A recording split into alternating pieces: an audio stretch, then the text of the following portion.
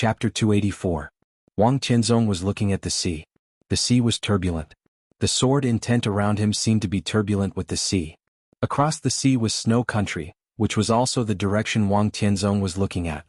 He had been standing here for nearly 24 hours. The sun rose and the moon set. The cold sea breeze whistled past. The black coat was fluttering vividly in the wind. Wang Tianzong was motionless like a statue. Here was Beihai Province. Here was Mount Dibing. It was the highest place on Mount Dibing. Flowers and plants flourished all year round on Mount Dibing, but there was no bright color here. Rocks. Only rocks. The rock path from the bottom to the top connected to the stone platform at the top. After hundreds of years of wind and rain, countless rocks looked old and weathered. The highest stone platform was not large, with an area of hundreds of square meters. A stone tablet with a height of tens of meters stood at the highest point of the whole Mount Dibing, perfectly integrated with the surrounding rocks, looking hard and boundless. The sky was gloomy. The sea was gloomy. The ancient stone platform between the sky and the sea was getting darker. The sound of waves and the sea breeze whistled together. Wang Tianzong stood on the stone platform with a silent face. The scene was solemn. Solemnity was also a kind of hesitation. Wang Xingxiao slowly climbed the stone platform from the foot of the mountain and looked at his father in his sight. He did not speak but first bowed to the tall stone tablet behind Wang Tianzong seriously, and then whispered, "Dad, Mom asked me to call you back. She made soup for you." "No." Wang Tianzong shook his head and said quietly, "I want to be alone." Wang Xingxiao was a little embarrassed and helpless.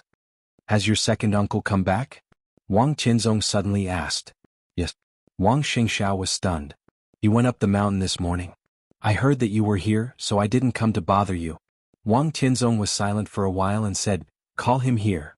Wang Xingxiao answered and took out his mobile phone to make a call.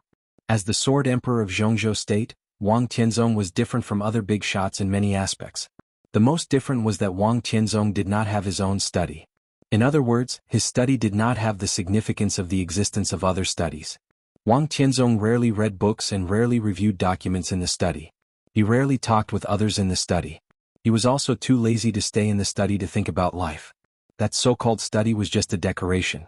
Wang Tianzong preferred the current stone platform. This place had the peace he wanted and also the glory he wanted. This was the forbidden area of the entire Mount Dibing, named the Stage of Formidable Person. It was a place where all the ups and downs, glory and brilliance of the Wang family of Beihai for hundreds of years were gathered. Wang Tianzong turned around and looked at the stone tablet in the center of the Stage of Formidable Person. The stone tablet looked desolate under the gloomy sky. This was the famous stone of Formidable Person in the Dark World. Countless names were carved on the stone of Formidable Person. Some of the names had already dimmed, but they still shone brightly in the long river of history. There were many names, but compared to the stone of Formidable Person, they only occupied a small portion. Some of the names on it were ancestors of the Wang family of Beihai, some were pioneers of Zhongzhou State, some were invincible figures in the Dark World, and some were giants in business and politics. The ancestors of the Lin clan were also there. The seniors of the Li family were also there. For hundreds of years, those who had made great contributions to the Wang family of Beihai were all on it. Glory, pride, romance, prosperity, all the lights of the Wang family of Beihai were gathered here. Wang Tianzong gently stroked the stone tablet in front of him. His expression was affectionate with sincere awe. The waves hit the Stage of Formidable Person. On the Stage of Formidable Person, the contemporary hero of the Wang family of Beihai faced the stone of Formidable Person. It was like facing the past today. It was lonely. The future of the Wang family of Beihai will be yours after all. Wang Tianzong didn't look back and said softly, "You have to shoulder the future of the Wang family of Beihai." Wang Xingxiao rarely saw his father like this. He nodded and said in a deep voice, "Don't worry, father. Li Tianlan refused me, so I brought Yuatong back." Wang Tianzong sighed softly with undisguised regret. If he agreed to come to Mount Dibing in the future, in the Dark World, in the next decades, who will be your opponent? Wang Xingxiao didn't say anything. His mind was always calm, so he didn't have any hostility when mentioning Li Tianlan. But hearing this name, Wang Xingxiao always thought of the day in Changdao when he bowed in front of Li Tianlan. His eyes were calm and he said softly, "We are opponents." "Opponent?" Wang Tianzong raised his eyebrows. "You have no opponent, at least not now. Who knows where Li Tianlan is? If he doesn't show up, you have no opponent. If he shows up, you may not be his opponent." Wang Xingxiao raised his eyebrows. He was a little dissatisfied, but he didn't dare to say anything. The entire Wang family of Beihai had a headache because of Li Tianlan's disappearance recently. Although Wang Xingxiao rarely left the Wang family of Beihai, he had a clear view of the overall situation of Zhongzhou state. Li Tianlan became famous after the battle in Heaven Capital. His resurrection greatly stimulated the Wang family of Beihai and Kunlun City. So the two sides cooperated to promote the reform of the special warfare system of Zhongzhou state. The Southeast Special Warfare Headquarters was the result of the reform. But now the reform had taken place and Li Tianlan disappeared. In this way, although both Kunlun City and the Wang family of Beihai gained a lot of benefits because of the reform, the relationship between the two sides seemed to become subtle after they lost the target that they could target. A few months had passed. Although the Southeast Special Warfare Headquarters had been established, the follow-up action had to be temporarily put on hold for various reasons. There were also different voices inside the Wang family of Beihai. The special warfare system began to become chaotic. Now his father asked him to call second uncle over, probably to talk about these things. Dad, after the spring festival, if I have nothing to do, I want to go out for a walk. Wang Xingxiao was silent for a while and said softly. He was now in the thunder-shocking realm. Although he had just broken through the realm for less than a year, his combat capability was close to the peak of the thunder-shocking realm, and he was not even an individual expert a half-step to the invincible realm. In this special and sensitive period, Wang Xingxiao needed to pursue his own path, find the most suitable martial arts for himself, and prepare for breaking through to the invincible realm in the future. You are the future of the Wang family of Beihai. Now I'm here, you can go if you want. Wang Tianzong said softly. Wang Xingxiao nodded. In his sight, Wang Xiaoyao's figure had appeared on the stage of formidable person. He called second uncle. Wang Xiaoyao nodded. He looked at Wang Tianzong and said, Brother? What's the matter? The patriarch of the Lolita family is dead. Wang Tianzong said. Wang Xiaoyao and Wang Xingxiao were stunned at the same time. This news was not a secret. In the past 2 days it had spread all over the world. But the two did not expect that Wang Tianzong's first sentence was not domestic, but abroad. The Lolita family was a wealthy family in Snow Country and one of the energy oligarchs in Snow Country. It was powerful. Similarly, this family was also an important part of the Polar Ground Alliance. The Polar Ground Alliance was an alliance. Its internal structure was not like that of other forces. On the contrary, it was a loose but extremely large organization. The Lolita family could be said to be an extremely important node in the Polar Ground Alliance. However, Wang Xiaoyao was a little annoyed. I know this news. It is said that they seized power internally, and the method is very clean. It seems to have nothing to do with us, right? The method is very clean? Wang Tianzong smiled. Maybe there is a cleaner method that we can't see. He glanced at Wang Xiaoyao and suddenly said, What do you think of the Samsara Palace? The Samsara Palace? Wang Xiaoyao was a little hesitant, a little sad and a little missing. For a moment he could not speak. Because you used to please Qin Weibai, we have cooperated with the Samsara Palace several times. So we can roughly figure out some forces in the Samsara Palace. And from behind these forces, we can roughly see some of Qin Weibai's methods. Wang Tianzong thought of Qin Weibai's beautiful face and sighed softly. He was even old enough to be Qin Weibai's father, so he did not think about beauty. He just marveled at her methods. It could be said that she was the most peculiar woman he had ever seen in his life. If she was willing to marry Xiaoyao. What a pity, what a pity. Brother, do you suspect that little Bai is behind the Lolita family's affairs? Wang Xiaoyao frowned. I can't see her or anyone's shadow. It happens so quickly and so cleanly that it makes people uneasy. Wang Tianzong said softly. He now controlled several subordinate families of the Samsara Palace. Coincidentally, those families had experienced a great change similar to the seizure of power a few years ago. Everything looked clean, but afterward, no one knew that they had joined the Samsara Palace. Listening to the thunder in silence. This method was too quiet and clean. The Lolita family, which had been very stable in recent years, suddenly did this. He had to be vigilant. But, even if the Samsara Palace takes action against the Polar Ground Alliance, it has nothing to do with us. The Samsara Palace is cooperating with the Purgatory of Heaven Capital. Wang Tianzong interrupted Wang Xiaoyao. The Purgatory of Heaven Capital occupies East Island. If the Samsara Palace takes Snow Country, what will the Wang family of Beihai do? Wang Xiaoyao was stunned and his face changed dramatically. The Purgatory of Heaven Capital occupied East Island. If the Samsara Palace took Snow Country, the Wang family of Beihai was right between East Island and Snow Country. At that time, if the two superpowers declared war on the Wang family of Beihai at the same time, it seemed that both Snow Country and East Island had reasons to support the two superpowers. What a big trap. Wake up. Wang Qianzong looked at Wang Xiaoyao. We will not be friends. You must be clear about this. Neither the Purgatory of Heaven Capital nor the Samsara Palace are friends for us. Not friends. Naturally they were enemies. Wang Xiaoyao's face was complicated. He wanted to say something but stopped on second thought. Wang Qianzong knew what he wanted to ask but he didn't answer. From the moment he saw Deity's sword in Heaven Capital, he knew that he and the Purgatory of Heaven Capital were not friends. It was also on that night. In that cold and decisive sword light, he also recognized the sword of the master of Samsara Palace. So Wang Qianzong also knew that he and the Samsara Palace would not be friends. Wang Qianzong really regretted that Li Tianlan refused the Wang family of Beihai. Not only for himself but also for Li Tianlan himself. The heavenly son of Zhongzhou State would eventually become a tragedy. Wang Qianzong's eyes were full of mockery. The Wang family of Beihai. The Li family. Kunlun City. There was nothing noble or despicable about it. Everyone wanted something so they would naturally take action. Is there any news about Li Tianlan? Wang Qianzong asked. Since Li Tianlan left Huading, the Wang family of Beihai had always attached great importance to tracking him. But there was still no exact information. Wang Xiaoyao shook his head and whispered, I'm still looking for him. Wang Qianzong agreed and suddenly said thoughtfully, How is Ning Ziyuan doing recently? Wang Xiaoyao's eyes narrowed and he looked up at Wang Qianzong. Ning Ziyuan, commander of the Eastern Theater of Operations of Zhongzhou State. One of the core figures of the Southeast Group. Recently there had been voices in the Southeast Group asking the group to accept the Li family again and restore the time when the Wang family of Beihai and the Li family coexisted.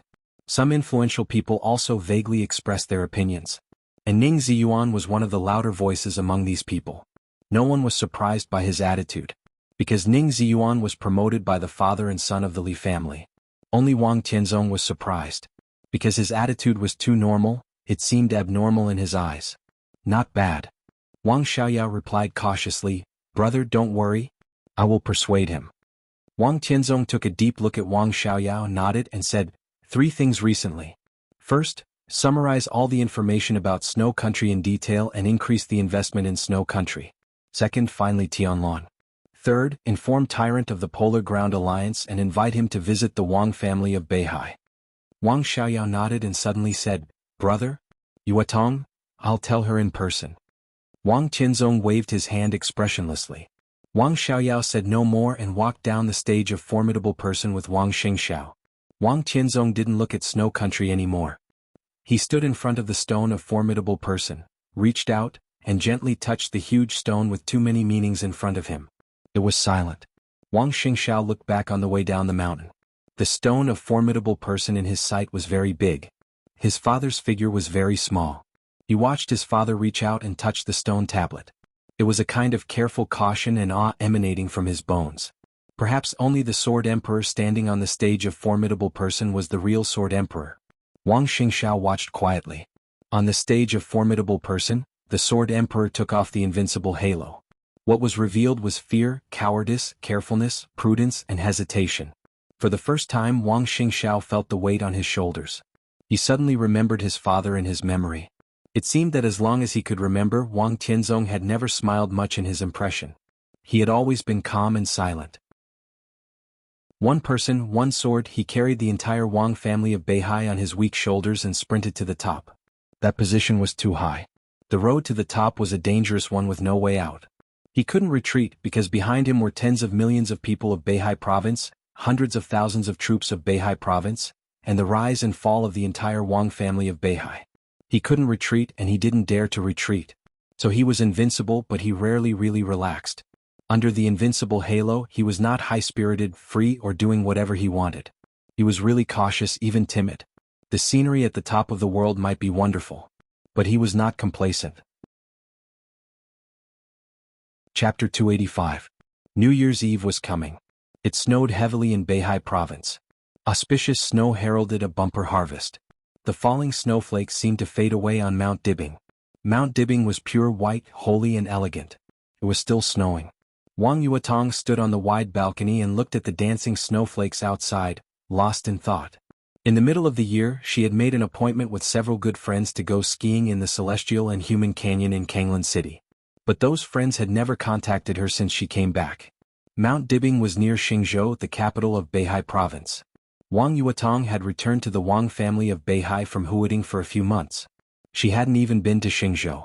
How could she have the mood to go skiing in Kanglan City hundreds of miles away? Wang Yuatong became more and more silent. She never went down the mountain and seldom went out. After coming back from Huading, she seemed to have completely closed herself up. Without any entertainment activities, she meditated and cultivated in silence every day. When she was tired, she watched a movie, rested, slept, and ate. Day after day. Everyone knew that the little princess of the Wang family of Beihai had returned to Mount Dibing, but few people could see her. The lights in the exquisite palace where she lived were on. That seemed to be the only difference between before and after the little princess came back. Autumn and winter were alternating. Winter was about to pass. Wang Yuatong was still quiet and still silent. The most delicate flower of the Wang family of Beihai had bloomed in every corner of Mount Dibing, but now she chose to bloom in her own space. She had never withered, but she was a little more proud and stubborn than before.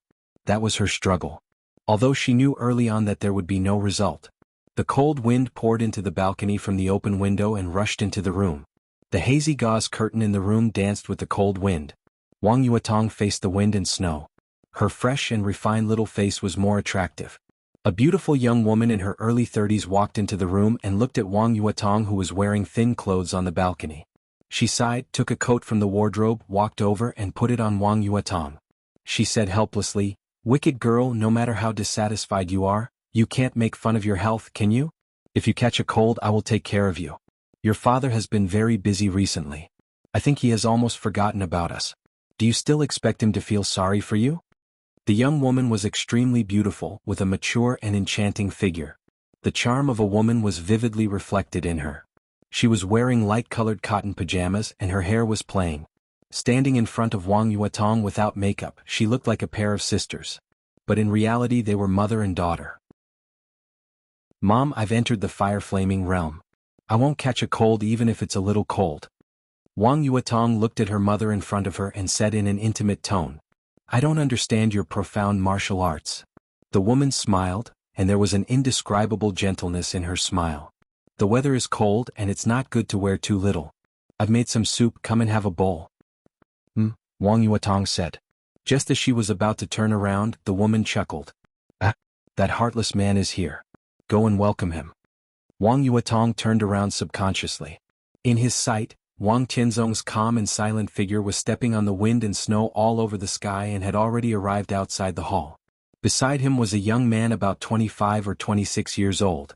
The young man looked ordinary, but he looked gentle and elegant.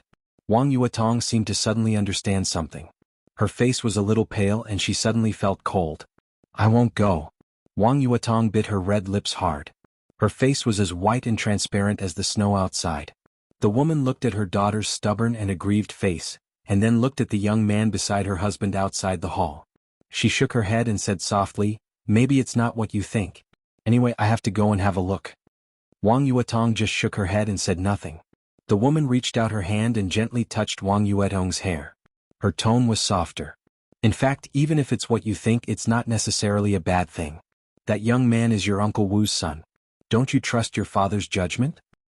I haven't seen the boy named Li Tianlan, but I have a vague impression of him from what you said these days and the rumors outside. He's the most outstanding young man in Zhongzhou State today, isn't he? It's normal that you like him. But since your father objects to you two being together, he must have his reasons." The woman's eyes were soft and calm. "Tong, you should believe your father. The person he chooses may not be the best, but he must be the most suitable for you. Based on your father's character, it's impossible for him to hand you over simply for interests. Now there is no one in the world who deserves this. I just want senior brother Tianlan." Wang Yuatong shook her head, looking stubborn.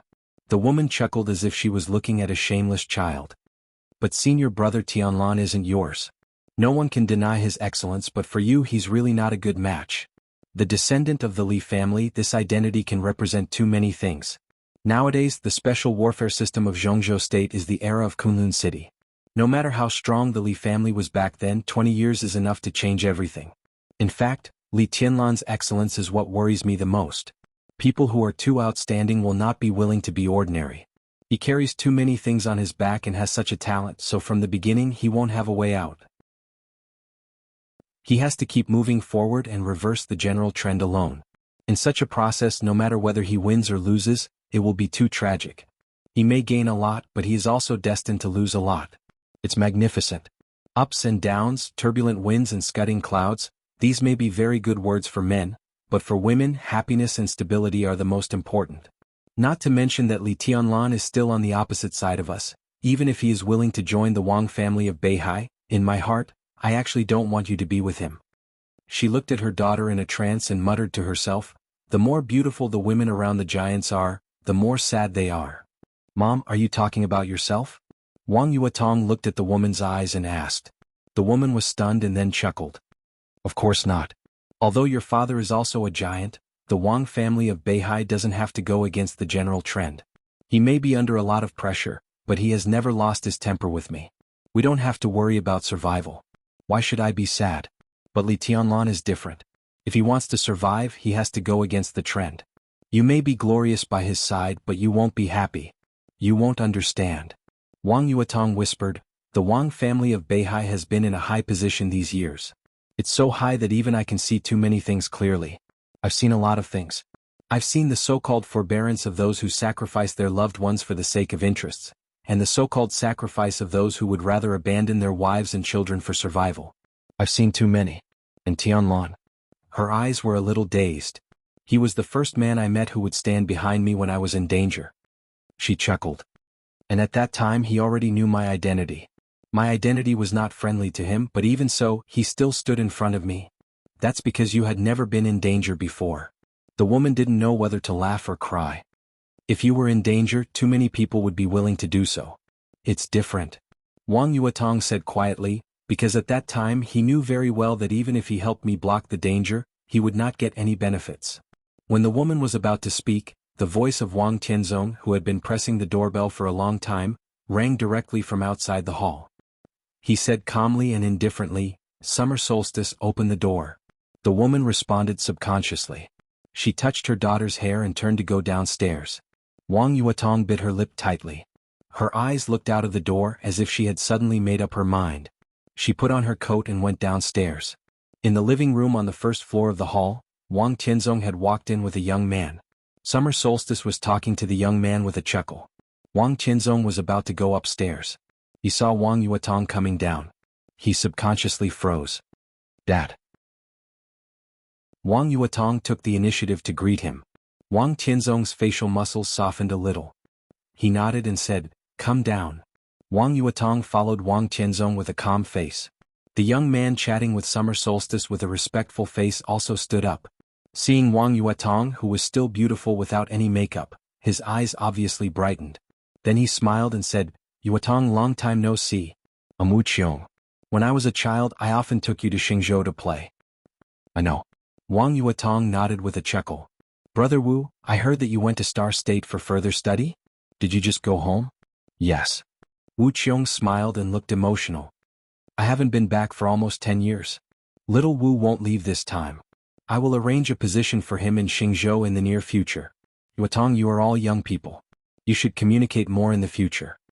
Wang Tianzong whispered, "Your Uncle Wu has been looking forward to you being his daughter-in-law. He has said this for many years. I saw little Wu a few days ago. He is really a good kid." "Uncle, you flatter me." Wu Qiong quickly bowed. Wang Yuatong looked at Wu Qiong. Her eyes were quiet. The Wu family was one of the rich families in Beihai.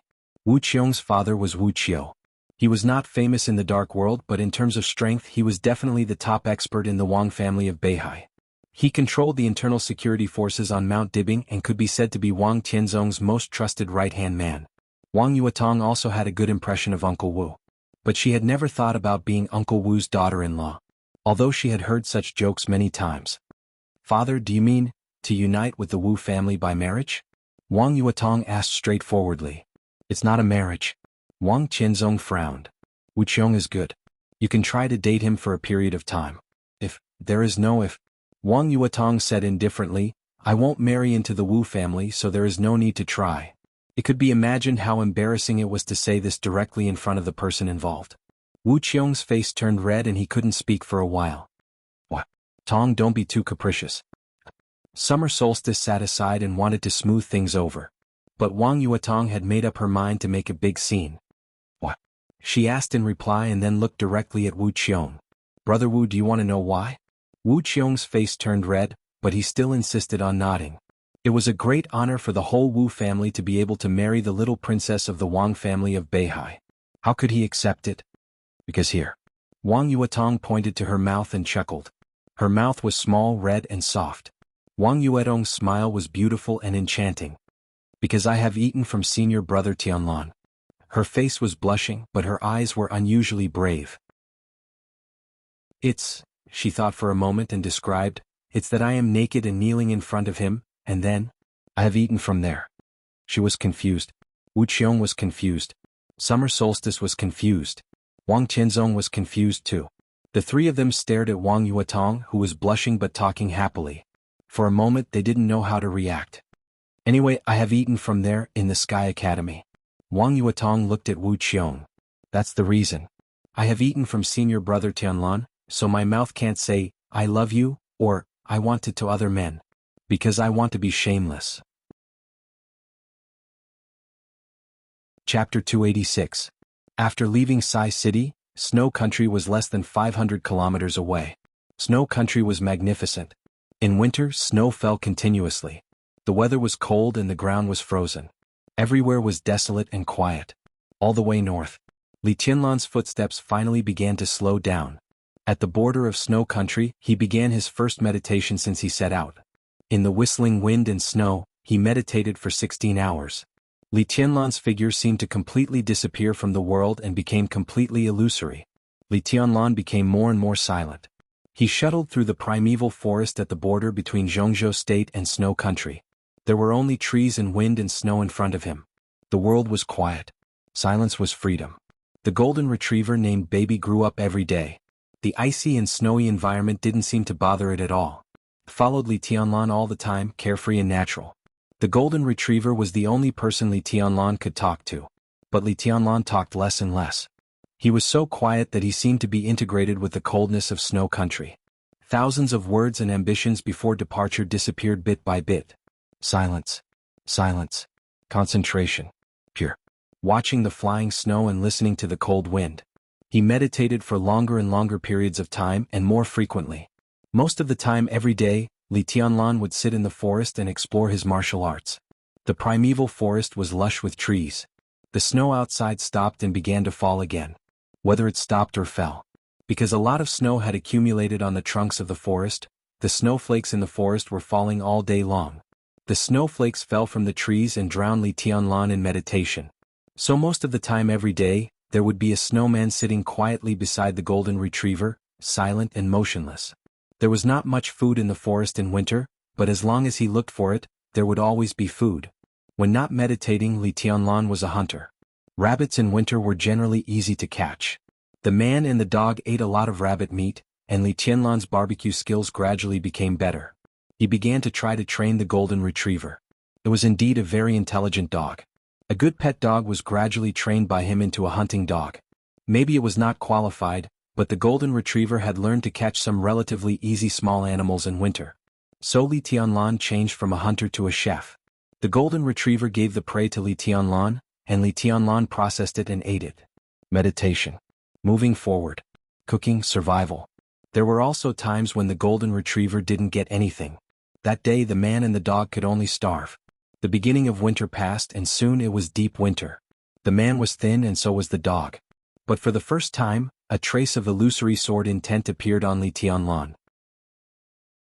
It was as if he was born with a sword intent that had perfectly integrated with his entire body, similar to his temperament. Li Tianlan walked slower and slower. He still did not draw his sword. The famous sword, Heavenly Punishment, had been hanging on his back all this time. It had been eroded by the wind and snow, looking even more ancient. Li Tianlan occasionally stroked the hilt and scabbard, but he never thought of pulling them out. Because the sound of the sword being drawn was too loud. Because the sword light was too bright. Li Tianlan wanted silence. The snowstorm in the primeval forest seemed to have become a part of his life. This kind of peace was like heaven to him. A man and a dog spent their first spring festival in the primeval forest of Guangbao. There were no lights or hustle and bustle. Li Tianlan, who had thrown away his phone, could not get any information from the outside world. New Year's Eve. On the day of reunion. What he faced was only the snowstorm that filled the forest. He started a fire in the most primitive way in the forest. The orange-red flames swayed in the surrounding snow, bringing with them smoke and dust. The fire illuminated Li Tianlan's face. The surrounding forest was still hazy and dark in the snow. The grown-up golden retriever lay between Li Tianlan and the fire, wagging its tail. Its furry tail swept on Li Tianlan's calf. So lonely, so quiet, so enjoyable. The sword intent seemed to gradually light up in the fire. He gently stroked the head of the golden retriever. The fire burned and then went out. From New Year's Eve to New Year's. Li Tianlan, who was already 20 years old, stepped out of the primeval forest of snow country with the dog. To the north. Continued to the north. He rarely stayed in the cities of snow country. Many of his supplies were even replenished in the small towns near the urban area. Winter had passed. But all the way to the north, the weather in snow country was getting colder and colder. Li Tianlan still did not drive. He just walked step by step on the journey of tens of thousands of miles. He was not pursuing. He was just walking on his own lonely road. That was his cultivation. It was still snowing in the spring in the center of snow country. It was snowing heavily. It was nearly 40 degrees below zero in spring. In the flying snow, Li Tianlan took off his shoes and stepped barefoot in the snow. The golden retriever ran happily around him. Li Tianlan's eyes were always calm and firm. The snow was very cold. But every step he took, Li Tianlan could feel the power. The power of the earth. Snow country was vast. The endless flying snow finally stopped. Li Tianlan saw the surging and towering rivers and mountains of snow country, and the flowing sea. He walked behind time. So spring had passed. Snow country entered the cool midsummer. Li Tianlan's meditation time decreased from long to short. He was still dressed in white, walking barefoot on the land of snow country. The white clothes made of cloud silk were not dirty or faded at all. They were still as clear and bright as before. The beard at the corner of Li Tianlan's mouth was getting longer and longer, and the beard on his chin was hanging down dark. His hair covered the back of his head and began to fall to his shoulders. He still carried divine punishment on his back. The famous sword that carried the sword intent of the ancestors of Shenyuan and the masters of the Lin clan began to tremble on his back. Li Tianlan's world once again heard the sound of the long sword clanging. He approached the desert of snow country. He also stopped in the desert of snow country for the time being. He stopped by the Volga River in snow country.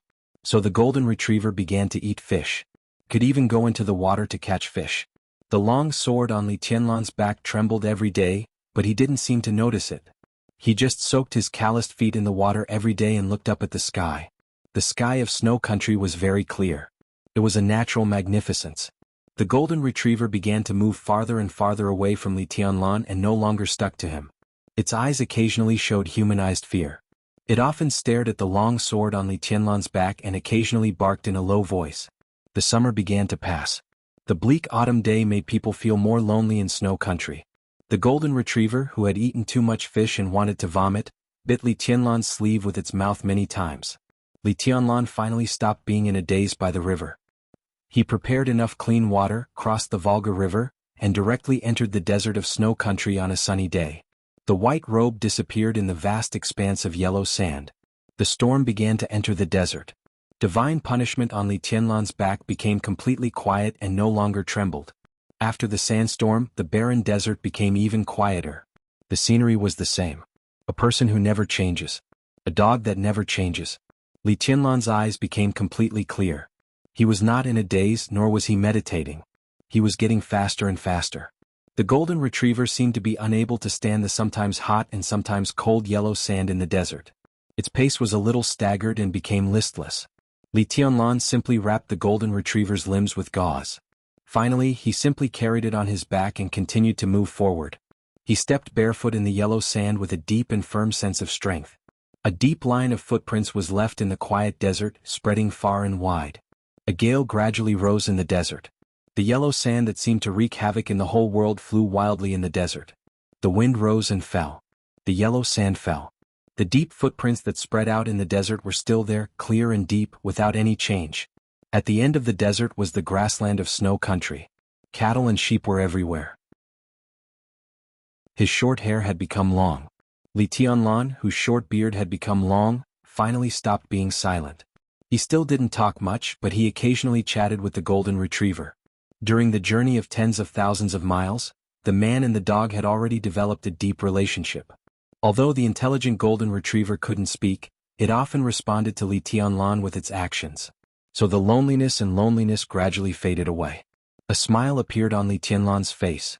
The illusory sword intent surrounded him and completely became his own temperament, making him seem to have a sense of alienation from the whole world. But he smiled happily. Behind this focused and pure smile, he seemed to forget something. Or in other words, he didn't want to think about it for the time being. The grassland deep in snow country was bitterly cold.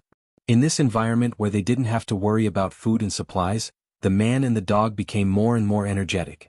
In the coldness that could almost obliterate everything, Li Tianlan and the golden retriever spent the second New Year's Eve in the cold wind. A trace of white gradually appeared in the distant sky of the night. That was not the dawn of the new year. It was the glacier. That was the color of the polar region. Li Tianlan led the dog and continued to move forward. The polar region in the north was not a continent. It was the sea. And there were countless islands covered by glaciers. The new year began to pass gradually. Spring was coming. Li Tianlan's world became dark. There was no more sunshine. There was only night and the cold moon all day long. It was the polar night in the polar region. For a few months, it would be shrouded in darkness 24 hours a day. Li Tianlan and the golden retriever arrived at the seaside of the Arctic Ocean. The glacier was in sight. It was the closest one to him. The seawater rose and fell under Li Tianlan's feet. Li Tianlan looked at the glacier in the distance silently. In the night, the man, the dog, and the sword were quiet. They were all extreme. He reached out his hand, pointed at the glacier in the night, and whispered, "Baby, let's go and have a look." The golden retriever whimpered and seemed to understand Li Tianlan's words. It went around to Li Tianlan's back and jumped directly on his back. It was next to the divine punishment. The divine punishment was silent, not sharp and not cold. Li Tianlan stepped forward. His footsteps stepped on the water, causing irregular ripples. He was very fast. He walked farther and farther on the sea, deeper and deeper. The waves rolled and fluctuated under his feet. Li Tianlan moved forward with a calm face. He walked on the sea. He walked on the sea. He let the waves roll, neither sinking nor rising. The polar night in the Arctic Ocean was still the same. The darkness seemed to be endless. Li Tianlan walked silently. He walked from the border of Zhongzhou state to the prosperous Huading, and finally shone his most dazzling light in heaven capital. All the light seemed to have faded away into the past. It had been nearly 2 years. Chapter 287. He floated along with the waves like a wanderer without any direction. Li Tianlan really didn't need directions. What he needed was silence. Whether it was freezing cold or scorching hot, whether it was hell or heaven, peace was enough. Only the quietest environment could temper the purest and most focused willpower. That was the power he needed, and it would also become his unbreakable martial arts foundation. In the polar region of the polar night, it was dark day and night. Time had lost its meaning. Li Tianlan, who had completely let go of everything, passed by the glacier and walked on the sea like a ghost, ethereal and illusory. The polar region was rich in resources. Resources meant benefits. Therefore, the edge of the polar region was not as deserted as imagined. Every country had its own workstation. Regardless of whether it was the polar day or the polar night, the edge of the polar region was always noisy. He continued to move forward. In the darkness, in his world, the lights of the workstation began to fade away, disappear, and finally disappear completely. A lonely and cold glacier. Deep darkness. The biting cold wind and snow. This was Li Tianlan's path. He walked quietly as if he would walk until the end of time. The polar region was huge. In a world of ice and snow, there was an endless sea and undulating glaciers. Li Tianlan didn't know how long he had been walking. His world was getting quieter and quieter. Wind, snow, and glaciers gradually became everything. The darkness of the polar night began to dissipate. The sun rose and the moon set in the polar region, and the day and night alternated. Li Tianlan boarded an island covered with glaciers. His footsteps finally stopped. It wasn't that he didn't want to move forward. This was the first time his body had a problem after walking for thousands of miles. A sharp pain engulfed his entire body without warning. It was as if his body, which had long been assimilated by the surrounding cold temperature, began to feel the extreme cold. Pain coursed through his body. Li Tianlan clearly felt that his body was becoming stiff little by little. The severe pain and coldness tore at his body as if they wanted to crush every inch of his flesh and blood. He fell shivering on the glittering and gloomy glacier. There was only a fully grown golden retriever by his side. He subconsciously held the golden retriever in his arms. The golden retriever meekly curled up in his arms and occasionally licked his face. His spirit gradually became absent-minded in the pain, but Li Tianlan gritted his teeth and held on. His condition was not good enough for him to hunt for food in the polar regions. The man and the dog could only starve. His body temperature began to decrease. But Li Tianlan gradually felt the heat. It was as if the coldness originated from within his body. The glacier in his body seemed to have completely melted, and then turned into an erupting volcano. A high temperature was brewing in his body. The pain became numb in the heat. Li Tianlan began to feel itchy. That kind of crazy itch seemed to seep out from the bones, first his legs, then his arms. His limbs felt like there were countless ants crawling under his skin. Li Tianlan, who had been maintaining a trace of clarity, completely collapsed in the shortest time possible. There was only silence in the polar region. Only his unbearable roar reverberated across the glacier. He rolled and struggled on the thick layer of ice, his clean fingers stabbing into the thick layer of ice. Helpless howls filled with despair echoed across the desolate glacier, occasionally accompanied by the barking of a dog. His limbs felt as if they were about to be completely crippled. The indescribable pain and itch were constantly eroding his nerves. Li Tianlan exhausted his remaining strength and fell into a coma on the glacier. The sun rose and the moon set. This was the warmest time in the polar region. The average temperature was about 10 degrees below zero. But this was also the most desperate time for Li Tianlan since he set off. Li Tianlan gradually woke up from his coma. He didn't know how long he had been in a coma. The strange pain and itch in his limbs still existed, but it had faded a lot. He felt hunger. The hunger of near death gnawed at his nerves. The golden retriever was lying next to him, and it seemed to be on the verge of death. Li Tianlan felt weak all over, which was even more tragic and weak than when his foundation was completely destroyed. He struggled to get up, dragged the golden retriever to a place sheltered from the wind, and then almost killed a polar reindeer nearby. When he dragged the reindeer back, the golden retriever had some spirit, but it still looked sick. Li Tianlan, who was about to collapse, pointed to his prey. He really had no strength to make a fire. The man and the dog barely dealt with the reindeer's body and directly ate the raw meat. The raw meat and blood, with the unique coldness of the polar region, were swallowed by him. Li Tianlan's eyes were calm, but his sight was already spinning. He seemed to have been hungry for a long time. Piece after piece of bloody venison was eaten by him. Taste? Indescribable taste. He only knew to replenish the energy for survival. In a trance, the pain and itch in his limbs seemed to fade as he ate. Li Tianlan ate more and more. The man and the dog almost ate up the whole reindeer. Li Tianlan fainted again. The moonlight on the horizon gradually disappeared. The sun rose and never set again. The polar region began to enter the polar day. There was sunshine over the Arctic Ocean day and night. The sun was bright and cold. Li Tianlan, who woke up again, began to be in a daze again. The feeling of weakness in his body had completely disappeared. The changes that were enough to kill people in just a few days began to fade away. Li Tianlan finally understood that it was not illness. It was an unimaginable wealth, or a treasure. Under the sun, a smile gradually appeared in his calm eyes. The smile overflowed from his eyes, spread at the corners of his mouth, and became more and more obvious. He laughed out loud. The clear laughter kept echoing in the ice glacier. Li Tianlan's eyes seemed to contain amazing divine light. Until this moment he really saw his own path. The path that could lead him all the way to the end of martial arts. He was not moving forward. On the glacier where he lived, he smashed the thick ice with his bare hands and dug a simple house that was not big but big enough for him and the golden retriever to take shelter from the wind. The house was full of prey. Polar reindeer, polar bear, polar wolf. There were also some special fish in the sea. Li Tianlan became more and more peaceful. It was just that when he did these things, his eyes would always flash with a strange and bright light. The polar day gradually passed. Another spring festival was coming. The polar region, where the temperature dropped to the freezing point again, ushered in a snowstorm. For the first time, Li Tianlan's palm held divine punishment on his back. Divine punishment was still scarlet as yesterday. The long sword was slightly wide and straight. However, compared to the past, it seemed to lack a lot of the heavy and sharp feeling. Divine punishment was very light as a feather. Li Tianlan still did not draw the sword. In the boundless darkness of the polar night, the snowstorm was howling fiercely. Li Tianlan walked into the snowstorm and began to wield divine punishment with its scabbard. The golden retriever was gnawing the roasted meat in the house that Li Tianlan dug, whimpering happily. Li Tianlan was waving the sword. His movements were slow. It looked clumsy. The scarlet sword with its scabbard cut through the fierce snowstorm with a dull whine. Li Tianlan did not use his strength, but explored the sword intent that had long been engraved in his bones with the smallest effort. That was the 24 moves of sword. The first blade, Wuji. The second blade, Lingxi. The third blade, Annihilation. The fourth blade, Violent Thunder. The fifth blade, Flying Snow.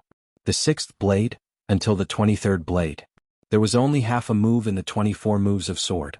Li Tianlan simply skipped that half move and started from the first blade again, repeating the cycle.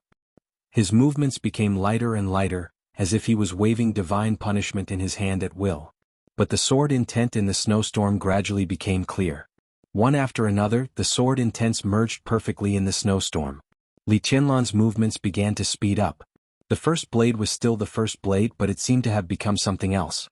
All the sword intent began to change. The perfect circulation of sword intent was torn into pieces by Li Tianlan and was in a mess. All the sword intent finally shattered and disappeared. Only the snowstorm was still howling as if mocking something. Li Tianlan calmly withdrew the sword. Meditation, rest, and waving the sword. The darkness in the polar sun was unchanged. The spring festival had passed. Li Tianlan's sword intent became more and more chaotic. The first blade was not like the first blade, and the absolute sword was not the absolute sword. It was so chaotic that it was even ridiculous. But Li Tianlan was not discouraged. He saw the road that only belonged to him. It was so clear that there was no reason to give up. What was the invincible realm? That was the extreme sublimation of the 4 realms of martial arts. Every invincible realm expert had his own martial arts philosophy. They might be superior to others in the same realm, but in their own philosophy, they were definitely the strongest. That was the invincible realm in the traditional sense.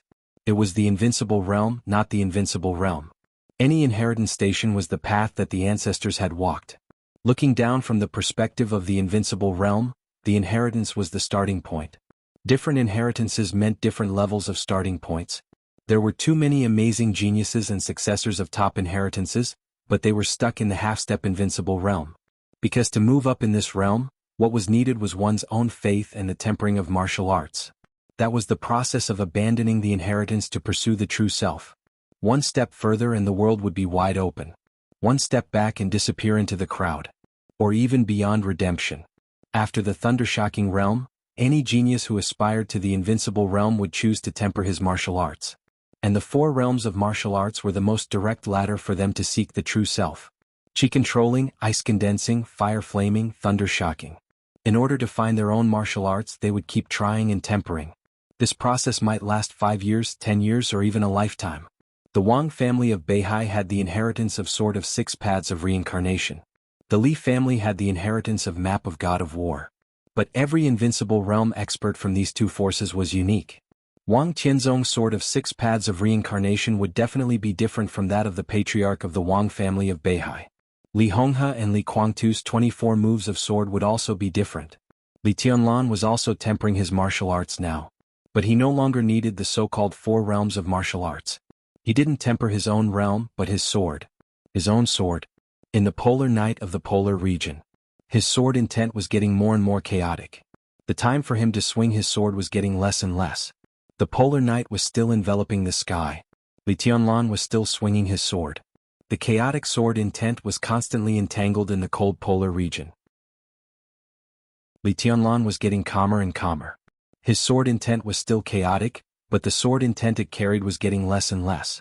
The sword intent began to disappear bit by bit as he swung his sword. When Li Tianlan swung his sword again, there was no sword intent in the polar region. Wherever the long sword passed, there was nothing. Li Tianlan himself was stunned. He put away divine punishment, sat on the glacier and looked up at the night. The golden retriever came to him and rubbed his arm. "We should go." Li Tianlan touched the golden retriever's head and whispered. There was no longer any scenery worthy of his nostalgia, because there was no sword intent here. On this day the polar region was still dark. On this day it was the 2nd day of February in the Zhongzhou state calendar. The dragon raised its head. Li Tianlan looked down at divine punishment in his hand. He held the hilt with his palm. The whole divine punishment began to shake violently. Li Tianlan's eyes were as calm as water.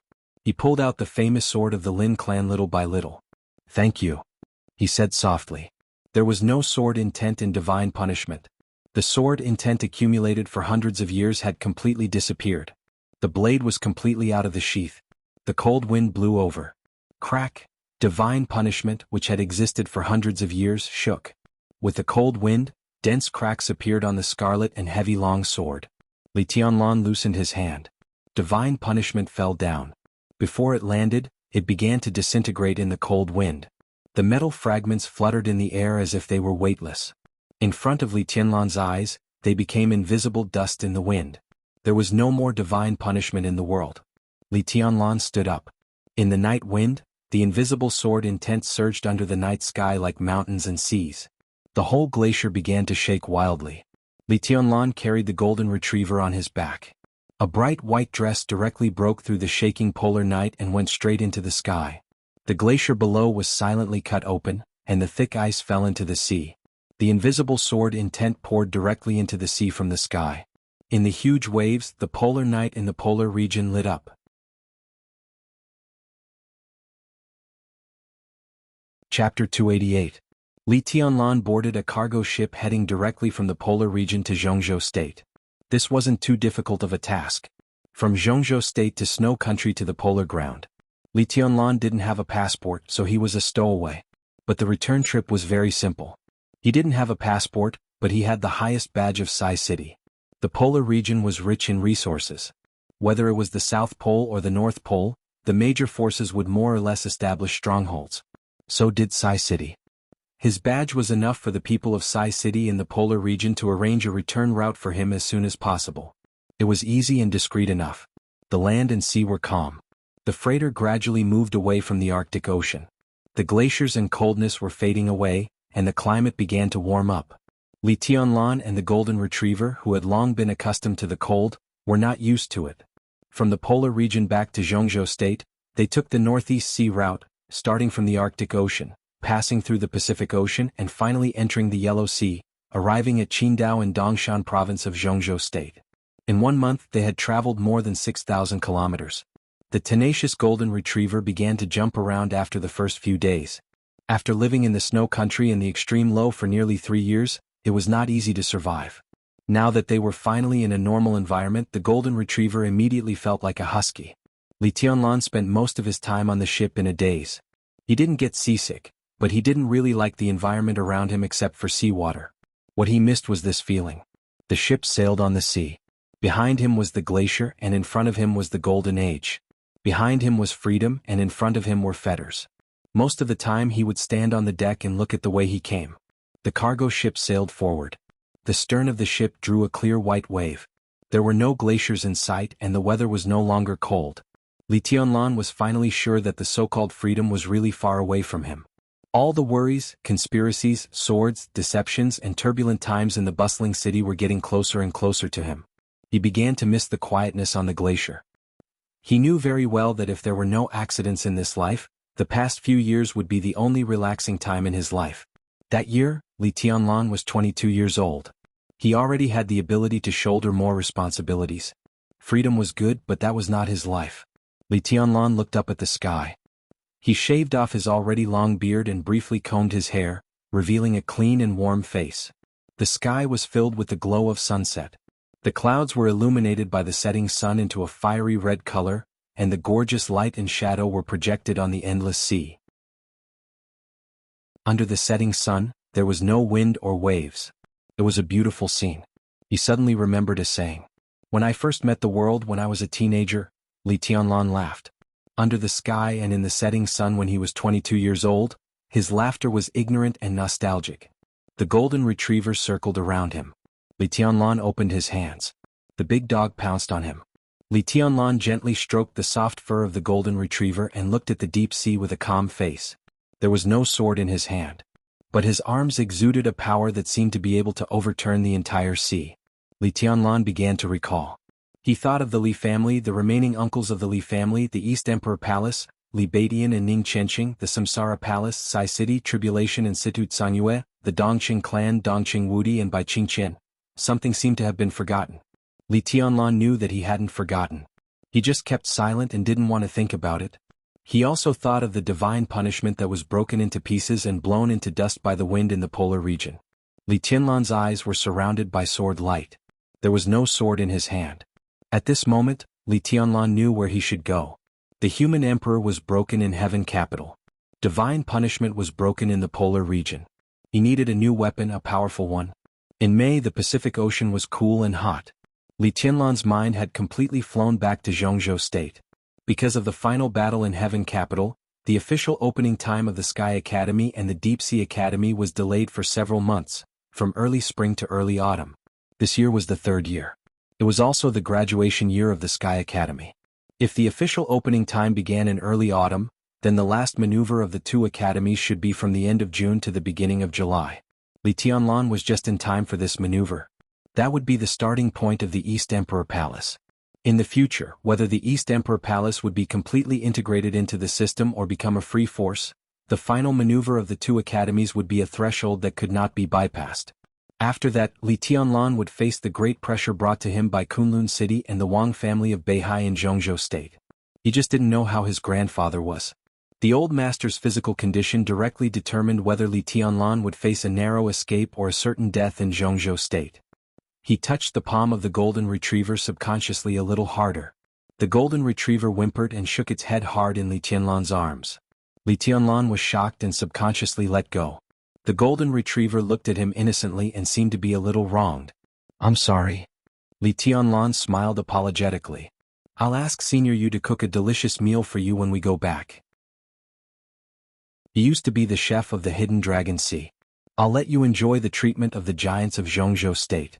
The golden retriever wanted to rub against him again. Li Tianlan pressed it down casually. Looking at the setting sun in the sky, he stood up from the deck and said, "Let's go back." He had a separate room on the ship. Sai City arranged everything very well. The captain, who seemed to have a clean background, seemed to be one of them. They specially prepared cigarettes and a small amount of wine for him. 3 meals a day were also specially sent to him. It was standard VIP treatment. Li Tianlan was not dissatisfied with it. But after drifting on the sea for a long time, his desire to return to Zhongzhou State began to become more and more urgent. The cargo ship became quieter at night. The golden retriever lay on Li Tianlan's bed. Li Tianlan sat at the head of the bed and meditated. His meditation now was closer to thinking. Because his will was already perfect, under the situation of absolute focus, his path became increasingly clear. 3 years. In the cold wind and snow all over the sky, Li Tianlan couldn't tell how much he had gotten, but he knew he had gotten a lot. The most perfect embryonic form of martial arts, the most intangible sword intent, and the strongest body. The 3 years after the great breakthrough were not wasted. Instead, everything became absolutely perfect. Li Tianlan began to fade the traces of the 24 moves of sword in his mind. He was exploring his own martial Tao and also his own sword intent. He had come to this point on his road and he no longer wanted the different 24 moves of sword. Just like what he said to Situ Tsanyue on the top of Mount Taibai 3 years ago. No matter how different it was, the 24 moves of sword was still the 24 moves of sword. What he wanted was his own sword intent. The martial arts that belonged only to him. The night gradually passed.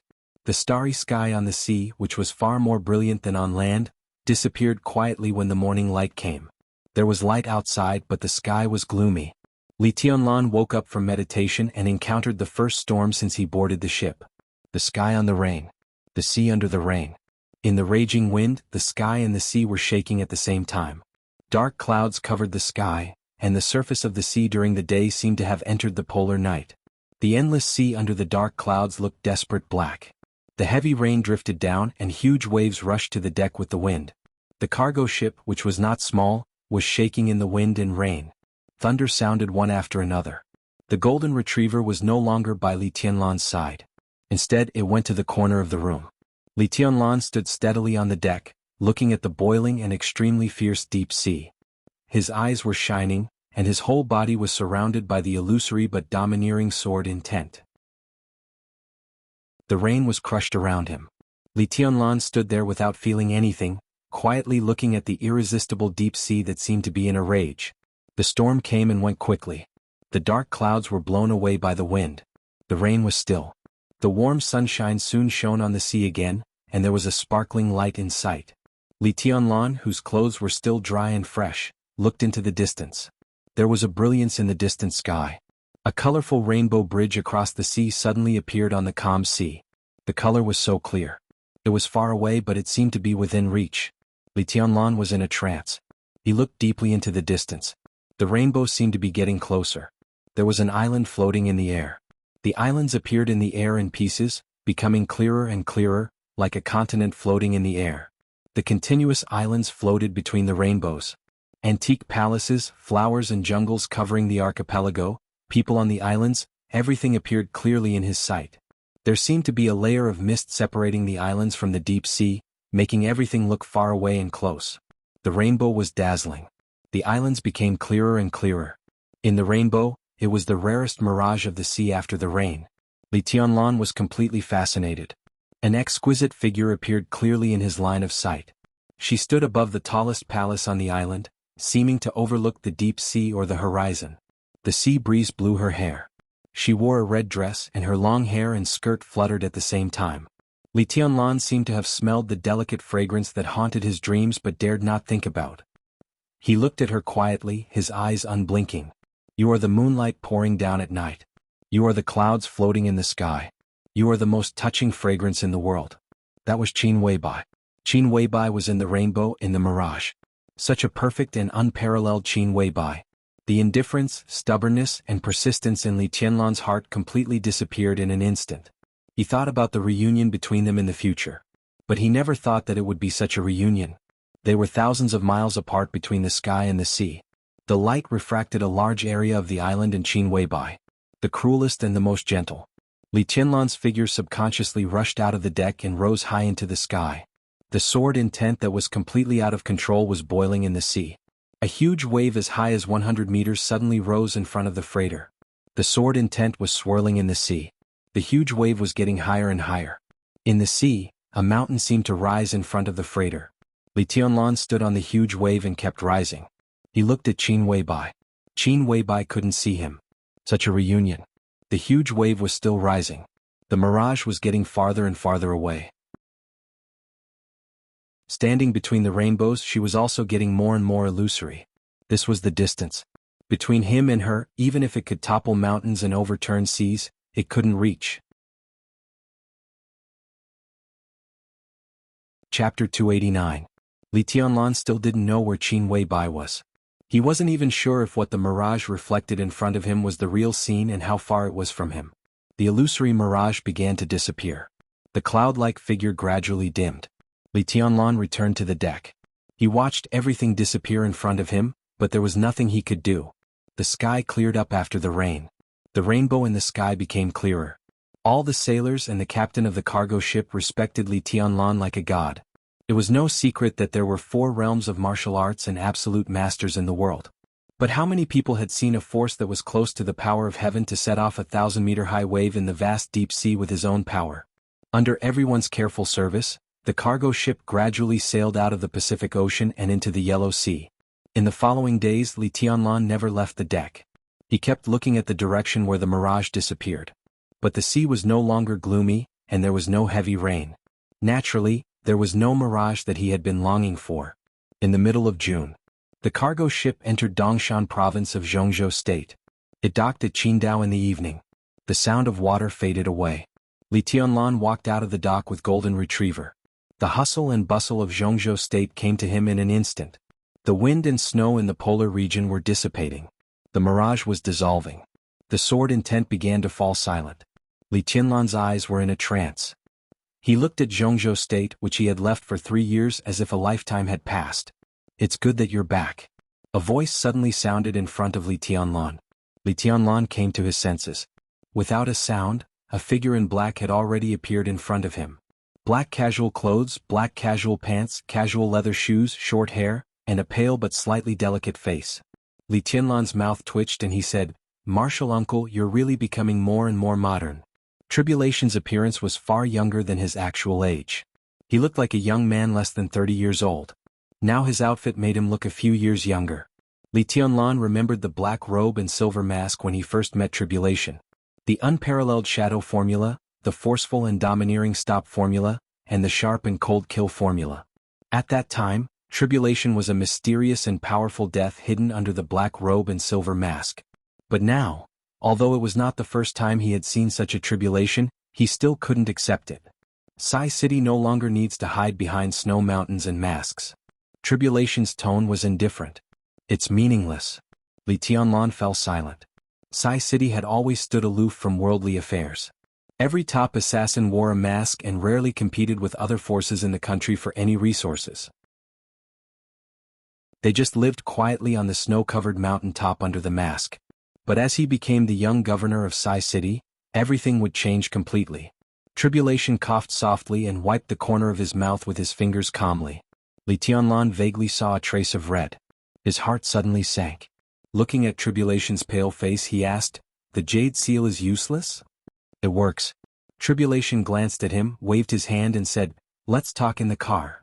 From Sai City to Zither Island, Tribulation came to pick up Li Tianlan alone, without even bringing a driver. Li Tianlan put the golden retriever in the back seat and sat in the passenger seat. Looking at Tribulation's pale face, he asked in a deep voice, "Martial uncle, what's going on?" Tribulation went straight into the invincible realm in Heaven Capital. It had been 3 years now. He couldn't imagine how serious the injury was that Tribulation hadn't fully recovered in 3 years under the influence of the Imperial Jade Seal's massive luck. Much better than before you left." Tribulation drove away from the dock and said calmly, "But the injury was so severe that the luck in the Jade Seal could only slowly neutralize my injury. Unless I can make a big breakthrough and start over like you, I can only endure it." He paused and laughed at himself. "At my age, how can I have the qualification to start over?" Li Tianlan looked at Tribulation seriously. Tribulation was the strongest assassin in the dark world. Now that his injury had recovered a little and his breath was restrained, Li Tianlan couldn't see any clue. "So now," he asked softly. "Invincible realm." There was no expression on Tribulation's face. "It's almost the same as before the breakthrough. I'm injured and can only exert about half of my strength, but I should not be worse than Gu Qianchuan." Gu Qianchuan was the first elder of Kunlun City and was not worse than him. It sounded good, but he was the most amazing assassin in the dark world. It was not bad that he had recovered to this extent, but it was definitely not good news. "What about you?" Tribulation handed Li Tianlan a cigarette and suddenly asked, "In 3 years, how is the recovery from Huading to the polar region, which is tens of thousands of miles?" Li Tianlan took the cigarette and lit it. He took a deep breath, feeling the long-lost taste of tobacco and the dizziness in his brain. He thought about it carefully and said softly, "Still outside the invincible realm." His martial arts had no 4 realms of martial arts, only sword intent. Sword intent was not invincible, which meant he was outside the invincible realm. Without a life-and-death fight, Li Tianlan didn't know what his current combat strength was. Tribulation took a deep look at him and said softly, "Let's go back first." Li Tianlan hesitated for 2 or 3 seconds and finally shook his head. He whispered, "Martial uncle, I won't go to Mount Taibai." Tribulation subconsciously slowed down the car. He went to see Li Tianlan. As a result, the golden retriever in the back row rushed over and blocked Li Tianlan's expression with a huge dog head. "What?" Tribulation asked. Li Tianlan didn't speak. It was not that he didn't like Mount Taibai, but Situt Sangyue gave him a very complicated feeling. The hidden god of Zhongzhou state did not have any malice, but in Li Tianlan's feeling the other party's kindness did not seem to be for him or even for the Li family. 3 years ago he saw Situt Sangyue on Mount Taibai. Situt Sangyue looked at him as if she was looking at another person. Li Tianlan knew who she was looking at. But he didn't like this feeling and didn't know how to face that kind of gaze. "My sister has been collecting news about Snow Country and the polar region in recent years. Although she didn't say it, she secretly went to Snow Country once, but she didn't find you. There are not many people in Sai City, but you haven't met all of them. Everyone wants to see how the young governor is after the great victory. Secretary Bai went to Mount Taibai almost every month to ask about you in recent years. She cried every time. She was very sad. I never knew that the strong woman in politics could be so fragile." Li Tianlan knew that Tribulation was talking about by Qing Qian, Dongqing Wudi's wife. Li Tianlan had never thought of her for 3 years. They only met once and didn't talk much. He thought he should have forgotten her long ago. But now when he heard Tribulation mention her again, Li Tianlan had a feeling that he couldn't breathe. That feeling was not oppressive but strange. Go to Luojing Zhongyuan. Li Tianlan interrupted Tribulation and said in a low voice. Tribulation said no more and drove in another direction in silence. At the same time he changed the topic and said, Dongqing Wudi has been promoted. In the years you were away, the relationship between the academics and the giant group was not affected. You went to Yuzhou last year. The army headquarters? Li Tianlan raised his eyebrows. The Border Control Corps had a saying in Zhongzhou State that the Border Control Corps was a small army headquarters. The commander of the Border Control Corps went to the capital and competed for the position of the army headquarters. If he went to any other place, it could be said that he was promoted in public but demoted in private. Tribulation said, he took over Qi Baitsong's position. Qi Baitsong retired last year. Li Tianlan said, he knew Qi Baitsong, the flag figure of the Special Warfare Group. In the past few years, he had been the backbone to check and balance President Li Huaqing's military power. He retired so smoothly that Dongqing Wudi became the nominal number 2 in the military of Zhongzhou State, but actually the number 1 in the military. This was somewhat unexpected. As Dongqing Wudi changed from a member of the decision-making committee to a director and became a real giant, the giant group's right to speak in Zhongzhou State would be greatly enhanced. In this matter, the Wang family of Beihai also contributed. The Dongqing clan never made a losing deal. In the border war 3 years ago, the Border Control Corps penetrated 800 miles into the territory of Annan State. That land, together with the elites of the Border Control Corps, was handed over by the Dongqing clan to the Wang family of Beihai in exchange for the support of the Wang family of Beihai to Dongqing Wudi. Now the situation in Zhongzhou State is a bit chaotic. You came back at the right time. Li Tianlan silently thought about the impact of the change at the top level on him and suddenly said, who will take over the Border Control Corps? For the time being, Dongqing Wudi is the commander of the army. The position is a bit difficult to produce.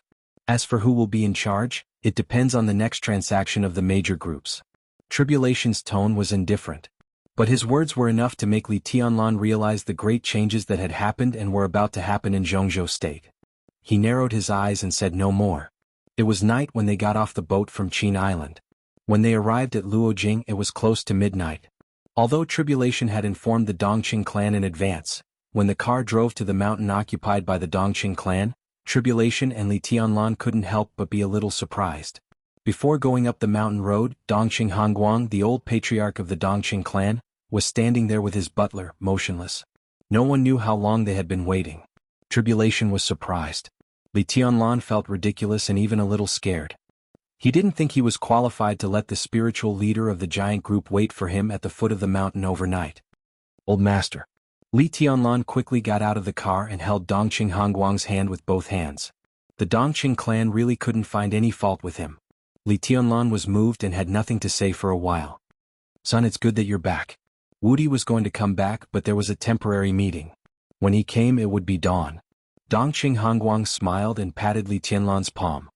His eyes were a little tired but full of kindness. Rushi is already on the way. You came faster than I thought. Thank you. Li Tianlan looked at Dongqing Hongguang and said in a dry voice. Thank you. Don't say it too early. Dongqing Hongguang smiled and said, there is a bigger surprise to come. He looked at Tribulation standing beside Li Tianlan and said with a smile, Your Highness, you've worked hard. Tribulation shook his head. He was in the invincible realm, but in front of Li Tianlan, he was only willing to be a deputy governor standing beside the young governor. Old master, do you mean that the thing that the Dongqing clan has been researching in recent years has been successful? Tribulation asked. Dongqing Hongguang laughed and said, 2 months ago it was successfully completed. Tianlan, you came back just in time. 3 years ago, Senior Li sent the murderous weapon, the Legend of Qin, and you asked Wudi to send the fragments of the Li family's murderous weapon. Today I give you a real murderous weapon. It may not be the strongest, but it's definitely the most suitable for you. Li Tianlan's eyes lit up. A new weapon. This was the main purpose of his coming to Zhongyuan. Where is it? He asked subconsciously. Not here. Dongqing Hongguang smiled and said, in the secret laboratory in Spirit Treasure City. I'll take you there now. But Tianlan, the person who used the legend of Qin to create a new murderous weapon, is my nephew. His lifelong wish is to create a real murderous weapon. The previous Mad Strike and Sky Attack were made by him, but they were far less powerful than the murderous weapon. Until he saw the legend of Qin this time, he simply devoted all his attention to it. In 3 years he was too ashamed to say that he created a new murderous weapon, but now the one in Spirit Treasure City has indeed replaced the legend of Qin, so... He hesitated and said, "He wants to name your weapon." It was definitely an honor in the dark world to name a murderous weapon that could be handed down for hundreds of thousands of years. "No problem. It's a small matter," Li Tianlan answered without hesitation. He didn't care about the name of the weapon at all. The human emperor of divine punishment sounded domineering, but in fact he didn't mind even if it was called grass or wildflower. "If it's a small matter, Tianlan, how about you promise me something big?" Dongqing Hongguang glanced at Li Tianlan and said with a chuckle. Li Tianlan's heart sank. Thinking of the engagement, he coughed and said, "What do you want me to promise?" "It's not what you're worried about." Dongqing Hongguang laughed and scolded. He did want to mention it, but after hearing Li Tianlan's words he simply changed the topic and said, "I couldn't find you in the past few years. Now that you're here, how about you come back this Mid-Autumn Festival and spend the Mid-Autumn Festival together?" The Mid-Autumn Festival was the day of reunion. The old man had been longing for the real reunion for many years. Li Tianlan hesitated a little and then shook his head. Dongqing Hongguang's eyes were dim and puzzled. If Li Tianlan didn't come back, then Bai Qingqian, who hadn't come back for many years, wouldn't come back either. How could they reunite? "What?" Dongqing Hongguang asked softly. "Old master." Li Tianlan gave a wry smile and shook his head, saying, "The Mid-Autumn Festival and New Year's Eve have nothing to do with me since I was born. In the place where I live, the Li family doesn't celebrate the Mid-Autumn Festival.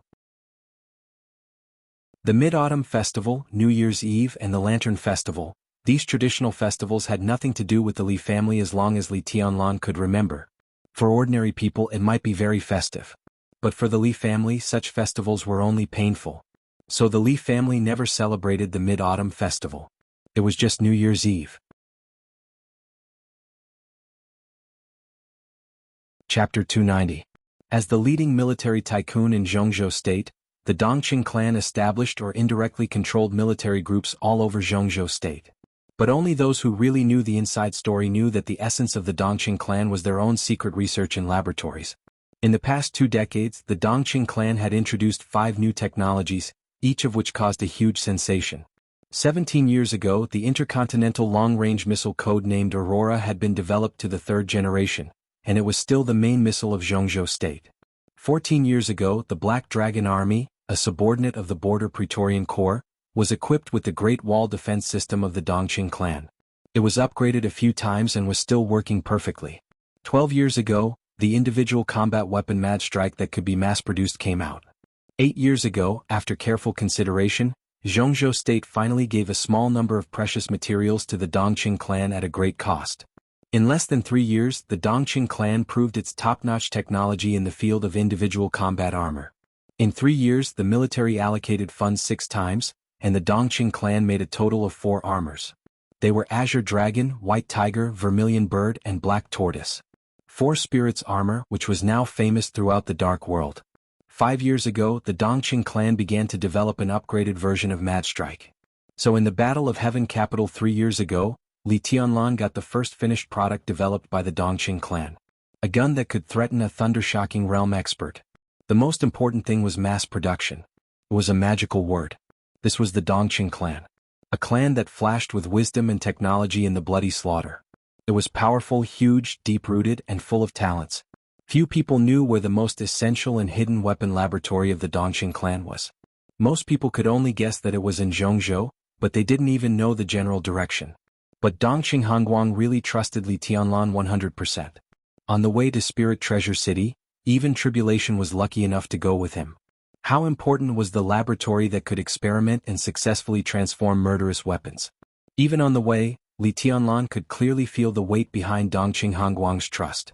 The vehicle was driving on the highway in the night. Dongqing Hongguang, who was sitting with Li Tianlan, patted Li Tianlan's palm and whispered, "Our laboratory in Spirit Treasure City is the metal laboratory, which is also the one hidden deep. The murderous weapons material is special, so it needs to be activated there. My nephew, you should call him Uncle, got a lot of inspiration in the process of transforming murderous weapons. Now he is over there studying the new generation of alloy technology in Zhongzhou State. I don't know much about it, but it is said that if there is a breakthrough in that technology, the defense of the active armored tanks in Zhongzhou State will be doubled. Today you guys should get to know each other. In the future, if you need any weapons, you can look for Wudi to get the approval and then get Wu Jin to make them for you. We're family, so don't stand on ceremony. Li Tianlan nodded, not knowing what to say. Your Highness, if Sai City needs anything, the Dongqing clan is willing to do our best. Dongqing Hongguang looked at Tribulation, who was sitting in the passenger seat, and said slowly, "Thank you." Tribulation nodded, but he sighed in his heart. This was probably old Master Dongqing's love for Li Tianlan. The distance between Luojing and Spirit Treasure was not far. Uncle Lin, the butler of the Dongqing clan, drove the car. After entering Spirit Treasure City, they continued to move forward, went out of Hangu Pass, and finally stopped in a manor less than 2 kilometers away from Hangu Pass. Li Tianlan, who felt a little uncomfortable, was the first to get out of the car. There was a breeze blowing in the field. Li Tianlan, who had sweat on his body, felt clear-headed. He turned his eyes to the manor. At the gate of the manor, a red sports car was parked there. A tall and slim girl stood by the car and looked at Li Tianlan quietly. Li Tianlan froze for a moment and opened his mouth. He didn't expect to see Dongqing Rushi at first sight after getting out of the car. Dongqing Rushi, who seemed to have been waiting here for a while, walked over gently. The early summer night was a little cool. Dongqing Rushi was dressed more casually. A white off-the-shoulder short-sleeved t-shirt. He wore a pair of blue denim shorts. The shorts were very short. A pair of snow-white, slender and long legs were exposed. The dark-colored stilettos made a crisp sound as they clicked on the ground. Dongqing Rushi walked up to Li Tianlan and looked into his eyes seriously. Her body was very fragrant, a clear and gentle fragrance with a kind of soft taste. Li Tianlan's eyes fell from her face to her snow-white shoulders, and then to her slender and straight legs. The night wind blew up Dongqing Rushi's hair. Her eyes were clear and quiet. She was his fiancée. An idea suddenly came to Li Tianlan's mind. After 3 years, Dongqing Rushi was still beautiful, but there was a hint of fashionable arrogance in her. Li Tianlan was a little dazzled. He coughed and pointed to the gate of the manor as naturally as possible. "Why don't you go in?" "I don't have the authority." Dongqing Rushi blinked and looked at Li Tianlan's face seriously. "Are you okay?" "I'm fine." Li Tianlan nodded. They were not familiar with each other before. They hadn't seen each other for 3 years and now it was really awkward. He touched his nose and braced himself to talk awkwardly. Dongqing Rushi had already opened her arms. "Hug me." Her voice was soft and she looked at Li Tianlan with a little caution. Li Tianlan had a headache. In his sight he saw Uncle Lin, the butler of the Dongqing clan, walking to the gate of the manor. Tribulation and Dongqing Hongguang, who had gotten out of the car, stood together. Tribulation was looking at the scenery in the night. Dongqing Hongguang's eyes had already turned over. Li Tianlan saw that the old man was looking at him and Dongqing Rushi. His eyes were full of expectation. This kind of emotion was so strong that it even seemed to be a little pleading. Li Tianlan's heart suddenly twitched. At this moment he really realized that in this engagement he had reached the point of no retreat. Dongqing Rushi opened her hands in front of him, and her eyes were so careful. Li Tianlan took a step forward and held Dongqing Rushi in his arms. It was very light, very soft, very fragrant. Dongqing Rushi put her arms around Li Tianlan's waist. Her little face gently rubbed Li Tianlan's chin and she whispered, "I missed you so much." Li Tianlan had a complicated feeling in his heart. From an angle that he couldn't see, Dongqing Rushi's eyes were also complicated and confused. It had been 3 years. She didn't know whether she missed Li Tianlan or not, just like she opened her hands in front of Li Tianlan, but she wasn't sure if she really wanted him to hug her. She only knew that if she did this, Grandpa would be very happy, and so would her father and mother. That was enough.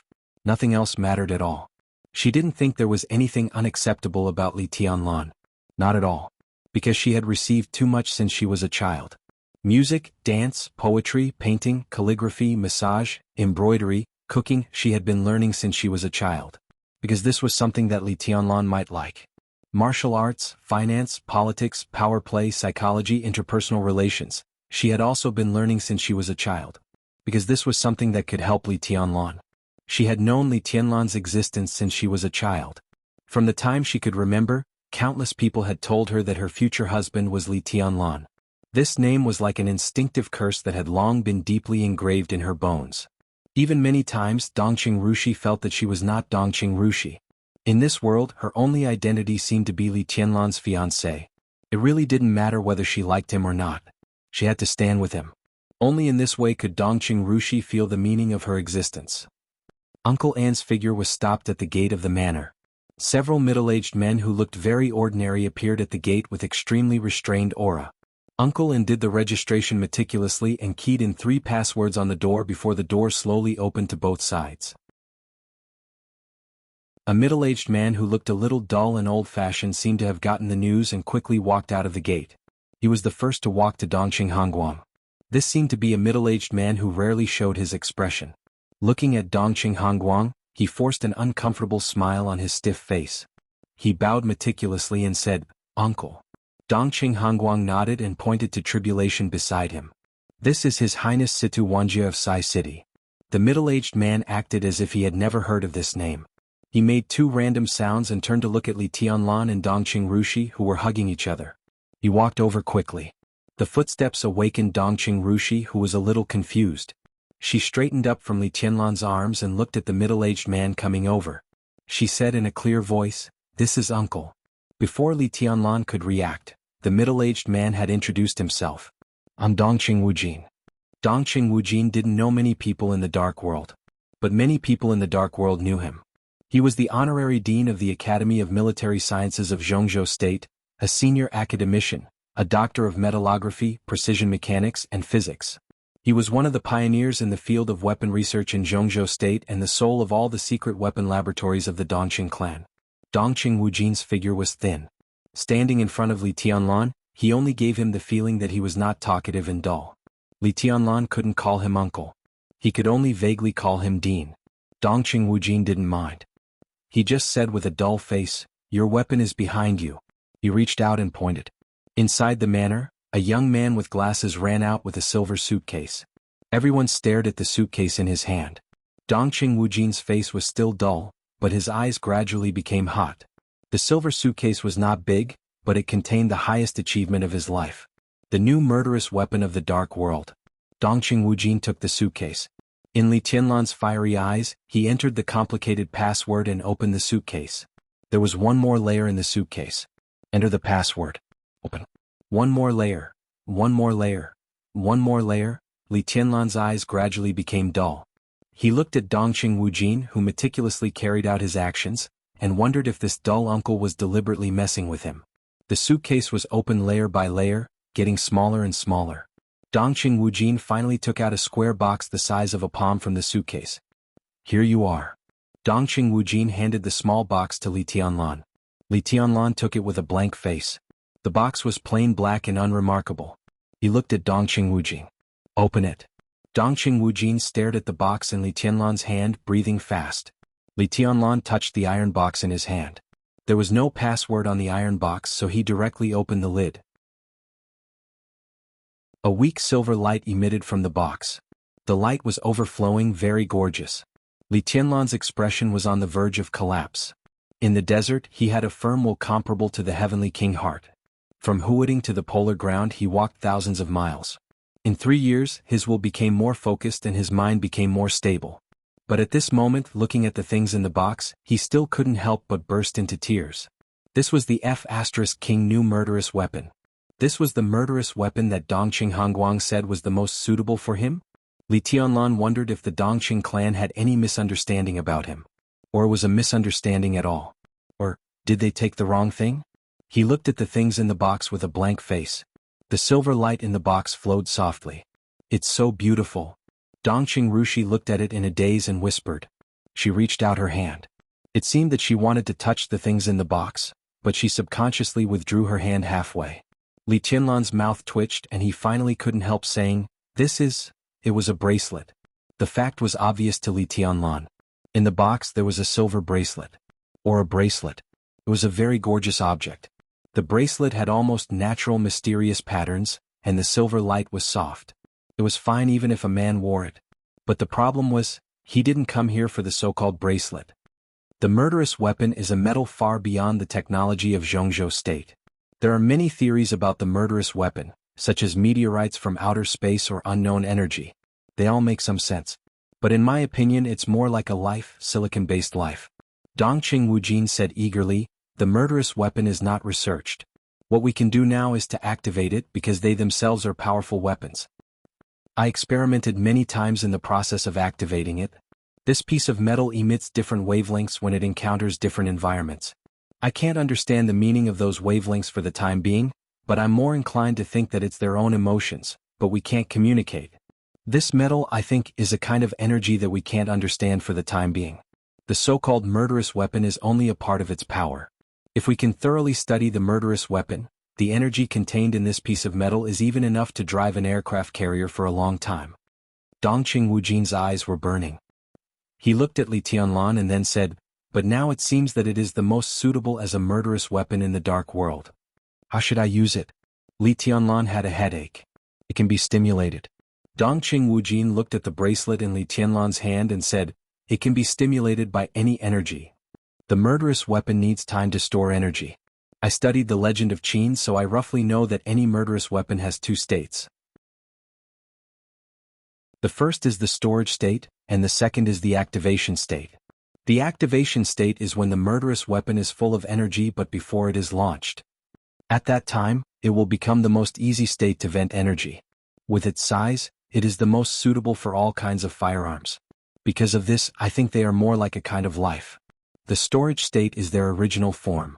The original form of the legend of Qin is something like a scepter. I used the fragment of the infinite sky to merge with the legend of Qin, and finally turned it into this. Li Tianlan listened carefully. The 12 murderous weapons were extremely mysterious even in the dark world. Very few people knew what secrets they held. Most people only knew that they were irresistibly powerful. If it can store energy one day, I have made a database. The Dongqing clan also has model data of the power of the murderous weapon. Dongqing Wujin said. Li Tianlan's heart skipped a beat. He remembered the battle that made Zhongzhou State Sword Emperor Wang Tianzong famous more than a decade ago. Tens of thousands of meters away, the human emperor directly killed Tianling, an invincible realm expert of night spirit at that time. That battle took place on the border of Zhongzhou State. Dongqing Wudi controlled the border control corps, so he must have a detailed understanding of the power of the human emperor. If the murderous weapon in your hand finishes storing energy, and you are not weaker than Wang Tianzong at that time, the power it can exert should be infinitely close to that of the human emperor. Dongqing Wudi whispered, but after the legend of Qin integrated with the infinite sky there are some side effects. Its energy storage time will also become very long. I can't calculate the specific time for the time being. Li Tianlan nodded. The human emperor was the most powerful murderous weapon among the 12 murderous weapons. It had the longest range and the longest energy storage time. Now the power of the bracelet in his hand was infinitely close to that of the human emperor, so the energy storage time would naturally be infinitely close. So, he smiled, looked at Dongqing Wujin and asked, so I can only take it with me for the time being? If you don't feel bad about it, you can use it as a cold weapon. Dongqing Wujin's eyes were calm.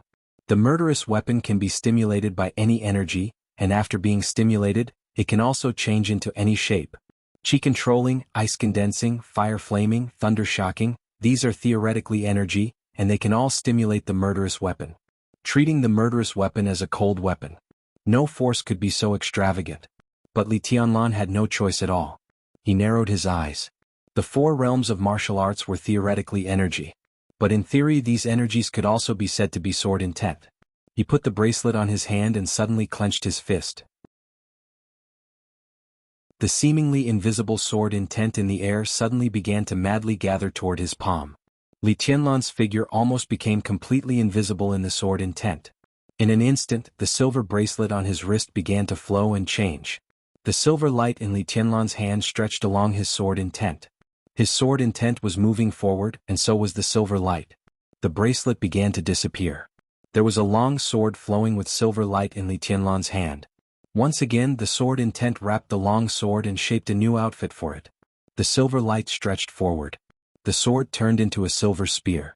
Then it turned into a silver sky halberd. The shape of the murderous weapon in the state of energy storage was completely stimulated or shaped by sword intent. Li Tianlan's eyes lit up. He looked at Dongqing Wujin and solemnly said, Dean, please give it a name. Falling stars. Dongqing Wujin said without hesitation. His face was no longer dull but extraordinary and sharp. This murderous weapon is called falling stars. Dongqing Hongguang and Tribulation, who were standing nearby, were stunned at the same time. Falling stars. These 4 words themselves were a kind of memory. The Dongqing clan once had an expert of the invincible realm. That was Dongqing Hongguang's father.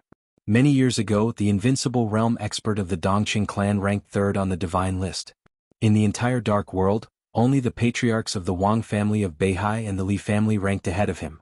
That was the most glorious period of Zhongzhou state, and also the most glorious period of the Dongqing clan in Jade Pool. And the most powerful unique skill of that expert was called Falling Stars. The Falling Star sword should have been the 8th move after the 7 swords of Jade Pool. However, that unique skill was short-lived in the dark world and eventually lost, leaving only its name. Li Tianlan took a deep look at Dongqing Wujin and said, "Thank you." The falling stars in the form of the sky halberd vibrated wildly in his hand. Li Tianlan took a deep breath. His figure suddenly disappeared, and the next moment he had gone straight into the sky. The sky halberd was already 3 meters long. Li Tianlan held the murderous weapon and pierced the sky. The night passed and the dawn rose. Outside Hanggu Pass, the silver flowing light swept the field with silent waves like a raging sea. The golden retriever stood on the ground and looked up at the sky, roaring. The silver flowing light exploded high in the sky. The silver light flowed in the sky, like falling stars. Li Tianlan stood high in the sky, dressed in white, and the sky halberd was still flowing with silver light. The night gradually dissipated in the barking of the golden retriever. The light of the dawn shone down and fell on Li Tianlan. Li Tianlan slowly descended, with all the light between heaven and earth, like a god with unparalleled elegance. His feet landed on the ground.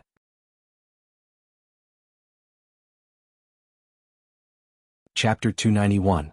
People in Zhongyuan province were not the only ones who heard the thunder. The thunder rolled through the depths of the clouds. The sound wave spread and eventually turned into a soft sound between heaven and earth, then disappeared. The Wang family of Beihai. On Mount Dibing.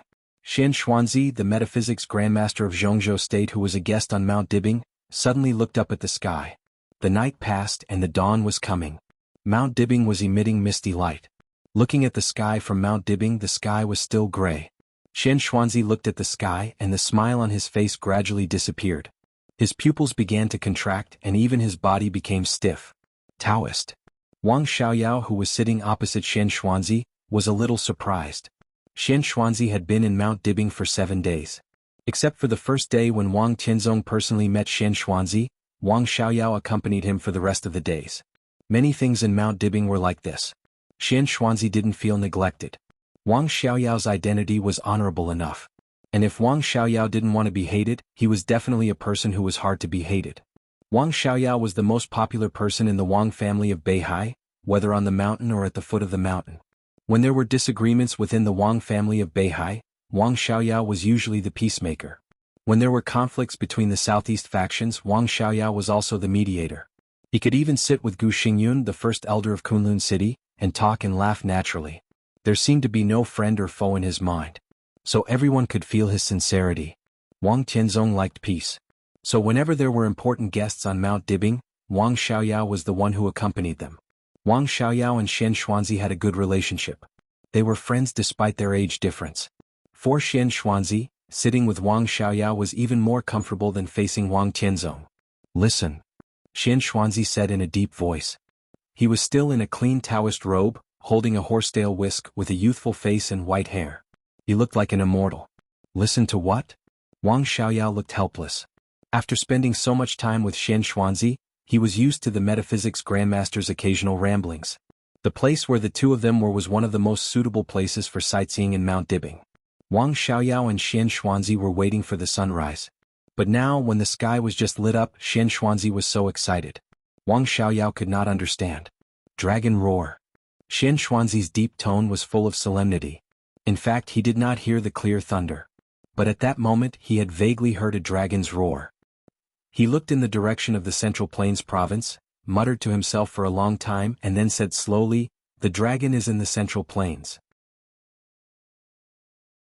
He suddenly turned to look at Wang Xiaoyao and said seriously, "I want to see His Majesty Sword Emperor now. This matter concerns the success or failure of my trip. Be quick." Wang Xiaoyao glanced at him and took out his mobile phone without saying a word. Dawn broke over the horizon. There was a morning breeze on Mount Dibing. The snow-white horsetail whisk in Xian Xuanzi's hand suddenly moved with the wind. The white silk at the front of the horsetail whisk floated up, stood upright, and gently trembled with the wind, like a pale flower without any color. The invisible wind between heaven and earth ran through the whole horsetail whisk. Xian Xuanzi's face changed dramatically. Snap! A crisp and clear sound rang on Mount Dibing. In Wang Xiaoyao's suddenly focused sight, the horsetail whisk in Xian Xuanzi's hand suddenly exploded. Xian Xuanzi spat out a mouthful of blood. The blood spots dyed the broken horsetail whisk red. White mist rose in the pavilion of Mount Dibing. The thick mist suddenly rose and covered a large area of the mountain. The white mist rose high in the sky with Xian Xuanzi's extremely angry gasps. The mist was spreading and condensing. The mountain that was washed by the white mist became greener. The white mist was rising. The morning light completely lit up. The bright morning sun jumped out of the endless sea in the east. The golden light fell and the white mist floating high in the sky became a cloud. The cloud drifted farther and farther and finally disappeared completely. Xian Xuanzi, with a pale face and blood on the corner of his mouth, stared at the direction where the cloud disappeared. In front of him, the fragments of the horsetail whisk had completely disappeared. Old bald ass. Xian Xuanzi clenched his teeth, and his eyes were full of resentment. Haunting you, Taoist. Wang Xiaoyao finally reacted in the shocking change in front of him. He took a step forward and helped Xian Xuanzi sit down. What the hell is going on? Xian Xuanzi took a deep breath. In an extremely short period of time, his originally white and lustrous hair had completely dimmed, turning into an aged grayish white. He wiped the blood on the corner of his mouth with his trembling palm, and suddenly grasped Wang Xiaoyao. I want to see His Majesty Sword Emperor now. He looked at Wang Xiaoyao's eyes seriously. The distance between them was very close. Wang Xiaoyao could clearly see the ferocious light in his eyes. The sky was completely bright. The long night turned into a day. The sun was shining. In the early summer morning of Mount Dibing, birds were singing and flowers were fragrant. A violent thunder suddenly broke the silence of Mount Dibing. A deep and dazzling blue color suddenly appeared on the top of Mount Dibing. The boundless sword intent exploded on the top of the mountain. The sword intent surged and roared on Mount Dibing. The raging sea at the foot of the mountain began to surge, and the waves crazily slapped the cliff. The sound of the tide boiled with the spreading sword intent. The blue color on the top of the mountain kept spreading. It blocked the sun and distorted the space. The sound of the wind spread in the light. In the silent world, there were only tens of thousands of dazzling thunderbolts left. The thunderbolts wandered and spread in the air. In the blink of an eye, the thunderbolts that blocked the sun had merged and turned into a giant sword hundreds of meters long. The giant sword rotated in the air, and the sword intent kept falling like rain. Wang Xiaoyao looked at the top of the mountain with surprise. Xingxiao broke through. His voice was filled with joy from the bottom of his heart. Wang Xingxiao had been active in the outside world in recent years. After Li Tianlan, he could be said to be the well-deserved leader of the young generation in Zhongzhou State. Even in the dark world, he had made a name for himself and was known as the heavenly son of Beihai. It was not until 3 months ago that Wang Xingxiao returned to the Wang family of Beihai. He had made further preparations and after 3 months of silence he finally succeeded today. That year Wang Xingxiao was 26 years old. At the age of 26 he was at the peak of the thunder-shocking realm with wind and thunder veins. The battle for the heavenly sun. Wang Xingxiao was already at the forefront of the invincible realm. Wang Xiaoyao was high-spirited. But Xian Xuanzi's face grew more and more gloomy. He smiled bitterly, looked at the direction where the thunderbolts floated and scattered and murmured, "It's too late." "What's too late?" A voice suddenly sounded, extremely calm. It was not Wang Xiaoyao who asked the question. It was Wang Tianzong who quietly appeared in the pavilion. Wang Xiaoyao did not inform him to come. But as soon as he saw Wang Xingxiao break through, Wang Tianzong directly appeared in front of Xian Xuanzi. The dragon vein has been formed.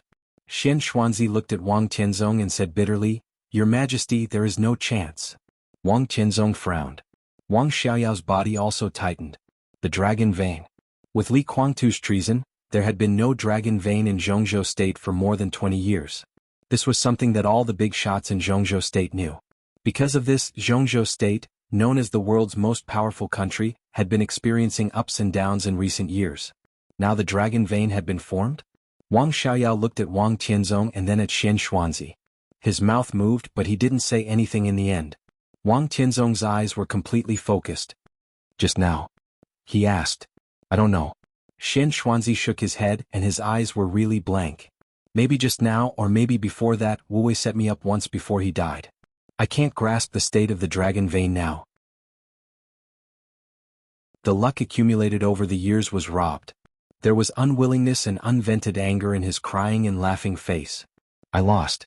Your Majesty, I can't do anything about Xingxiao now. Wang Tianzong was silent. Xian Xuanzi had a high reputation in Zhongzhou state, but in recent years some people privately said that this metaphysics grandmaster was not as aloof as great master Wu Wei at all. Instead, he looked more like a metaphysics grandmaster employed by the Wang family of Beihai. It made sense. Xian Xuanzi had done a lot for the Wang family of Beihai over the years. His trip was said to be a guest, but in fact, it was the most critical time in the Wang family of Beihai in these years. For many years, he and Great Master Wu Wei had been trying to reshape the dragon vein. Both of them had made their own progress. But their final choices were completely different. Great Master Wu Wei chose Li Tianlan, and Xian Xuanzi chose Wang Xingxiao, who would inherit the dragon vein. To both of them it would be a huge karma.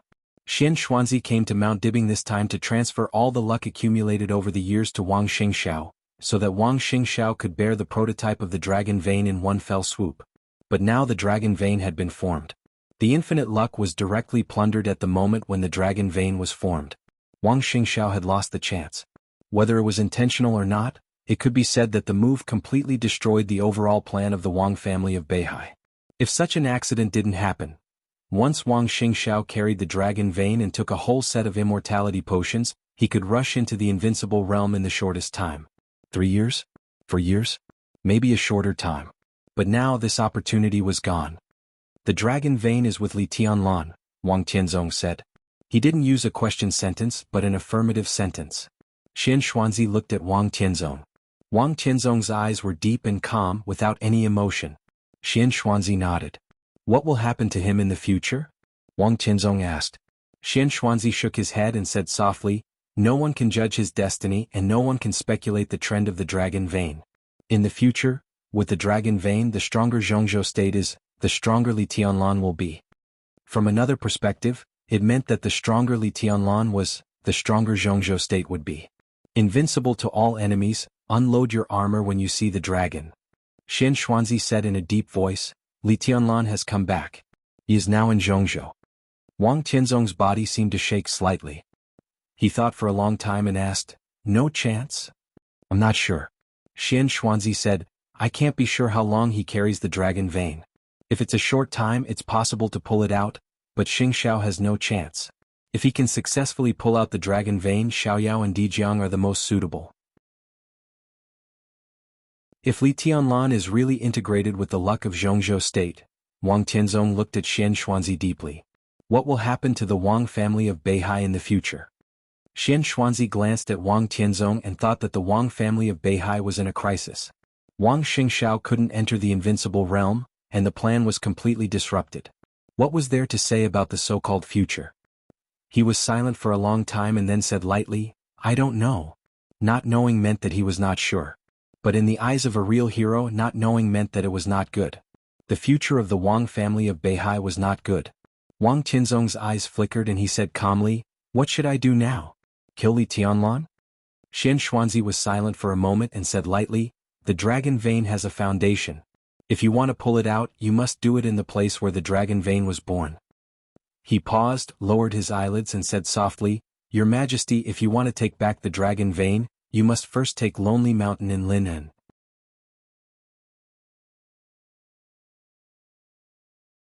Chapter 292. Wang Tianzong did not express his position in the end. The fate of Zhongzhou state was related to the overall situation of the Wang family of Beihai. He chose to remain silent. Silence was often more powerful than a promise. Wang Tianzong focused on the fruit plate on the marble table in front of him. The fruits on the plate were very fresh. A drop of crystal-clear water dripped down from the grapes on the plate. The air rippled. Wang Tianzong's figure gradually faded and eventually disappeared. Wang Xiaoyao took 2 steps forward. He looked at the ashen-faced Xian Xuanzi with a complicated look in his eyes. The dragon vein was reunited. Li Tianlan carried the dragon vein. Wang Xingxiao lost his chance. The dragon vein was pulled away. He occupied Lonely Mountain in Lin, and then killed Li Honghe. He thought about the conversation between Xian Xuanzi and his elder brother. He had a lot of questions. But in the end he didn't say anything. Xian Xuanzi sat numbly in the pavilion. In a short time he was sweating all over and the sweat soaked through his Taoist robe. This metaphysics grandmaster, who had become more and more important in Zhongzhou state after great master Wu Wei's death, looked extremely weak. He picked up a grape expressionlessly. Skinning's hand was obviously shaking. He placed the fresh and tender fruit into his mouth. It tasted sweet and sour. Xian Xuanzi looked down at his trembling hands. His eyes were filled with exhaustion and weariness. In his decades of metaphysics career, from the very beginning as a swindler to a grandmaster, he had been beaten, scolded, driven away, respected, feared, and worshipped. He had experienced ups and downs throughout his life, encountered unimaginable poverty and enjoyed dazzling luxury. Xian Xuanzi suddenly laughed at himself. In this life he had helped many people achieve their goals, but it seemed that he had never accomplished anything that he truly wanted to do. Because there was only one thing he wanted to do. Xian Xuanzi's eyes were blank. After his fate completely dissipated, he looked like an old man who was about to die, lonely and desolate. At this moment he suddenly thought of the ups and downs of his life. He had a daughter. His daughter was buried by his ambition. In the early summer morning Mount Dibing was warm, and the fragrance of flowers spread all over the mountain. Xian Xuanzi suddenly began to miss the cold wind and snow in the past. He breathed with difficulty and forced his weak and exhausted body to stand up. He whispered, "Let's go down the mountain. I'll see you off," Wang Xiaoyao said in a timely manner. The two walked out of the pavilion, walking on the stone path full of blooming flowers. The flowers in the mountains were in full bloom, and the path was winding down through the flowers and plants. In the quiet morning, there were colorful flowers everywhere. Xian Xuanzi's body swayed and he staggered down. Wang Xiaoyao frowned and finally couldn't help but say, "Taoist priest, you are not in a good state now. Why don't you rest on the mountain for 2 days?" He had a good relationship with Xian Xuanzi, and now he was really thinking about him. But now Xian Xuanzi wanted to see the snow. He shook his head and said softly, "I'm fine." "Look at you," Wang Xiaoyao's frown deepened. "What?" Xian Xuanzi looked at Wang Xiaoyao with a smile and said gently, "Are you afraid that I will die?" Wang Xiaoyao smiled bitterly. Even if Xian Xuanzi had lost many years of luck, he was still the metaphysics grandmaster of Zhongzhou state. Such a person could not be judged by common sense, but his current state was indeed worrying. "I won't die," Xian Xuanzi said. His eyes were resolute. He only wanted to do one thing, but he achieved nothing in this life.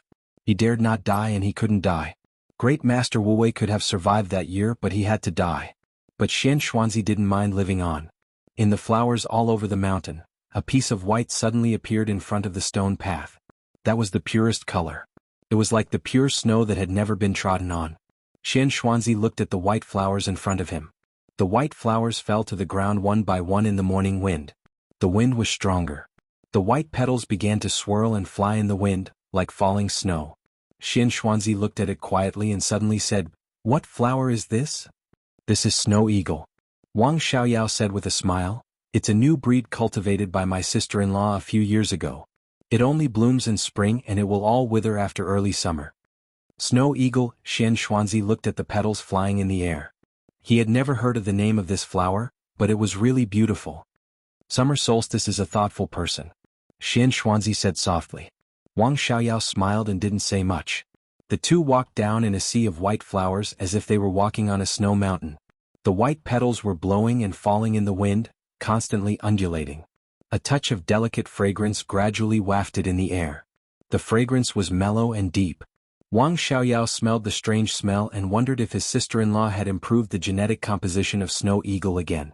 Xian Xuanzi looked at the flowers and plants in front of him deeply. Snow eagle spread over a large area. Whether it was moving forward or backward, it was surrounded by snow-white petals with unchanging beauty. The environment was confusing. Xian Xuanzi's eyes gradually fell into a trance in the unchanging scenery. The petals were disappearing. The delicate fragrance was getting stronger. There was only wind and snow left in front of him. The wind and snow were cold. Xian Xuanzi subconsciously tightened his Taoist robe. A butterfly appeared in front of him. Xian Xuanzi suddenly came to his senses. Looking at the white flowers around him, he realized that he was on Mount Dibbing, and the white around him was just flowers after all. The butterfly fluttered in front of Xian Xuanzi, flapping its wings, colorful. Xian Xuanzi stopped and looked at the butterfly flying in front of him quietly. It was so free and carefree. The butterfly kept hovering in front of Xian Xuanzi. Xian Xuanzi could see its wings and even its small eyes. The eyes were very deep, as if they were looking at him. Wang Xiaoyao also stopped walking. He didn't see the butterfly. He just looked ahead. At the end of the snow eagle, less than 100 meters in front of him, stood a woman in white. She was quiet and ethereal, as if she was integrated with the endless snow eagles. Several figures stood beside her, carefully guarding her, without emitting any aura. Wang Xiaoyao wasn't surprised. He felt like he had seen a ghost in broad daylight. He didn't know how the other party appeared here without being discovered. This was even more terrifying than seeing a ghost. The butterfly flew away. It disappeared in the falling snow like petals. Xian Xuanzi, who didn't know how long he had stopped, felt lost. He laughed at himself and took a step forward subconsciously. The winding stone path suddenly became a bottomless abyss. Time seemed to be fast-forwarded countless times. The wind and clouds were gone high in the sky, and the sun kept rising. The temperature began to become scorching, and then it became hot. The whole sun seemed to be pushed from the east to the west by someone's hand. The twilight completely enveloped. Xian Xuanzi took a step in the air and suddenly fell. The twilight shrouded the abyss, and it was extremely quiet and dark everywhere. Xian Xuanzi's heart kept sinking with his body. He didn't think about what was wrong with it. The disordered time and the abyss that shouldn't have appeared were subconsciously filtered in his mind. In his heart, there was only the most instinctive fear when a person was about to die. Xian Xuanzi kept struggling in the abyss. He wanted to shout, but he couldn't make any sound in the extreme darkness and silence. His body fell down uncontrollably. It was like falling from the human world to hell with no end. The sound of waves suddenly appeared around him. The majestic sound of waves swept everything. Xian Xuanzi still didn't feel anything wrong.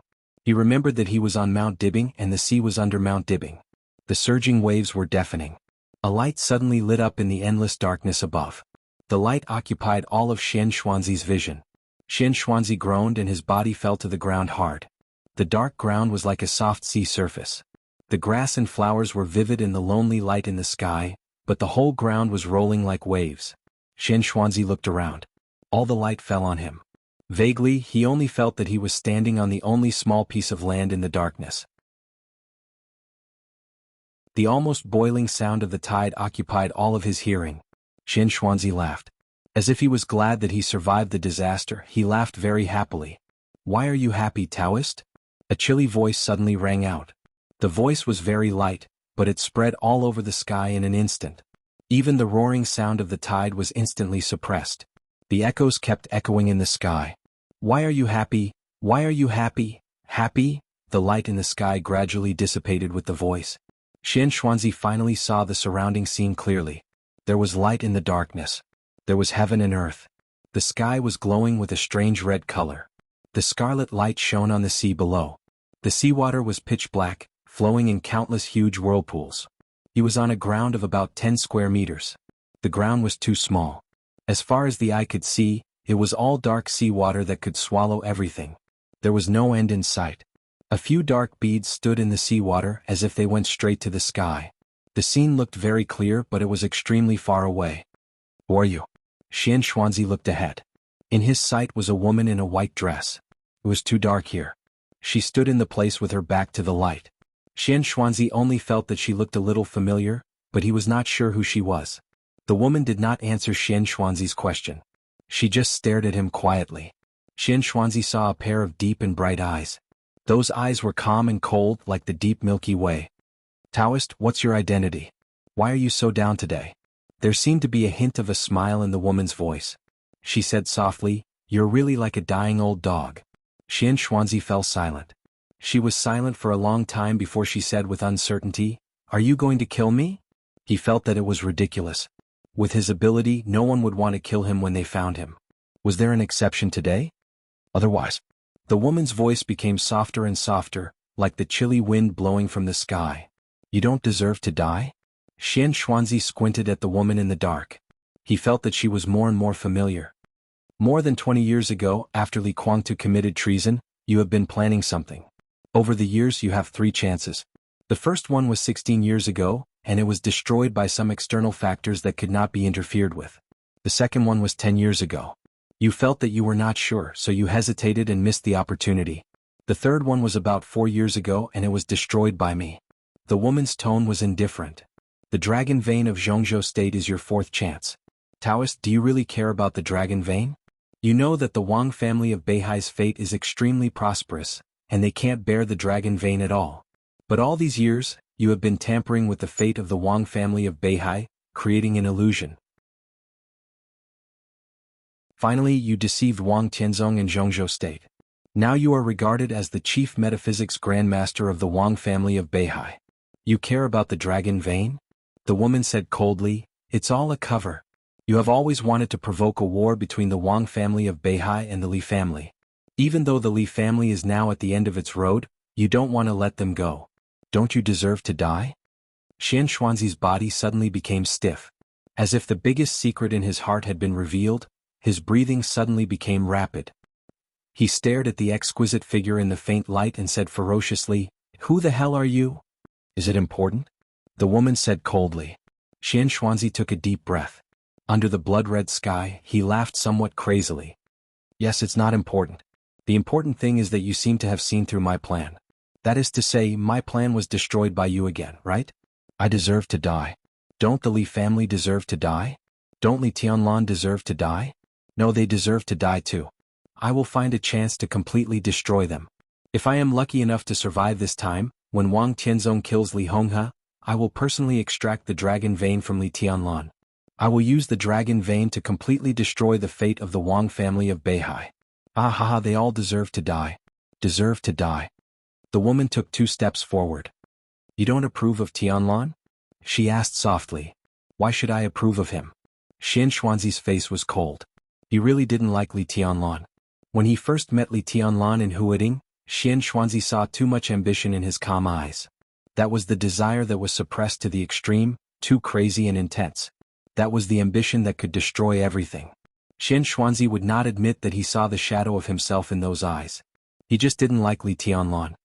"Does this matter have anything to do with you?" the woman suddenly asked. Xian Xuanzi was stunned. "No matter what, he must die," Xian Xuanzi said. "You hate the Li family." The woman spoke slowly, but she was very sure of it. "You seem to know a lot of things." Xian Xuanzi looked at her coldly. "Then you should also know that the child of the Li family was a girl. That child died prematurely. Where did this bastard come from? Is he Li Guangtu's illegitimate child?" "Illegitimate child?" The woman was silent. She seemed to be thinking about something. The killing intent in the air began to fade quietly. The blood-colored light in the sky gradually faded and returned to darkness. The furious sea was no longer boiling. The ground under Xian Xuanzi's feet expanded wildly, from 10 meters to thousands of meters in an instant, like a small island. "Answer a question for me." The woman's voice echoed between heaven and earth. "Do you hate the Li family the most? Or Kunlun City?" Xian Xuanzi's expression changed dramatically. He who had lost all his luck, was in the weakest and most dazed state today. At this moment, his heart was on the verge of collapse. "What the hell do you know?" He looked at the woman who was getting farther away from him as the ground under his feet expanded, and his tone was furious. "I know your surname is Li," the woman said softly. "You want to provoke a war between the Wang family of Beihai and the Li family. There would be no suspense in this war, but Li Honghe's current state was too dangerous. If the Wang family of Beihai took action, the Wang family of Beihai would definitely suffer heavy losses and the Li family would be completely destroyed when the human emperor didn't have enough energy. Your metaphysics has long been deeply rooted in people's hearts. When you use the dragon vein to wipe out the luck of the Wang family of Beihai, the Wang family of Beihai will vanish in less than 20 years. At that time, Kunlun City will dominate Zhongzhou State. It's a very good layout. For so many years, who could have thought that the metaphysics grandmaster of the Wang family of Beihai is actually from Kunlun City? No, I'm wrong. This should be the deal between you and Kunlun City, right? Xian Xuanzi fell to the ground, completely disheartened. You don't care about anything. You don't care about the dragon vein yourself or even Zhongzhou State. You only care about your daughter. Many years ago you gave up for your so-called ambition, and now you want to take it back with all your might. How stupid. The woman slowly walked over from afar and commented rudely. I'm really stupid. Xian Xuanzi laughed bitterly at himself. I shouldn't have. So, answer my question. Do you hate Kunlun City more? Or the Li family more? The woman asked slowly. Does it make sense? Xian Xuanzi said numbly, if I don't die, the Li family will be destroyed. Of course it makes sense. I actually don't mind you destroying the Li family, and I can even help you deal with Kunlun City. The woman said softly. This sentence seemed to directly express her position. Xian Xuanzi suddenly looked up. Are you from the Wang family of Beihai? Are you Summer Solstice?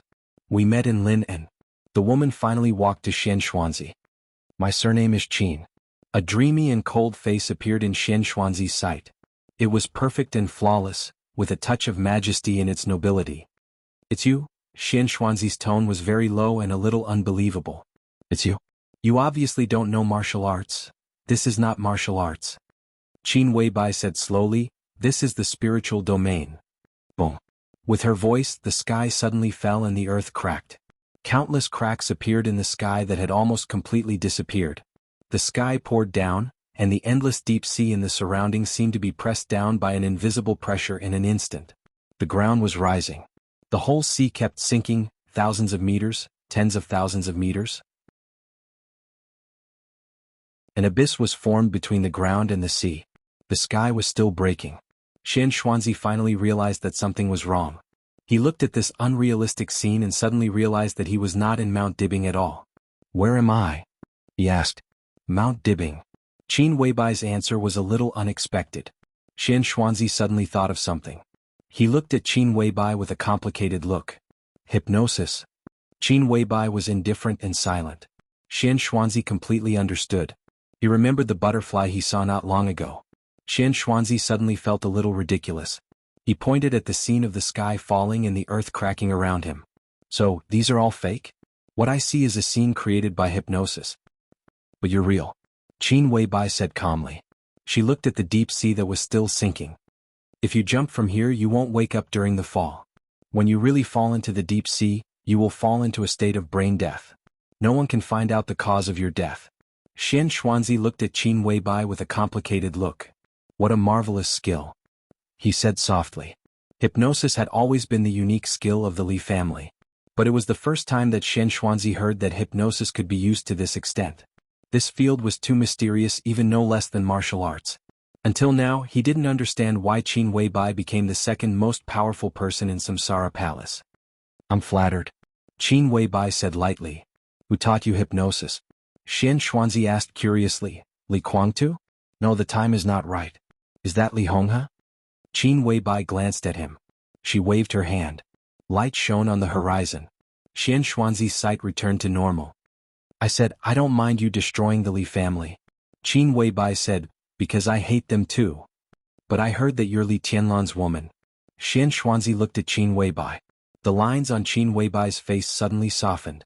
She said softly, so you can deal with the Li family, Kunlun City, and the Wang family of Beihai. These have nothing to do with me. You just need to support Tianlan. Today I was going to kill you. You have a lot of secrets that I know, and there are also things that I don't know. But here I can know everything. I will take everything from you and then I will let you die a horrible death. Qin Weibai said softly, but I suddenly find that it seems to be a good choice to let you live. Let me live and help the heir of the Li family? Xian Xuanzi sneered. You're helping me. Qin Weibai looked into Xian Xuanzi's eyes. What do you want? Xian Xuanzi was full of doubts. He was a metaphysics grandmaster, but he was not omniscient. On the surface, Qin Weibai's position had always been very simple. But only when he really got in touch with her did he find that her thoughts were so complicated. Didn't you say that I was a witch who brought disaster to the country? Qin Weibai smiled faintly. I want a chaotic world. I need a new era after extreme chaos. Now the dark world is too peaceful. Xian Xuanzi looked at Qin Weibai dumbfounded, as if he was looking at a lunatic. The dark world was too peaceful? In the past few years, except for the year after the final battle of Heaven Capital, when had the dark world been peaceful in the past 2 years? It was a complete mess. Anyway, the Taoist won't care about these. Qin Weibai said, you know the possibility of your successful deal with Kunlun City. In this case, why don't you help me? You give me what I want and I'll give you what you want. What you want is the so-called new era. Xian Xuanzi looked at Qin Weibai. And your life? Qin Weibai looked at Xian Xuanzi without backing down. I'll help you fulfill your wish so that you can die in peace. How about that? Deal? Xian Xuanzi looked calm. This is not a deal. Qin Weibai shook her head. This is surrender. From today until you die, you belong to the Samsara Palace. Kneel. Xian Xuanzi thought of a strange title. After a long silence, he straightened up, tidied up his Taoist robe, and knelt down in front of Qin Weibai. Boss. Xian Xuanzi said calmly. Boom. Heaven and earth completely collapsed. The darkness, the deep sea, the drifting land, everything disappeared.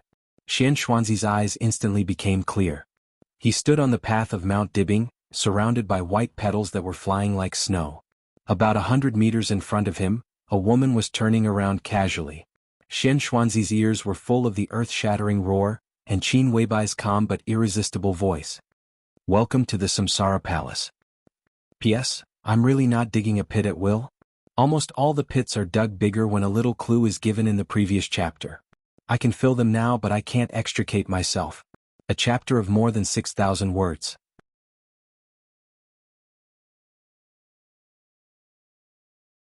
Chapter 293. The so-called beautiful legs, from a rigorous aesthetic point of view, involved many standards such as leg length, thigh-body ratio, thigh circumference, leg-belly circumference, thigh length, calf length, and so on. Li Tianlan thought it was bullshit. Beautiful legs were beautiful legs, and there was no need for those fancy data. Li Tianlan had been peeking at Dongqing Rushi's legs. Dongqing Rushi's legs were very slender and long, and they looked white, tender, and well-proportioned.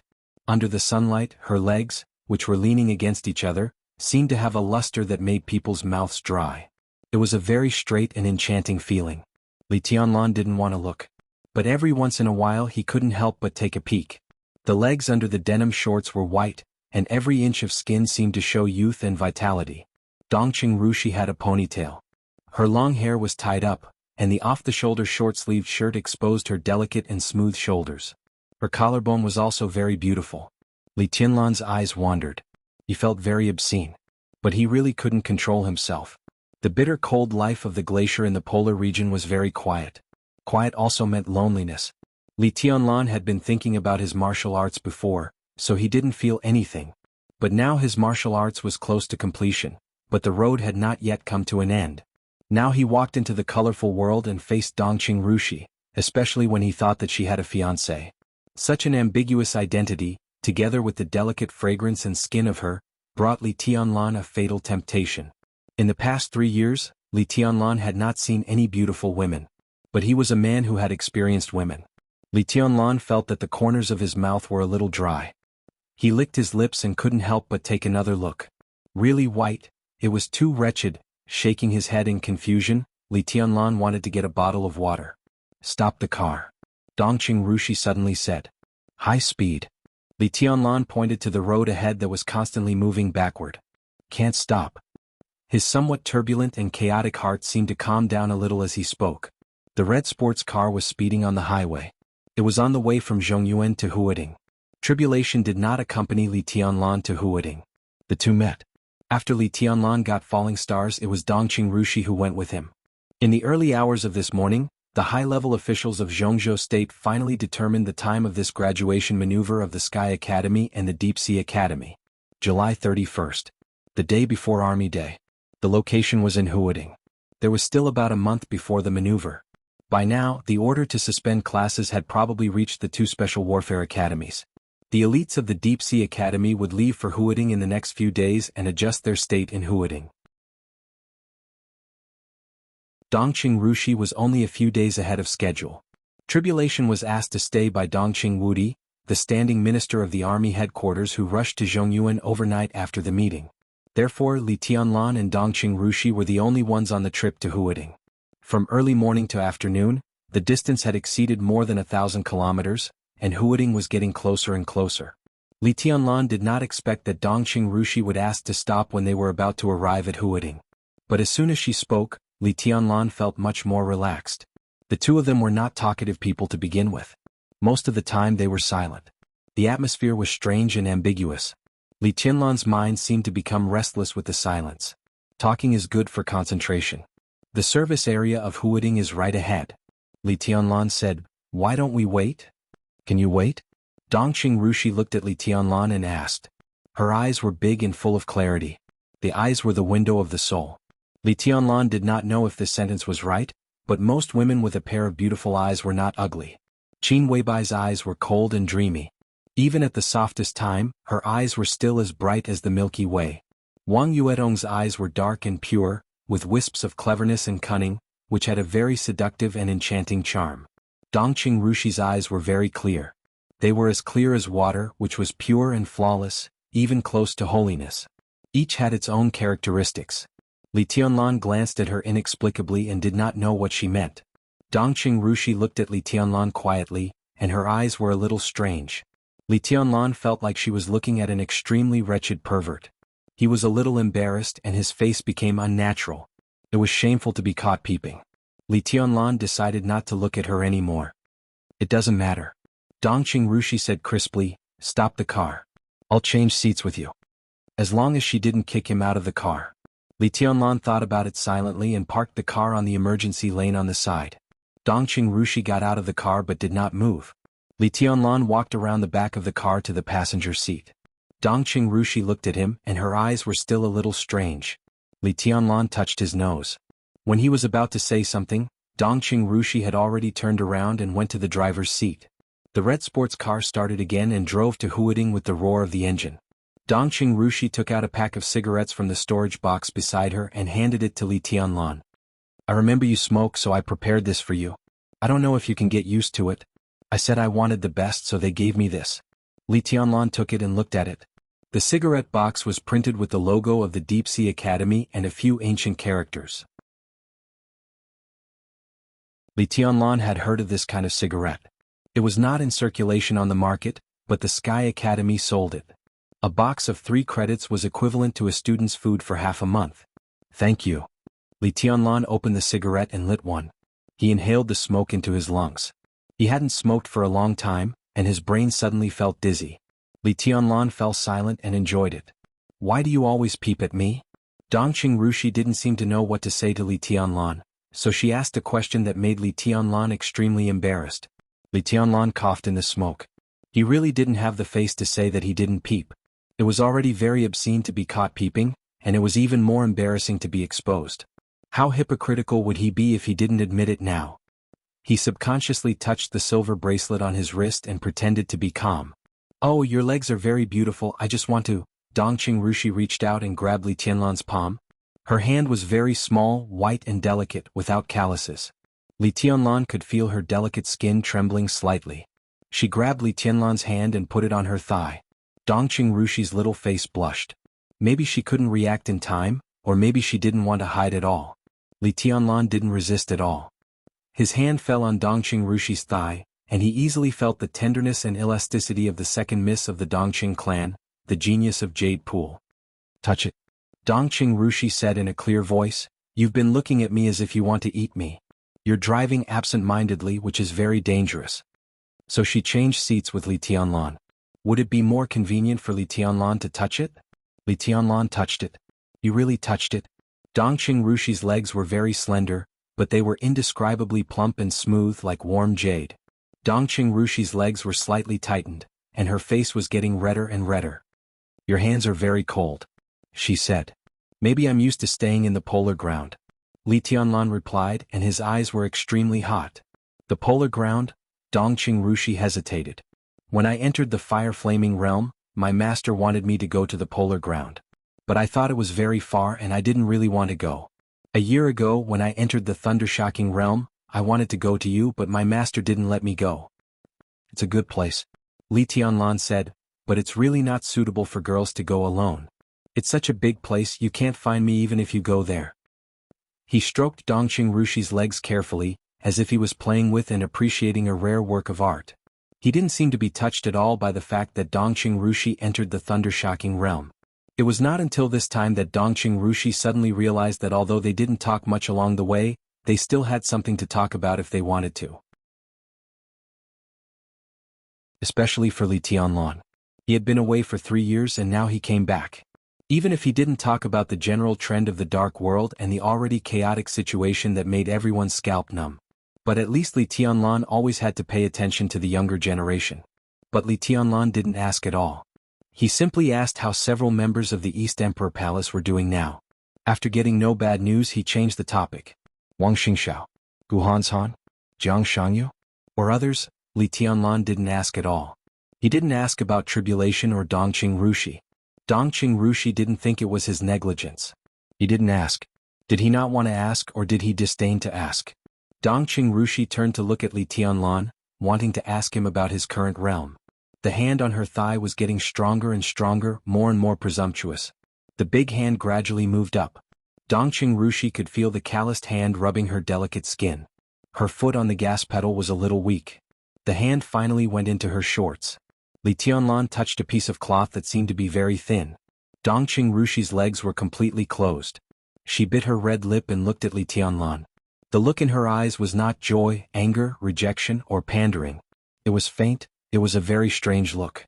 Li Tianlan's hand reappeared in her shorts, and his expression was very calm. Not in the car. Dongqing Rushi bit her lip and whispered. This was definitely a rejection that could make people fantasize. Li Tianlan looked at her in surprise. Not in the car? Was the emphasis of this sentence the first two words or the second two words? Li Tianlan took his hand off Dongqing Rushi's leg. He put his hand in front of his nose and sniffed. The movement was as natural as lighting a cigarette. Dongqing Rushi's beautiful face was completely red, and she didn't know what to say. Do you think I'm very obscene?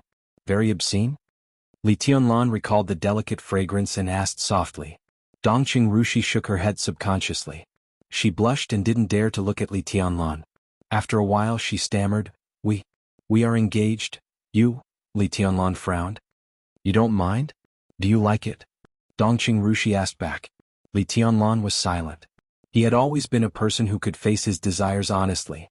He grunted and said, I like it. He was telling the truth. Snow country in the polar region.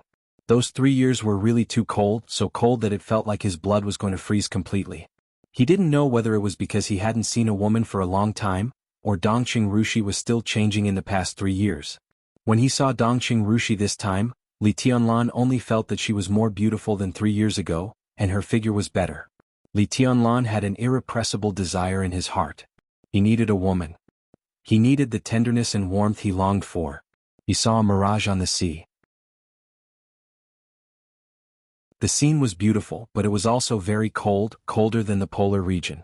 Li Tianlan really liked the feeling of touching Dongqing Rushi's thigh. It was very warm. For no reason. He didn't know whether he liked Dongqing Rushi or not, but he liked this feeling. No one would dislike it. Then I don't mind. Dongqing Rushi whispered, as long as you're happy. And Zhongyuan. She asked Li Tianlan for a hug. Because that could make the elders in the family happy. Now she was willing to let Li Tianlan profane her. Because that could make Li Tianlan happy. As for herself, she had nothing to be unhappy about. If he was happy, she seemed to be happy too. This should mean that she didn't mind. She had learned a lot of things since she was a child. Didn't they all make him happy? As long as he liked them. Even if I don't like you, you're willing? Li Tianlan thought about it and asked very seriously. It was a little shameless, but his eyes quietly became solemn. Dongqing Rushi thought about it. She wanted to say that they were together because of the engagement. She wanted to say that she didn't like Li Tianlan either. But did she really not like him? She didn't know. She really didn't know. Since she was a child, she had always had a feeling that her life was prepared for Li Tianlan. This feeling was like instinct. It didn't matter whether she liked him or not. Then do you like me? Dongqing Rushi looked at Li Tianlan carefully. Li Tianlan was silent for a while. He thought of his new mobile phone. The screen of the mobile phone was no longer that photo. Qin Weibai's name was no longer on the communication software. He had been blacklisted and couldn't be contacted. His palm trembled slightly and he said hoarsely, I like Qin Weibai. Dongqing Rushi seemed to think of something. She handed her hand to Li Tianlan. She wore a lady's watch on her wrist. The watch was elegant and exquisite. There were a few diamonds on it, but they were all colored diamonds. In the light, the watch looked indescribably luxurious and expensive. My sister gave it to me. It's a couple's watch. Our names are engraved on the hands. It's a miniature sculpture. You can only see it with a magnifying glass. The letters on the dial are ancient Greek. My sister gave it to me for my birthday last year. Is it beautiful? Li Tianlan nodded with a smile. Sister Qiuqi gave it to you? She's so generous? It's not that sister. Dongqing Rushi shook her head. It's sister Little Bai. She looked at Li Tianlan and said, Qin Wei Bai. Li Tianlan looked at the watch on Dongqing Rushi's wrist with a dull face. His eyes were complicated. My sister ordered 4 watches. One was given to me, one was sent to the Wang family of Beihai, and one was for herself. I sent your watch to Emperor Dong's palace. Her own watch has her and your names engraved on the hands. But your watch is more complicated. It seems to have our names engraved on it. Dongqing Rushi looked at the watch on her wrist. A smile appeared on her beautiful face. Her face was pure and happy. Li Tianlan's emotions were tumbling inside. He didn't know what it meant. But looking at Dongqing Rushi's innocent face full of smiles, his heart suddenly moved. 4 watches. The miniature sculpture hands. Dongqing Rushi. Li Tianlan. Qin Wei Bai. Li Tianlan. The other one was Wang Yuetong. Li Tianlan. Dongqing Rushi looked innocent when she said this. This was definitely not the behavior that a woman should have. Even if she didn't know much about the world. Li Tianlan finally knew what the problem was. Behind this beautiful and pure appearance, Dongqing Rushi seemed to have lost her self-obsession in the constraints of the engagement. She was fine as long as he was fine. This Dongqing Rushi was different from Li Tianlan's impression. Most of his impression of her came from the time they got along in East Island and Heaven Capital. The memory kept coming back. At this moment, Li Tianlan really understood. It turned out that the Dongqing Rushi he saw in Heaven Capital was not her most of the time, except for the beginning. It was her other personality, Dongqing Yueshan. Li Tianlan's eyes were a little cold.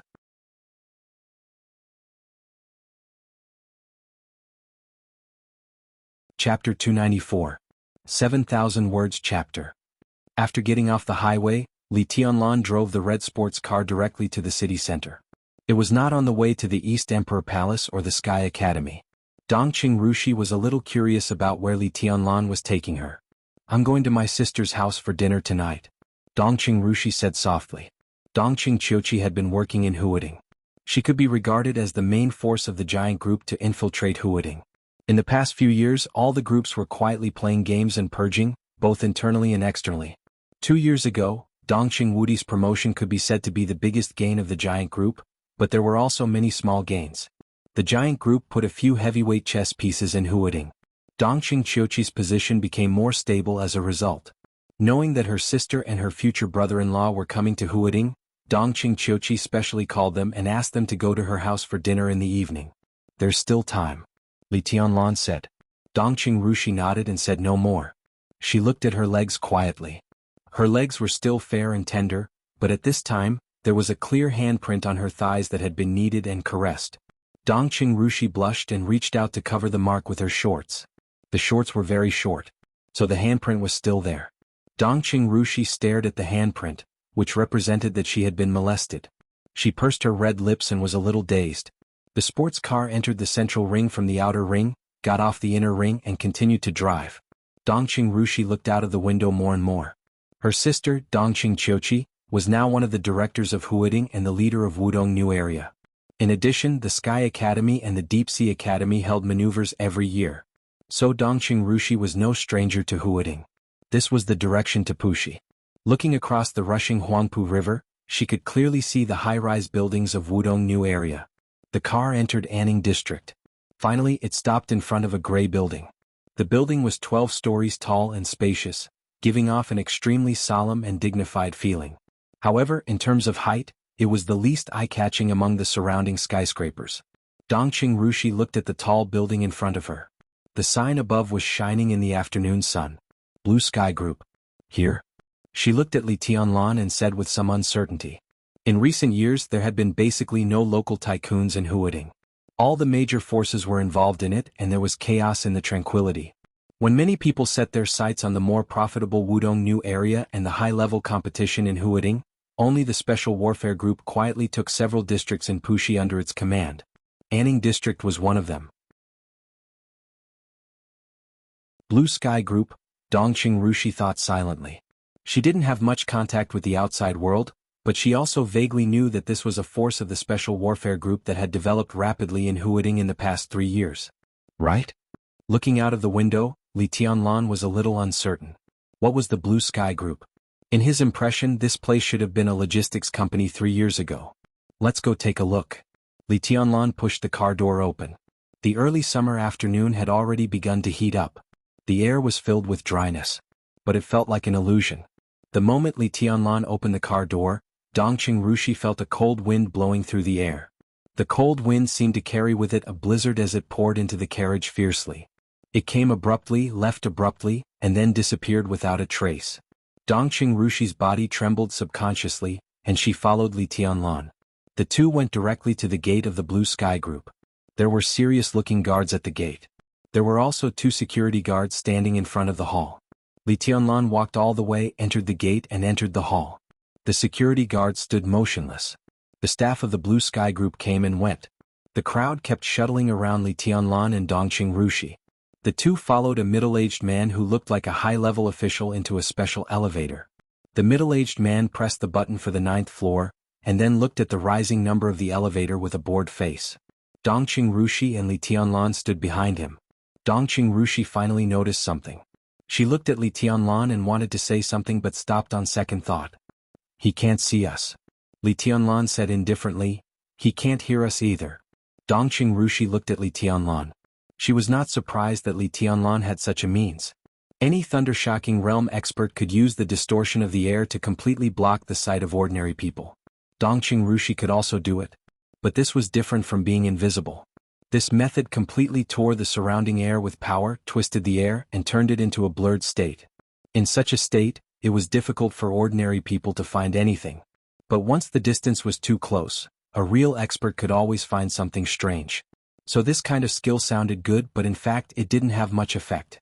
Now Dongqing Rushi was standing beside Li Tianlan. But she couldn't notice anything different around her. This alone was enough to show that Li Tianlan was now stronger than her. Even if Li Tianlan was starting over. Even if Dongqing Rushi had entered the thunder-shocking realm. The elevator went all the way up to the 9th floor. The high-level official of the Blue Sky Group, who had never found anything wrong, walked out of the elevator and entered the chairman's office. Li Tianlan and Dongqing Rushi also walked in silently. The office of hundreds of bungalows was extremely luxuriously decorated. The pale silver wallpaper was shining, the wooden floor, the custom-made sofa and bar counter, the huge bookshelf with few books, all kinds of antiques and jades. A middle-aged man dressed casually sat behind the desk exuding the fragrance of sandalwood. Hearing someone coming in, the middle-aged man raised his eyelids and said indifferently, "What's the matter?" Li Tianlan glanced at the middle-aged man. The middle-aged man was about 50 years old. He looked ordinary and his eyes were calm, with a faintly discernible reserve and seriousness. There was nothing unusual about him. Li Tianlan knew he was in the right place. Dongqing Rushi's clear eyes finally showed an unconcealable surprise. She stared at the middle-aged man behind the desk.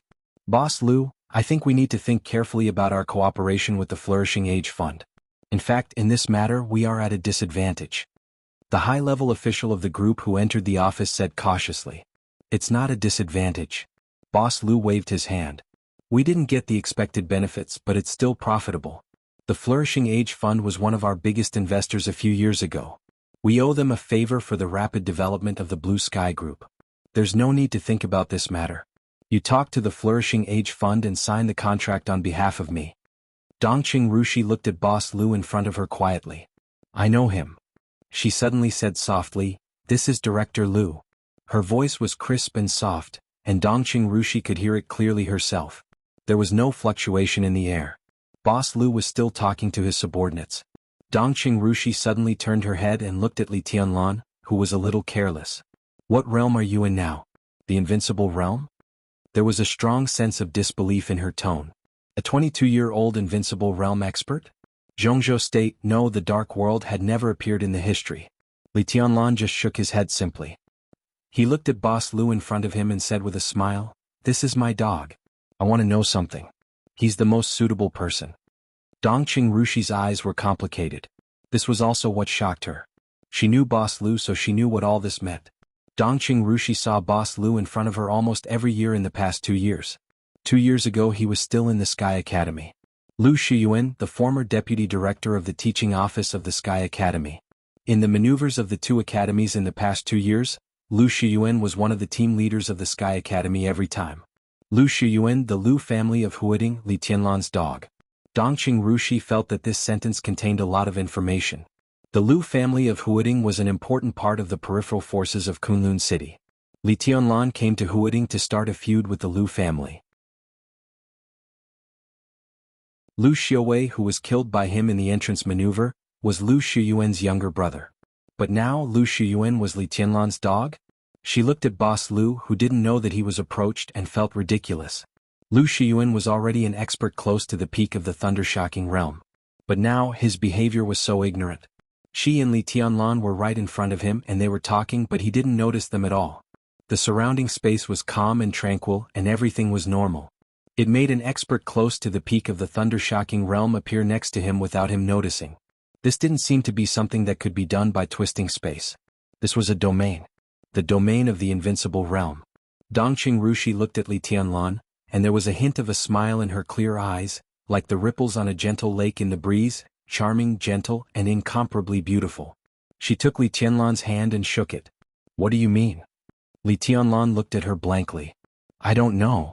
Dongqing Rushi's clear voice echoed in this small, almost independent space. I just want to hold your hand. She was very happy. Because Li Tianlan was so powerful now. Li Tianlan glanced at her and patted her leg. He could be sure that Dongqing Rushi's main personality had no malice toward him. That kind of feeling might not be love, but it had become an instinct that she had to accept. But Li Tianlan couldn't be sure whether the other side of her was good or evil. Two completely independent personalities that didn't interfere with each other were undoubtedly the most difficult to grasp. Li Tianlan wanted to know what Dongqing Yueshan wanted to do. So he brought Dongqing Rushi to the Blue Sky Group. Dongqing Yueshan didn't show up. But Li Tianlan knew that she could see it. She could see the true position of the Lu family and part of the strength that Li Tianlan deliberately misunderstood. Li Tianlan believed that these were very valuable. If Dongqing Yueshan really wanted to kill him, his relationship with the Lu family and his vague strength would soon spread throughout Zhongzhou state. As for what would happen to the Lu family at that time, it was not a problem for Li Tianlan to consider. The Lu family was his dog. But he had no feelings for this dog, at least far less than the golden retriever that had been with him for 3 years. If the Lu family was exposed, then they could go to hell. If he could use the Lu family to test Dongqing Yueshan's true attitude toward him, Li Tianlan wouldn't feel that it was a loss at all. Looking at Dongqing Rushi's beautiful smile, Li Tianlan was in a trance. He knew that behind this beauty, there was a pair of eyes looking at him, and he didn't know whether the eyes were gentle or cruel. The top management of the Blue Sky Group who reported in the office finally left. Dongqing Rushi carefully felt the surrounding space. The space was normal. Li Tianlan said directly, the Blue Sky Group seems to be developing well? Oh. Lu Shiyuan, who was deep in thought, suddenly jumped up from the sofa. Li Tianlan's voice rang directly in his ear. Lu Shiyuan, who was shocked, sounded extremely sharp. Li Tianlan didn't speak, but looked at Lu Shiyuan with a faint smile. Lu Shiyuan also saw Li Tianlan. His mind went blank in an instant, and he stared at the half-smiling face in a daze. That clear yet blurry face. In 3 years, the Special Warfare Group of Zhongzhou State became more and more powerful, and the Lu family in Huading was also developing rapidly. With the rise of the Special Warfare Group, the Lu family also received a lot of cooperation and investment in various aspects. Lu Shiyuan resigned from the Sky Academy a year ago and returned to the newly established Blue Sky Group, controlling the Curtain, the top intelligence organization in Huading behind the scenes. The Lu family's strength continued to grow in the smooth sailing. Lu Shiyuan really experienced the feeling of the sea in the sky. But the moment he saw Li Tianlan, he suddenly felt a shackle. A shackle that strangled him and even the entire Lu family around the neck. Because this young man had the most secret of the Lu family that could not be exposed. It was also because of the young man's strength 3 years later. Lu Shiyuan didn't know when Li Tianlan came in. His inner emotions were tumbling, and a feeling called fear gradually spread, with coldness and despair from the bottom of his heart to the limbs. Li Tianlan became different. 3 years ago, Li Tianlan gave people the feeling of calmness, but it was the kind of calmness that could still make people feel restless. Even on the night when Li Tianlan controlled the life and death of the Lu family, Lu Shiyuan didn't feel that Li Tianlan was so powerful that it made people desperate. But now, he didn't feel anything. Lu Shiyuan couldn't feel anything. Li Tianlan sat there and he was in sight, but he didn't give people any feeling at all. He was like the most perfect illusion. He seemed real and illusory as if he didn't exist. Beside him was a beautiful young woman. The sofa where he sat down.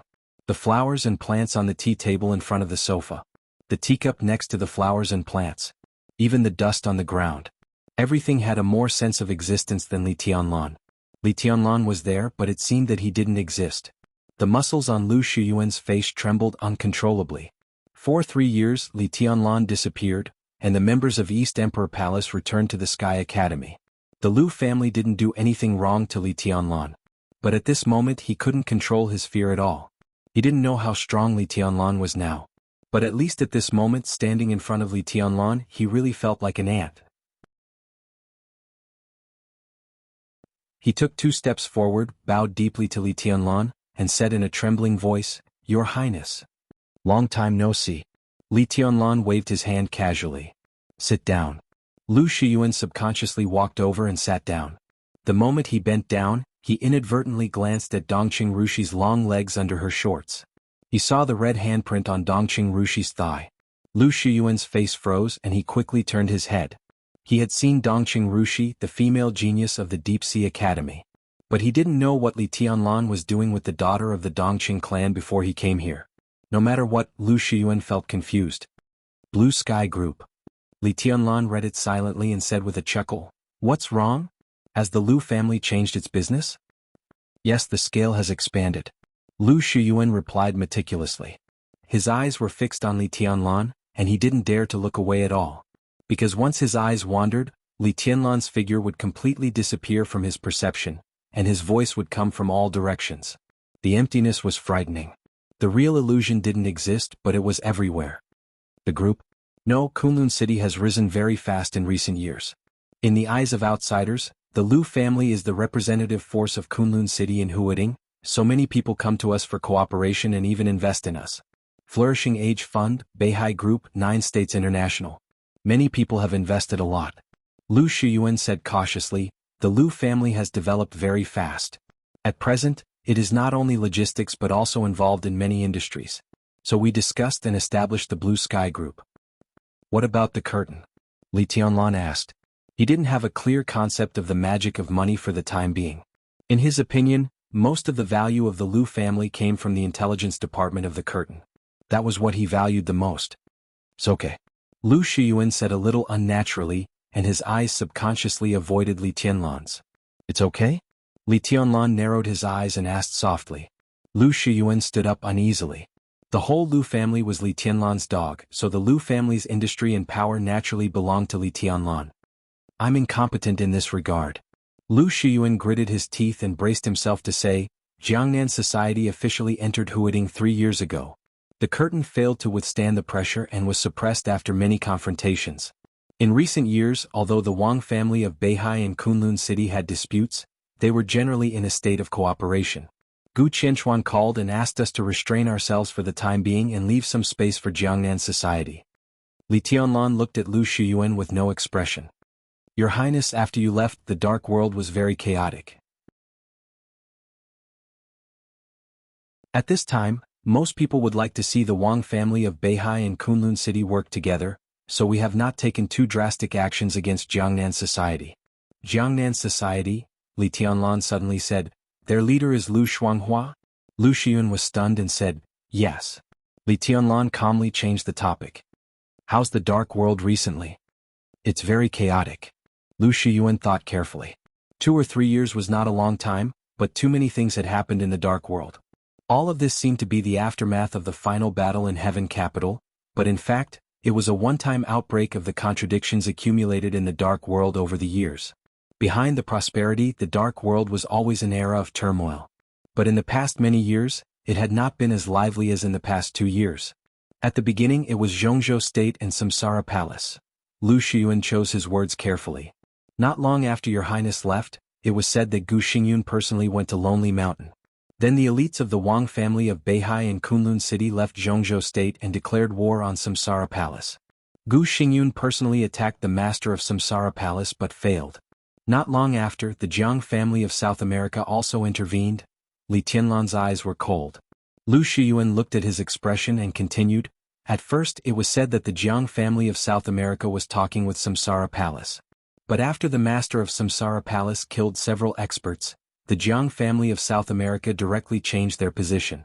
They asked Samsara Palace to hand over Qin Weibai and the Legend of Qin, or exchange them with Blue Sky Underworld. The second master of the Jiang family of South America and Gu Xingyun seriously injured the master of Samsara Palace. At that time it was very lively. All 12 super masters of Samsara fought from Europe to South America, and there were losses in all aspects. Li Tianlan remained calm and continued to listen. Then the Purgatory of Heaven capital took the lead to take action. Your Highness should know Annan State, right? Lu Shiyuan asked. Li Tianlan nodded. In the border war 3 years ago, the border Praetorian Corps went straight into the territory of Annan State for 800 miles. After the war, Annan State always wanted to take back that land. Annan State wrote to the United Nations several times, but Zhongzhou State used the excuse of helping Annan State to suppress the rebellion.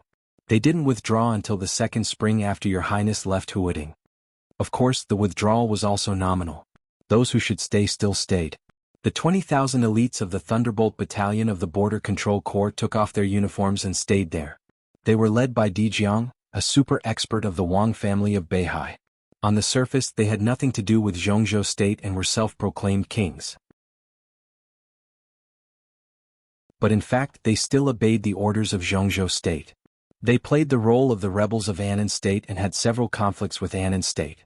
It was at that time that the Purgatory of Heaven capital came to Annan State and said that they would help them take back the land. Li Tianlan kept digesting the new content in his mind and didn't say a word. Lu Shuyuan's voice kept ringing. Daybreak and dawn of the Purgatory of Heaven capital jointly injured Dijiang and occupied a part of the ownerless land. Wang Qianzong went there in person, but he encountered deity, and the two sides were tied. Because Zhongzhou State had ostensibly retreated, the Wang family of Beihai had to deal with the southern territory in person in order not to leave any evidence.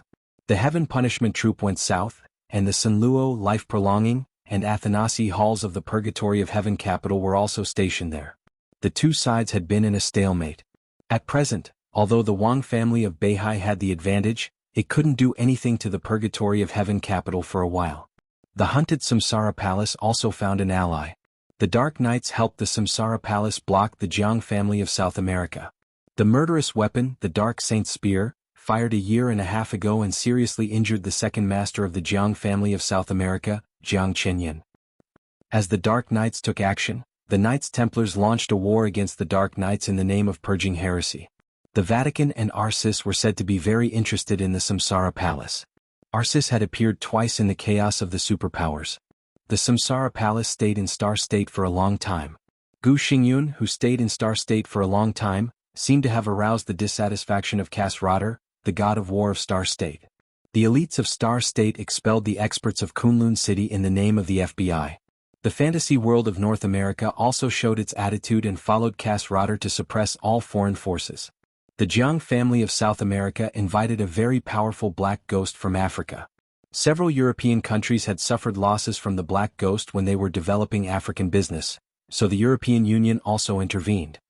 Lu Shiyuan kept talking, only feeling that his mouth was dry. Li Tianlan had long been dull and almost numb. The Wang family of Beihai, the Jiang family of South America, the Purgatory of Heaven capital, the Samsara Palace, the Dark Knights, the Knights Templars, the fantasy world, these were the most powerful dark forces in the dark world today. Kunlun City, Kasradar, who was known as the god of war of Star State, and several countries of the European Union all represented the official forces of their respective countries in the dark world. These forces did not show up much even in the last decisive battle of Heaven capital. Not to mention that there was also a fucking black ghost from Africa? In short, now the dark world has lost all order and chaos. Many independent experts who are alone have been forced to get involved. There are more and more invincible realm experts fighting. There are wars almost every day. Even the relationship between the enemy and ourselves has become blurred. Everyone is killing in a mess. At present there is no sign of stopping at all. Is this a world war? Li Tianlan suddenly asked. Yes. Lu Shiyuan nodded without hesitation. It is a world war in the dark world, and it is the most extensive one. What about Snow Country? Li Tianlan's heart skipped a beat. He suddenly asked, no news from the Polar Ground Alliance? The Polar Ground Alliance has long been in internal strife. They can't even take care of themselves now. How can they have time to care about the outside world? Lu Shiyuan shook his head. Li Tianlan felt strange inside. The independent forces in the dark world, the official forces, a large number of thundershocking realm experts, at least more than 10 or even more invincible realm experts. It was a chaotic war. Now it was so chaotic that it had forgotten its original purpose. All the forces were involved. What a big scene it was. Lu Shiyuan said that there was no sign of this chaotic war stopping for the time being. Li Tianlan understood this situation. At this point it was not that they didn't want to stop, but that the war could not stop at all. The situation was completely out of control. Whoever stopped would die. Under the seemingly peaceful and prosperous times, this was a dark and bloody era. As strong as the invincible realm experts were, they were just dancers dancing on a tightrope. One wrong step and they would be doomed eternally. But the war would eventually come to an end.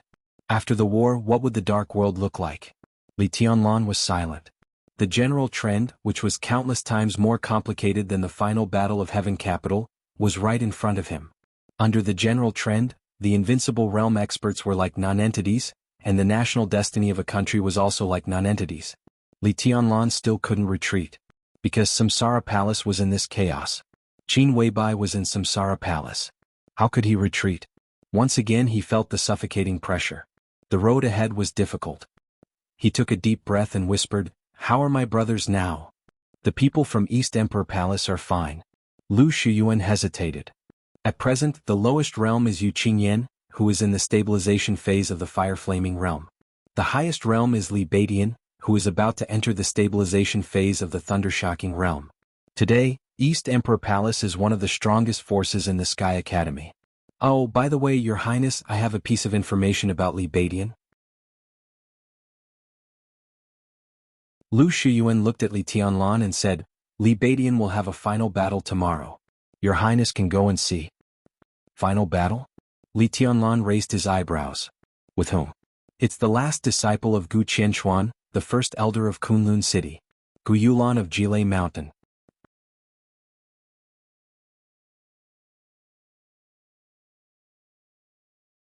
Chapter 295.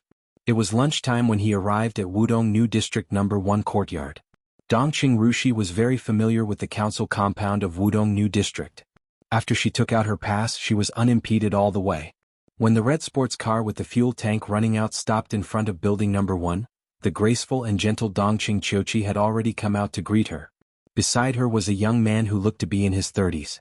The young man wore a pair of gold-rimmed glasses and was dressed casually.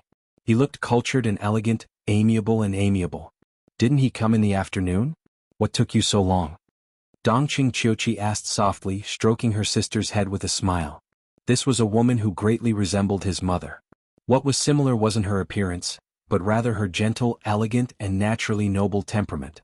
She was like the peony of the Central Plains, graceful, beautiful, and dignified. Dongqing Rushi looked at Li Tianlan. No matter how slow-witted she was, she knew where she went in the afternoon was a secret that couldn't be revealed. She said in a clear voice, "I went to choose gifts for my sister and brother-in-law." Li Tianlan handed her a delicately wrapped scroll and said with a chuckle, "Sister Chiochi, this is a token of my appreciation. This was really just a small token of my sincerity." After coming out of the Blue Sky Group, he and Dongqing Rushi randomly entered a nearby painting shop and picked a painting. The painter was not a famous artist, but he was just a little famous. It was a painting worth less than 20,000 yuan, and Dongqing Rushi had used her card. There was a picture of a rock flying 10,000 miles in the scroll. No one would dislike it if it was given to a high-ranking official in the political world. Dongqing Chiochi looked at him with a smile. Her smile was dignified and warm, but the way she looked at Li Tianlan was extremely complicated. "We are family." She took the scroll and said softly, "Why are you so polite?" Li Tianlan smiled and turned his eyes. Dongqing Chiochi introduced them in a timely manner. "Tianlan, this is my lover, Zhou Yuanshan. He led a team to Huading for an inspection and dropped by to see me. Big sister Chiochi and brother-in-law are really a perfect match. It's enviable." Li Tianlan stretched out his hand and smiled. "Brother-in-law, I'm Li Tianlan." He had heard the name Zhou Yuanshan more than once. The first time he heard the name was mentioned by Dongqing Chiochi. 3 years ago, Zhou Yuanshan was the mayor of Luojing. The last time he heard the name was when Tribulation mentioned it. On the way from Guqin Island to the Central Plains, Tribulation introduced the giant group, especially the important figures close to the Dongqing clan to Li Tianlan. Among them was Zhou Yuanshan. Zhou Yuanshan, male, 37 years old. 2 years ago, he was promoted from the position of Luojing city's mayor.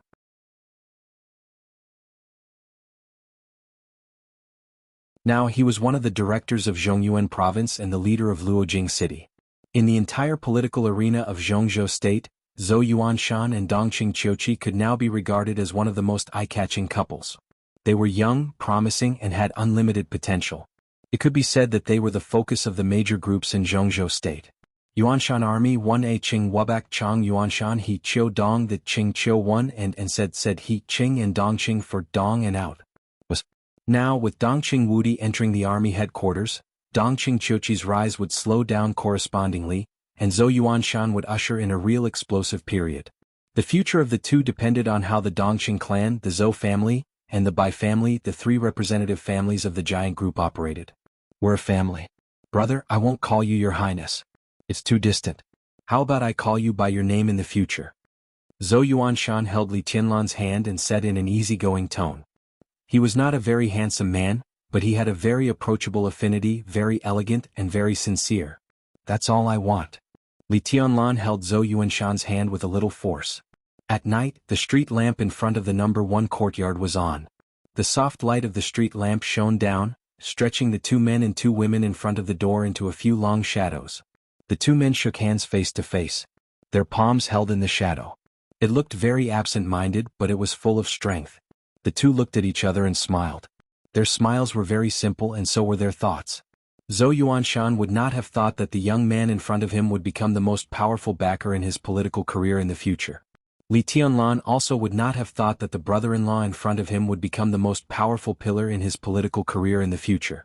Many final endings in fact were already doomed from the first time they met. They walked into the villa in the number 1 courtyard. The air conditioner in the villa hall was on, and the air was very cool. You talk first. Dongqing Qiuqi made a cup of tea for Li Tianlan and said with a smile, Rushi, come with me to the kitchen to help. It's almost ready. Dongqing Rushi responded and followed her sister. Zhou Yuanshan took out a bottle of Wuliangye from the wine cabinet next to him, pushed the tea in front of Li Tianlan aside, and said with a chuckle, Qiuqi is too much. She told you not to be polite, but she was polite to you. Tianlan, drink with me tonight and stay here. There's plenty of room. His smile was very easygoing, but Li Tianlan felt that he was up to no good. He often saw this kind of smile when Li Beidian or Ning Qianqing were playing a prank. Li Tianlan smiled silently, but his heart gradually relaxed.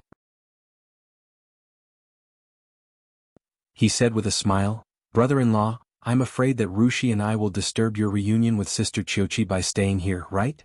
Zhou Yuanshan was stunned and then he laughed.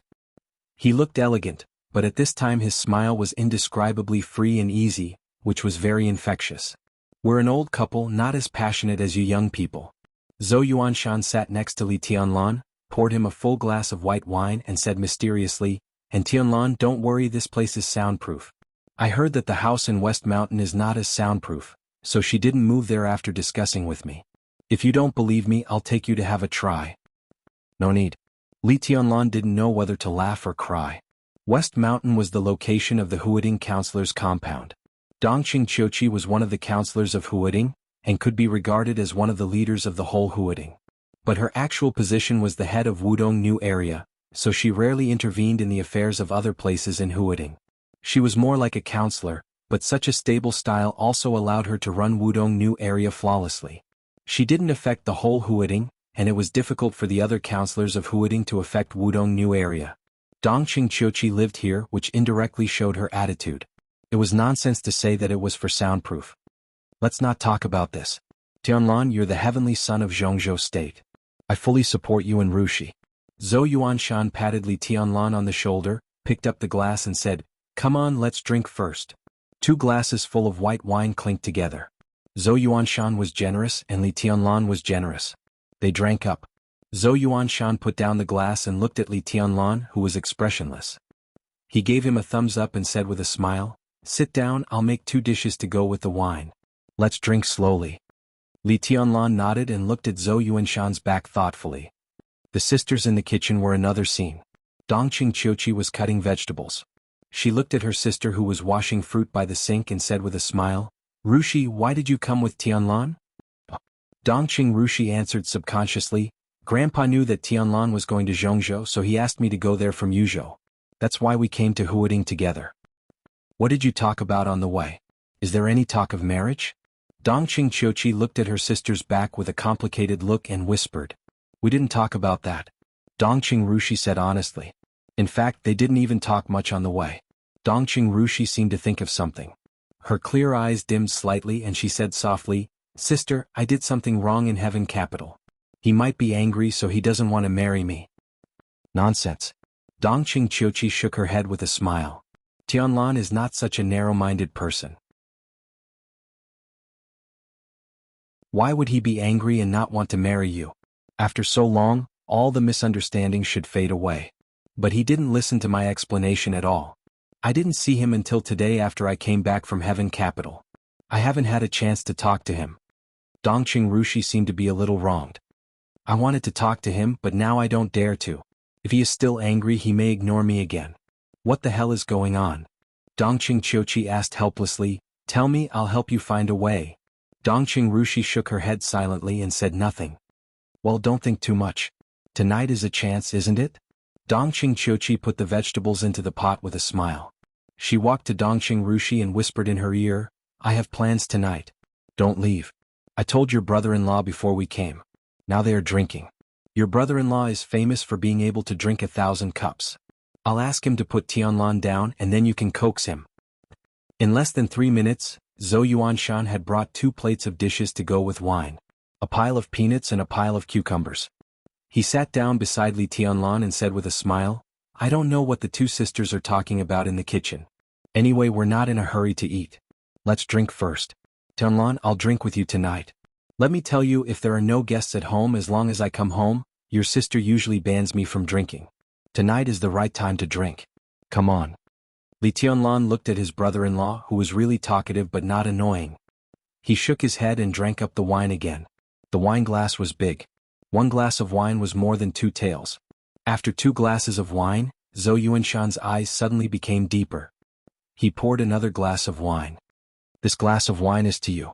I don't know much about the final battle of Heaven Capital, but it is said that you turned the tide. For this reason I have to drink with you.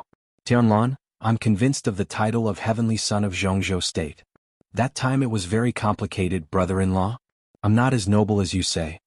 Li Tianlan shook his head and remembered that night 3 years ago, the woman who accompanied him to watch the starry sky in Heaven Capital. Not counting the mirage on the sea. That was the last time he saw Qin Weibai. She was more beautiful than the starry sky. "No matter what, you've done a great job." Zhou Yuanshan ate a peanut. "If it weren't for you, Zhongzhou State would have suffered a heavy loss. In recent years, many people in Zhongzhou State have been talking about you. They say that your foundation in Heaven Capital has been destroyed and you hide for fear of revenge. Tianlan, I don't know martial arts. But how are you recovering this time?" Li Tianlan was stunned. This question was a doubt to others. It was also a question to himself. Because there was no reference for his path. But after all, this question didn't need to be kept secret. So he thought about it seriously and said slowly, "It's hard to say. But in terms of realm, it's probably equivalent to entering the Thundershocking realm?" 22 years old. Entering the Thundershocking realm. Zhou Yuanshan naturally didn't know how old was the youngest Thundershocking realm expert in the Dark World in the past 200 years. He had no concept of martial arts, but he also knew that the Invincible realm was above the Thundershocking realm. So he nodded knowingly. "That's very good. The one from the Wang family of Beihai seemed to enter the Thundershocking realm at your age. You're not worse than him." Li Tianlan smiled. He was still far from the Invincible realm he expected. If he wanted to get to that point, he probably needed to go through 3 different stages. According to the 4 realms of martial arts, the difference of 3 small realms was almost equivalent to entering and exiting the Thundershocking realm. Of course, this was just the so-called realm.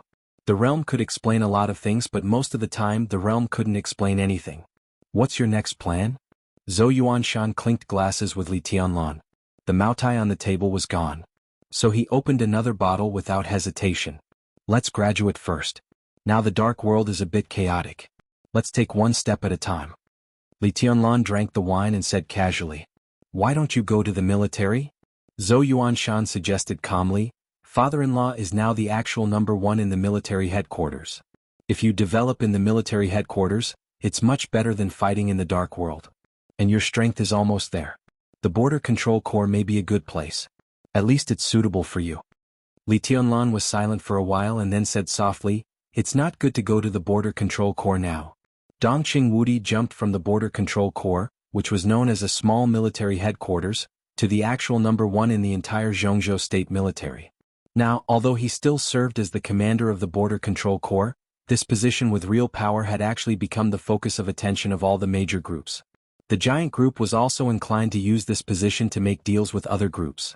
It was not that this position could not be kept, but it could be used to make deals to get greater benefits.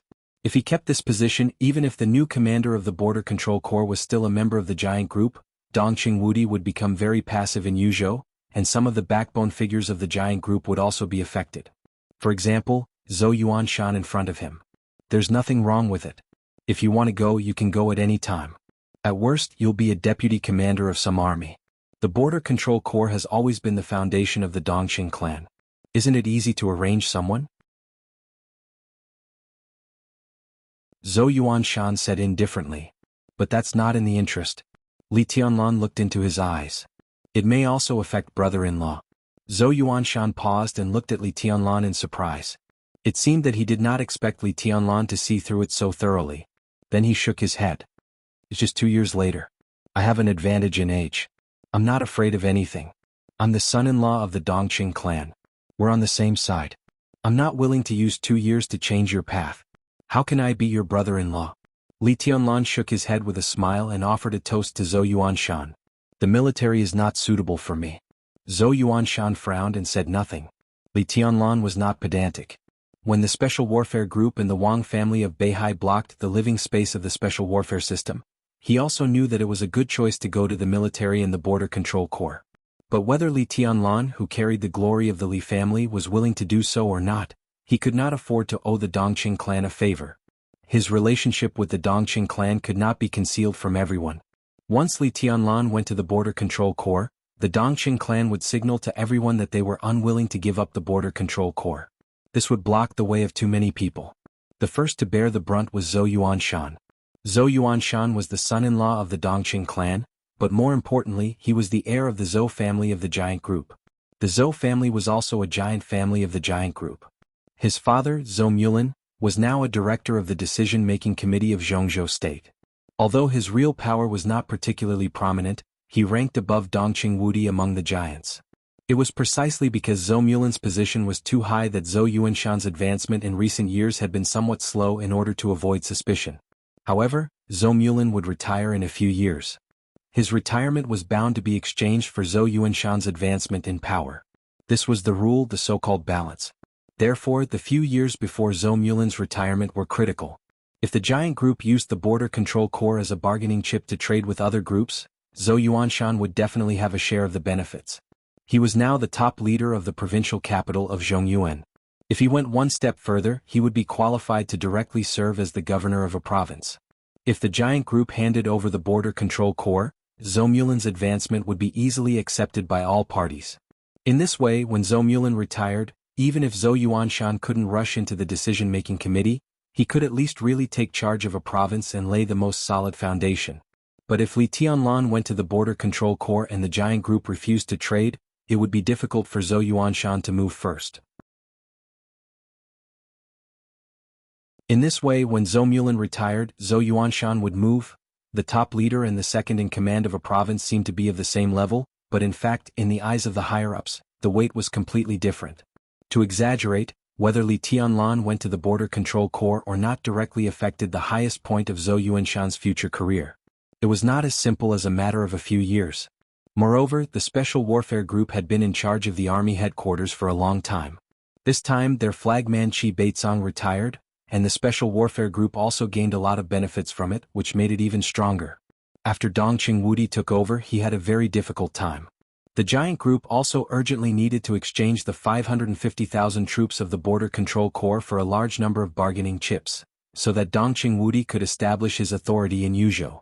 Whether Li Tianlan went to the Border Control Corps or not would even affect the future of the giant group. Li Tianlan really couldn't afford to owe such a favor.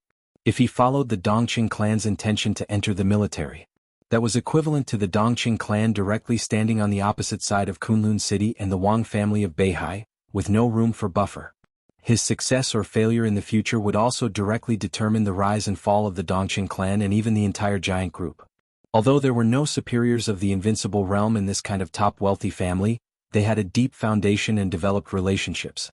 Their direct support was even more important than the support of the entire Sai city and could affect the overall situation. For the first time, Li Tianlan felt so important. But he would rather not be so important.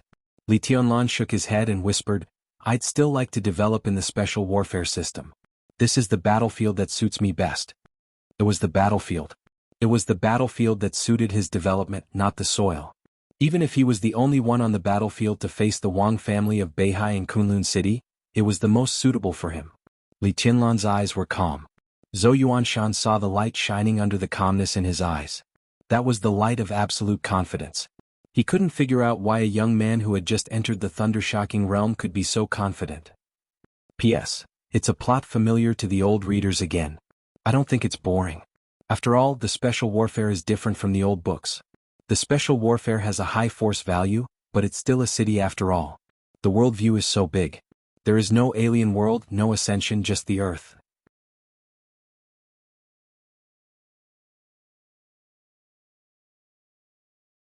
Chapter 296. Li Tianlan had no reason not to be confident. After all, in the battlefield of the special warfare system, he was not alone in facing the two giants, the Wang family of Beihai and Kunlun City. Behind him was Sai City, the top assassin organization in Zhongzhou State. He also had Li Beidian, Ning Qianqing and Su Chu, his brothers with unlimited potential. His martial arts had been completely clear. Most importantly, his grandfather was still there. As long as his grandfather was still there, no one dared to touch him at the risk of fighting with the Li family. Now Li Tianlan had the capital to fight. Why should he not be confident? Compared to the military, which had more and more rules and regulations, he preferred the special warfare system. Because there was the freedom he wanted here. He was the heavenly son of Zhongzhou State in the dark world. What was the heavenly son? It was a figure that could make everyone tremble in the dark. Even if there was only one person, it was enough to become the strongest force in the dark world. One person could create an era that only belonged to him. He could make thousands of enemies bow down and heroes bow down. He was invincible and unique in the world. That was Li Tianlan's goal. Throughout the dark world, only Wang Tianzong could barely reach this level, but it was just barely. Therefore, there was no real heavenly son in the dark world. That was Li Tianlan's goal. He wanted to push the Li family to the top of the dark world. Therefore, he would not enter the military and did not want to become a soldier. The mission of a soldier was sacred and bright. They were all heroes. But the meaning behind these beautiful words also meant that they should be bound by more rules and principles. It's not a big problem. Zhou Yuanshan stared at Li Tianlan's calm face and shook the white wine in the glass in his hand. He whispered, "The border control corps is special, and the combat mission is very heavy. You can practice in the border control corps for a few years. It's very convenient to transfer from the military to the special warfare system. At that time, you will have a certain foundation and it will be easier for you to do things." Of course, Li Tianlan understood this, but he still shook his head and said flatly, "If that's the case, then I'm tied to the Dongqing clan and even the giant group. If I fail one day..." He didn't continue. Zhou Yuanshan had already understood what he meant. He looked at Li Tianlan with a complicated look in his eyes.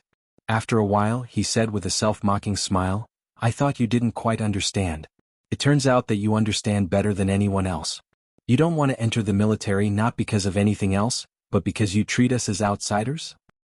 I can't afford to owe you such a favor." Li Tianlan said in a deep voice, his eyes calm and rational. "What about Sai City?" Zhou Yuanshan asked, "Can you afford to owe Sai City a favor?" "It's different." Li Tianlan shook his head. Sai City had a deep relationship with the Li family. To put it bluntly, no matter how powerful Sai City was, it was just a force, not a group of forces. Even if Sai City has experts of the invincible realm, in the end, they are still a small force. In terms of martial arts, the giant group is not as good as Sai City. But this is Zhongzhou State, which is not only about martial arts but also about power and money. The corners of Li Tianlan's mouth rose slightly, and he said with a self-mocking smile, "Among the 6 groups in Zhongzhou State, Even the weakest North group, if it really wanted to fight with Sai City would be no match for it. Most importantly, Sai City is an assassin organization, part of the special warfare system. Zhou Yuanshan's face changed. He silently poured a glass of wine for Li Tianlan and said nothing. Li Tianlan drank up the wine in the glass and said lightly, "So I have no choice and neither does Sai City. The 6 groups in Zhongzhou state fight against each other and it's very cruel. But in the end, no matter how you fight, what you seek in the end is balance and compromise. No matter what, it will not be survival.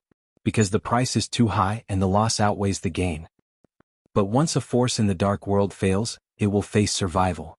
Especially a force like Sai City, which doesn't stand at the highest point of a country's special warfare system, but is a great threat to that position. Brother-in-law, you should understand that even if I don't join Sai City, Kunlun City and the Wang family of Beihai will not let them go if there is a chance in the future. Because it's much easier to destroy a force than to destroy a group, and it involves relatively less. I'm honored and grateful to be the young governor of Sai City. But the psychological burden is not heavy, and Sai City will not have too much psychological burden. This is different from me joining the Dongqing clan in the military. If I join the giant group will not benefit much if I win in the future, but if I lose, it will be beyond redemption. At least the Dongqing clan will not have a good end. Li Tianlan looked at Zhou Yuanshan seriously. Brother-in-law, I'm not treating you as an outsider, but I really can't afford such a responsibility. He patted himself on the shoulder and laughed. It's too heavy and too tiring. Zhou Yuanshan was silent. Li Tianlan talked a lot. He heard the determination in his words. So he could not refute. It was actually very simple. Zhou Yuanshan was also very clear. If Li Tianlan had been developing in the special warfare system, even if he married Dongqing Rushi, even if he finally fell in front of Kunlun City and the Wang family of Beihai, the worst result of the Dongqing clan and the giant group was nothing more than Dongqing Wudi's voluntary resignation, and the Dongqing clan would still be a top wealthy family.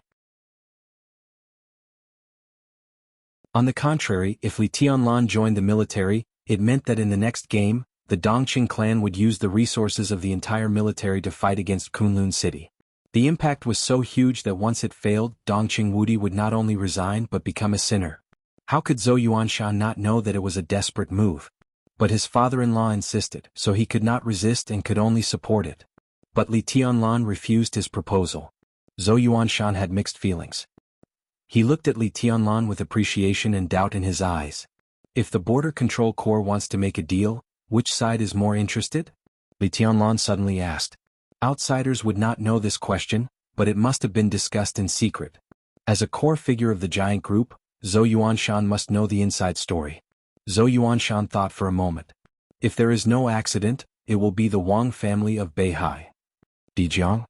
Li Tianlan raised his eyebrows. It should be Dijiang who will take over the position of the commander of the army. The Wang family of Beihai is very determined and ambitious. Zhou Yuanshan said. Li Tianlan sneered and said nothing. Lu Shiyuan had already told him the situation in the south. Now Dijiang took off the military uniforms of the 20,000 most elite soldiers of the Thunderbolt Battalion of the Border Control Corps and openly occupied 800 miles of land in Annan State in the name of the rebel army. 800 miles. This was enough to build a small province. The Wang family of Beihai would certainly not let go of this fat meat.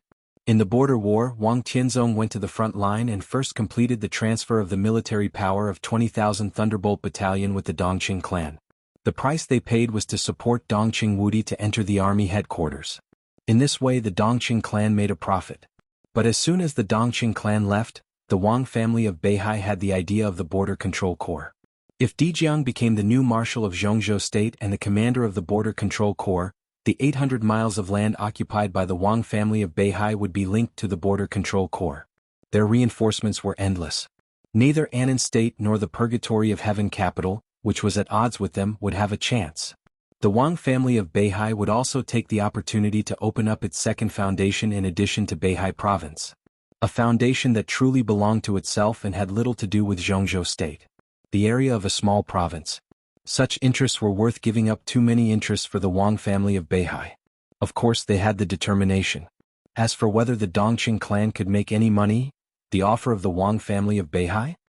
Li Tianlan asked calmly. Zhou Yuanshan glanced at him. This was supposed to be the top secret, but thinking of the attitude of the entire Dongqing clan toward Li Tianlan, Zhou Yuanshan felt a pain in the ass and said frankly, the positions of 2 theater commanders, one deputy in the theater and the other deputy in the Air Force. I also have a share in the Ministry of State Security or the General Staff Department, and some other messy things. If Qiuqi doesn't move, I will come to Huading or Wuyue. Li Tianlan took a deep breath and was silent for a while. Then he said with a smile, big deal. His smile was a little forced. Only by hearing the offer of the Wang family of Beihai could he see the boldness and foundation of the Wang family of Beihai. Which 2 theaters? Li Tianlan asked. The East and the South. Zhou Yuanshan said. Li Tianlan frowned. The Southern Theater of Operations was not a surprise. It was the territory of the Prince Group. If the Wang family of Beihai and the Giant Group joined forces, they had a high chance to take it. The Wang family of Beihai was generous at others' expense, but the Eastern Theater of Operations, Li Tianlan thought of Ning Chenqing. What's Commander Ning's arrangement? That's the internal affairs of the Southeast Group. Zhou Yuanshan shook his head. He hesitated and said, but recently I heard some rumors that there are hidden dangers inside the Wang family of Beihai. This is a fact. But recently it is rumored that the hidden dangers inside the Wang family of Beihai are showing signs of getting out of control. Commander Ning. This should be a fixed step for the Southeast Group to start changing the blood. Zhou Yuanshan smiled. The rumor has been around for a few years. Zhang Qi, the minister of the Southeast Special Warfare Headquarters, is at odds with Ning Ziyuan. You know Zhang Qi, right? He was born in the Zhang family of Huading. But he and his elder brother fell in love with Ning Ziyuan's younger sister, Ning Xini. Ning Xini married into the Zhang family. Zhang Qi completely turned against his family and the Ning family. After the establishment of the Southeast Special Warfare Headquarters and Zhang Qi came to power, Ning Ziyuan had a hard time. In the beginning, it was rumored that Zhongzhou State and the Wang family of Beihai were suspicious of Ning Ziyuan's attitude in the final battle of Heaven Capital. Hey, that's right. Ning Ziyuan sent hundreds of fire-flaming realm experts to Heaven Capital, but less than 10 came back. No wonder there was such a rumor. But recently, there was another rumor that the Wang family of Beihai no longer trusts Ning Ziyuan. 3 years ago, Zhang Qi came to power as the first step. Now that there is a suitable opportunity, letting Ning Ziyuan go is the second step. At the same time, Wang Tianzong began to change the blood in the Southeast faction in advance to deal with the internal hidden dangers. The Southeast Group and the Wang family of Beihai are like this. Step by step, they don't make a sound. They are too stable to avoid any accidents. They are terrifyingly stable. I heard that Commander Ning was promoted by my grandpa? Li Tianlan asked softly. It seems so. When Commander Ning was promoted to Major General, my grandpa seemed to have voted against him. Haha, so Commander Ning has been lukewarm to our Zhou family for many years. Zhou Yuanshan sighed with emotion. But the people promoted by Senior Li and Marshal Li have their merits. He looked at Li Tianlan and sighed. It was a pity for Marshal Li. My father said that there was no right or wrong in it. If someone in Kunlun City hadn't happened to break through the invincible realm, there would have been no case of Marshal Li's treason. That's fate. Marshal Li naturally referred to Li Kuangtu. Li Tianlan's heart suddenly moved. When his father committed treason, someone in Kunlun City happened to break through the invincible realm. What did that mean? Kunlun City now had 2 invincible realm experts. When Gu Xingyun entered the invincible realm, his father hadn't committed treason. Gu Qianchuan entered the invincible realm 8 years ago. Who entered the invincible realm that year? Why hadn't he heard of it for so many years? He pondered silently, thinking of the Li family, his grandpa, his father, Ning Ziyuan, and other people who were promoted by the Li family. What are you thinking about? Zhou Yuanshan touched his cup. A lot. Li Tianlan smiled and said, Brother-in-law, if Commander Ning is the first step to change the blood of the Southeast Group, will some of the old people promoted by the Li family and some people related to them also appear on the list of the Southeast faction? Zhou Yuanshan froze for a moment and narrowed his eyes. I don't know. He said slowly, do you want to take them in? How am I qualified? Li Tianlan said with a smile, take them in. Now I can't give them a place to live. The former Li family is really going to break up. Until this moment, Li Tianlan really realized that even if he developed in the special warfare system, he still needed strength. Strength in all aspects. Military and political circles, business circles, special warfare system. He needed strength. He wanted to set up a group that could keep pace with the Southeast Group and the Special Warfare Group. Ambition would always become more and more concrete in the general trend. Li Tianlan had more and more ideas. Because he was too close to the general trend. Now he was not in the fire-flaming realm or an ant. He was back on the chessboard. Even if he was still a chess piece, he was no longer a chess piece that could be manipulated at will. Li Tianlan narrowed his eyes tightly. He clinked glasses with Zhou Yuanshan and whispered, "Let's drink." When Dongqing Qiuqi and Dongqing Rushi finished cooking dinner and walked out of the kitchen, there was already snoring in the living room.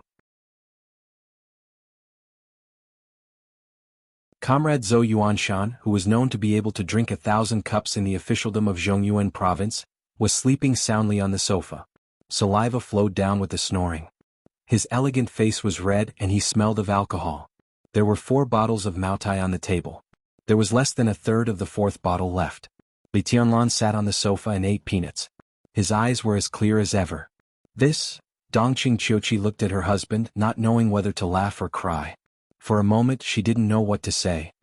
Brother-in-law is happy today, so he drank too much. Li Tianlan smiled casually and said, "I'll take him upstairs." "Rushi, take me there." "Forget it. Just throw him in the guest room," Dongqing Qiuqi said angrily. She walked over and pulled Zhou Yuanshan up. She muttered in a low voice, "Do you still want children like this? Dream on. Tianlan, you don't have to worry about it. I'll do it. You help Rushi to serve the dishes. You guys eat first. Take the wine yourself. There are cigars in the wine cabinet next to you." The dinner was sumptuous. Dongqing Qiuqi and her husband seemed to really try to entertain their brother-in-law. But as his brother-in-law got drunk, the sister who took care of him didn't show up. After waiting with Dongqing Rushi for more than 10 minutes, Li Tianlan roughly understood what Dongqing Qiuqi meant. He shook his head with a smile and said, "I'm sorry to cause trouble for Sister Qiuqi. Let's eat first. She probably won't come." It was the first time they visited. Even if she wanted to deliberately give them space, it was actually a little rude for Dongqing Qiuqi not to show up. But it also showed that the first miss of the Dongqing clan really didn't treat him as an outsider. Sister is not afraid of trouble. Dongqing Rushi served Li Tianlan rice and whispered, "She also likes you very much. She said that seeing you was like seeing her own brother." Sister Qiuqi is really good. Li Tianlan smiled and buried his head in eating. The food tasted very good. Both Dongqing Qiuqi and Dongqing Rushi could be regarded as standard good wives in all aspects. But because the 2 hosts were missing, the meal was more or less uncomfortable. After dinner, Dongqing Qiuqi still didn't show up. Dongqing Rushi simply took Li Tianlan upstairs. She chose a room farthest from the master bedroom and walked in. She looked at Li Tianlan and said, "How about staying here?" "Okay." Li Tianlan nodded. He was thinking about the final battle between Li Baitian and Gu Yulan tomorrow. He originally wanted to see him tonight, but his appearance might affect Li Baitian's state, so he finally gave up. "The bowls and chopsticks haven't been cleaned up yet. I'll clean them up. You have a rest." Dongqing Rushi took Li Tianlan's hand, turned around and walked out of the room lightly. Li Tianlan sat on the bed. After eating and drinking to his heart's content, he was gradually drunk. His mind was a little chaotic. He thought about the chaos in the dark world. He thought about the turbulent inside story of Zhongzhou State. He thought about the final battle between Li Baitian and Gu Yulan tomorrow. He thought about all kinds of possible reactions after his appearance. His mind was sharp and chaotic, constantly jumping in the tipsy state. He wanted to meditate. But 3 years after leaving Zhongzhou State and entering Huading again, he couldn't calm down no matter what.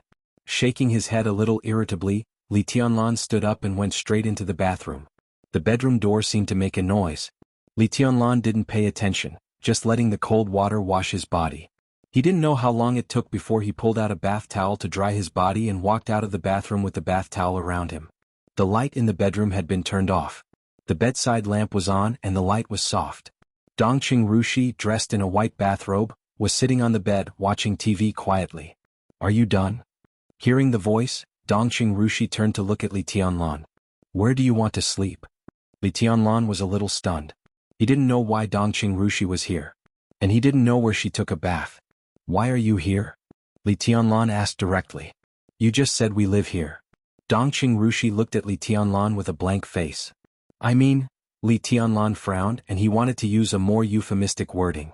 Dongqing Rushi looked at him very quietly. Her clear eyes gradually dimmed. Li Tianlan suddenly found that he couldn't say a word. Dongqing Rushi got out of bed, came to Li Tianlan and looked into his eyes blankly. You want to kick me out? She asked in a low voice. Don't get me wrong. Li Tianlan smiled bitterly. We're not. You touched my leg this afternoon? Dongqing Rushi looked at Li Tianlan with burning eyes. Li Tianlan had nothing to say. I thought you weren't angry anymore. Dongqing Rushi said. I'm not angry. Li Tianlan was a little confused. Did I do something wrong in Heaven Capital to make you hate me? Dongqing Rushi said softly. No. Li Tianlan felt a little helpless. There was no way to explain this problem, because he didn't know what kind of perception Dongqing Yueshan had created for Dongqing Rushi when she appeared. Then why did you kick me out? Dongqing Rushi took a step forward, and her body was almost attached to Li Tianlan's. The fragrance of the girl's bath drifted into Li Tianlan's nostrils softly, occupying his sense of smell. It was soft. Dongqing Rushi's expression was very calm. It was a natural calm. Li Tianlan's mind became chaotic again. In the wisps of fragrance, his breathing began to quicken uncontrollably. He hadn't seen a woman for 3 years. In front of this beautiful and refined face, Li Tianlan didn't even know how evil his desire was. We're engaged, Dongqing Rushi whispered. Dongqing Rushi said in a low voice. Her face was red, and her eyes were shining with the most charming colors. But we've only known each other for a few days. Li Tianlan walked on the edge of collapse and he admired his will very much. A few days couldn't be regarded as the time they got to know each other.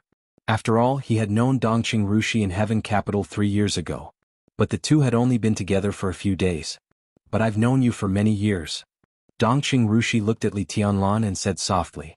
In the dim and blurred light, her eyes exuded a kind of persistent and docile gaze. It had been many years indeed. She had known Li Tianlan since she was very, very young. She opened her mouth for the first time in her life.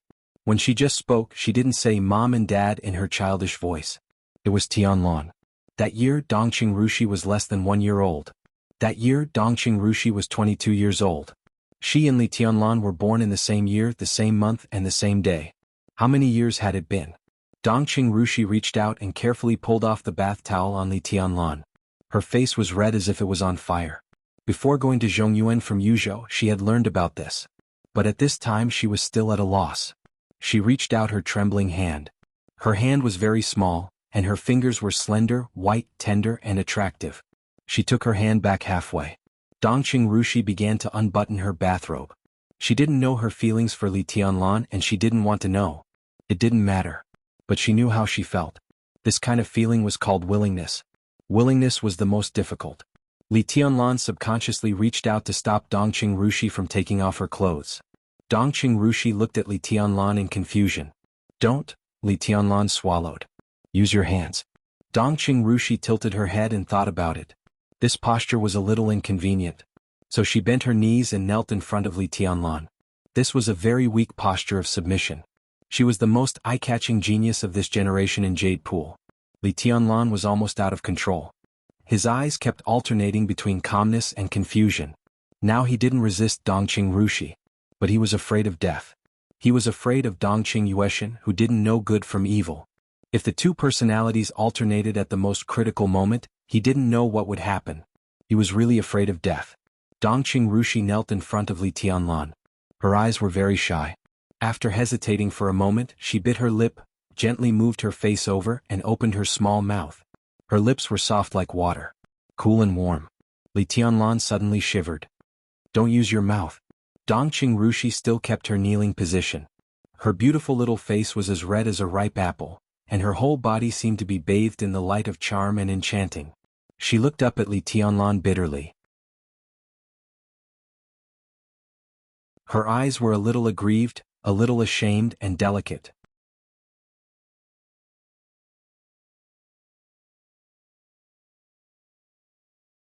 Chapter 297. At dusk, when the sun was about to set, Li Tianlan walked into the Sky Academy again. After 3 years, the Sky Academy didn't seem to have changed much on the surface, but the atmosphere inside was more tense and intense than before. The final maneuver of the two academies this time would begin in a month. It was the battlefield of young geniuses, but for some people with insufficient credits, it was also the last chance.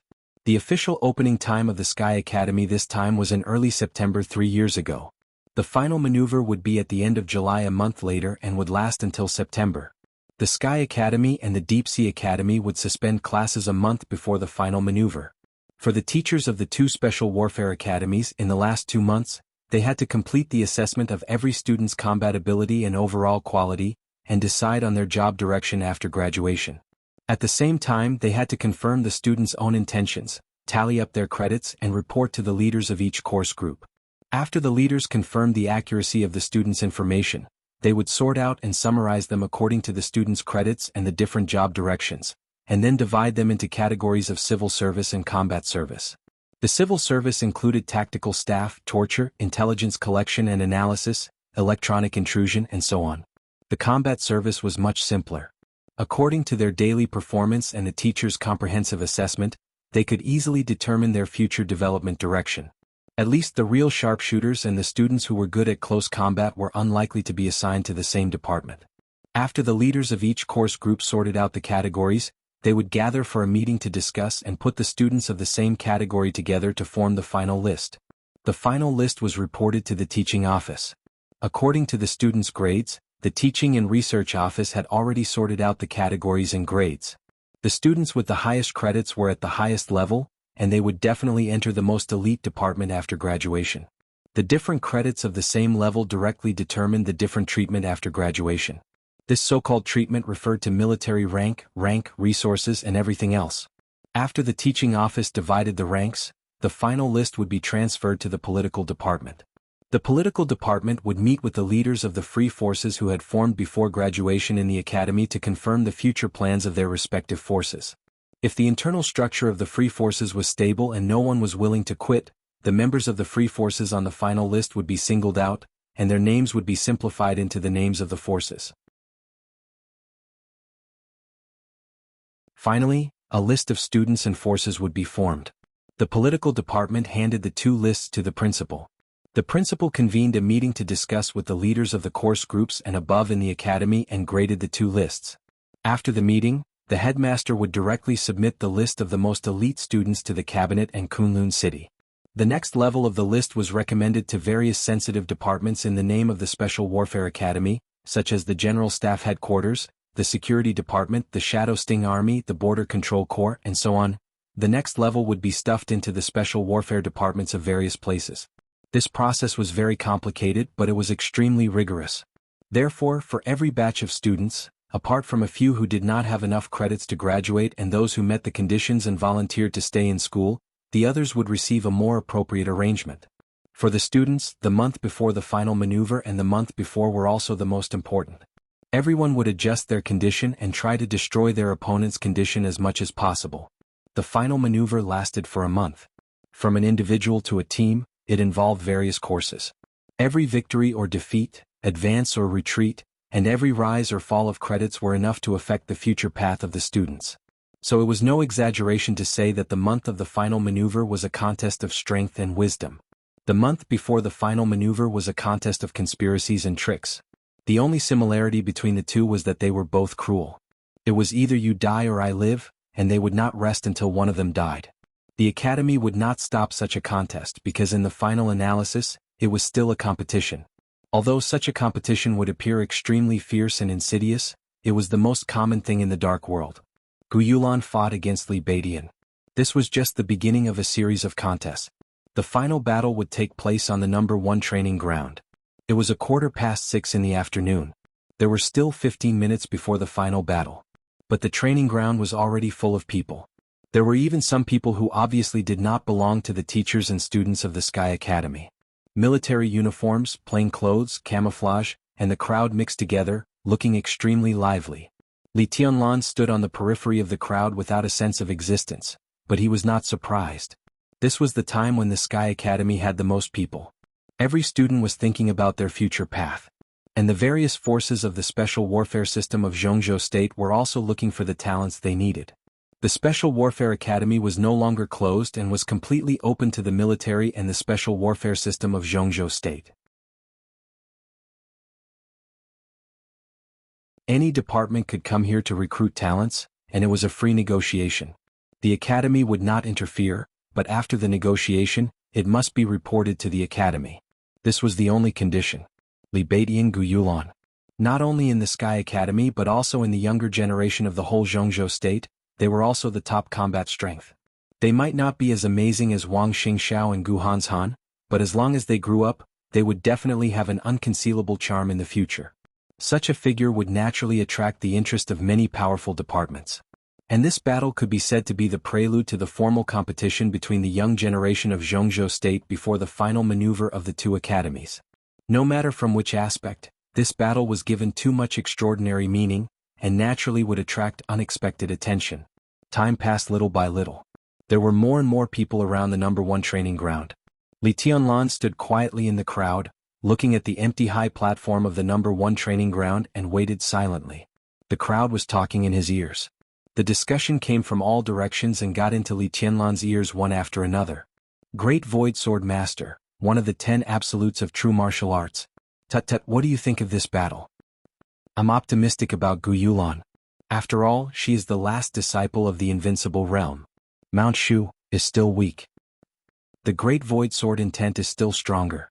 It's not really stronger than the 10 skills of true martial arts, but Li Baidian is the Great Void Sword Master, which is the most suitable sword intent for him. He should be slightly stronger than Gu Yulan. Gu Yulan is already in the stabilization phase of the thunder-shocking realm, and her realm is slightly higher than Li Baidian's. Li Baidian will definitely die. The 4 forces of the young generation. I thought there would be a real fierce battle in the final maneuver, but if something happens to Li Baidian today, they still have potential, but they lack a real dominant leader. Indeed. Among the 4 forces of the young generation, the 3000 world has Jiang Shangyu, the Phantom Palace has Song Ci, and Jilei Mountain is a little weaker. But the relationship between Gu Yulan and the 3000 world is not a secret. On the other hand, the East Emperor Palace. I heard that Song Ci seriously injured Su Chu in Tianan some time ago. If Gu Yulan kills Li Baidian today, the East Emperor Palace will have no top combat strength. In fact, if His Highness can come back, that person has been missing for 3 years? In fact, it's a good thing that he doesn't come back. It's said that he made a big breakthrough and started over. No matter how fast he makes progress, it's impossible for him to return to the state he was in Heaven Capital. That's why I feel it's a pity. If he had grown up normally, he would never be weaker than Wang Xingxiao. So what? If that's the case, maybe the 3 forces will join forces to attack the East Emperor Palace. A tall tree catches the wind. There won't be a second result. The current result is almost the same, right? Originally, the 3 forces joined forces to attack the East Emperor Palace. They simply want to keep the East Emperor Palace out of the final maneuver. The 3000 world has more than 40,000 credits. I don't know if it can surpass the 100,000 credits of the East Emperor Palace after the maneuver. 60,000 credits short. Are you kidding me? Jilei Mountain also has nearly 40,000 credits. If the 3000 world can sweep the final maneuver and get a lot of credits, it will merge with Jilei Mountain and surpass the 100,000 credits of the East Emperor Palace. Even if it's not enough, there's still the Phantom Palace. The credits of the Phantom Palace are almost the same as those of the 3000 world. Song Ci will never let the East Emperor Palace develop smoothly. She seriously injured Su Chu some time ago and has made her attitude clear. It's a pity for the East Emperor Palace. Li Tianlan can come back. So what if he comes back? He's a good for nothing. Can he go to heaven in 3 years? A good for nothing? Oh, if the heavenly son of Zhongzhou State is a good for nothing, then who isn't? The heavenly son of Kunlun City? Or the so-called heavenly son of Beihai? The heavenly son of Zhongzhou State is bullshit. In Heaven Capital, if he hadn't destroyed his own martial arts, could he have been that strong? What a joke. The sounds of discussion came from different directions intermittently. Li Tianlan listened expressionlessly and did not make any extra movements. The discussion was very clear. At least he knew something. Jiang Shangyu established the 3000 world, Gu Yulan established the Jilei Mountain, and a man named Song Ci seriously injured Su Chu and established the Phantom Palace. Together with the East Emperor Palace, they were the 4 forces of the young generation today. The other 3 forces seemed to have the intention to unite to surpass the credits of the East Emperor Palace. There were still many people hoping for him to come back. Li Tianlan twitched the corner of his mouth. No matter what the mentality of those who hoped for him to come back was, Li Tianlan was not going to let them down.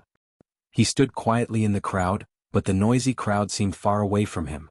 He just stood there, not deliberately hiding, but his illusory appearance did not attract anyone's attention. The bell rang in the Sky Academy. The bell was deep and distant. The melodious bell swept the entire training ground and spread out of the training ground. A faint blue arc suddenly lit up on the edge of the training ground.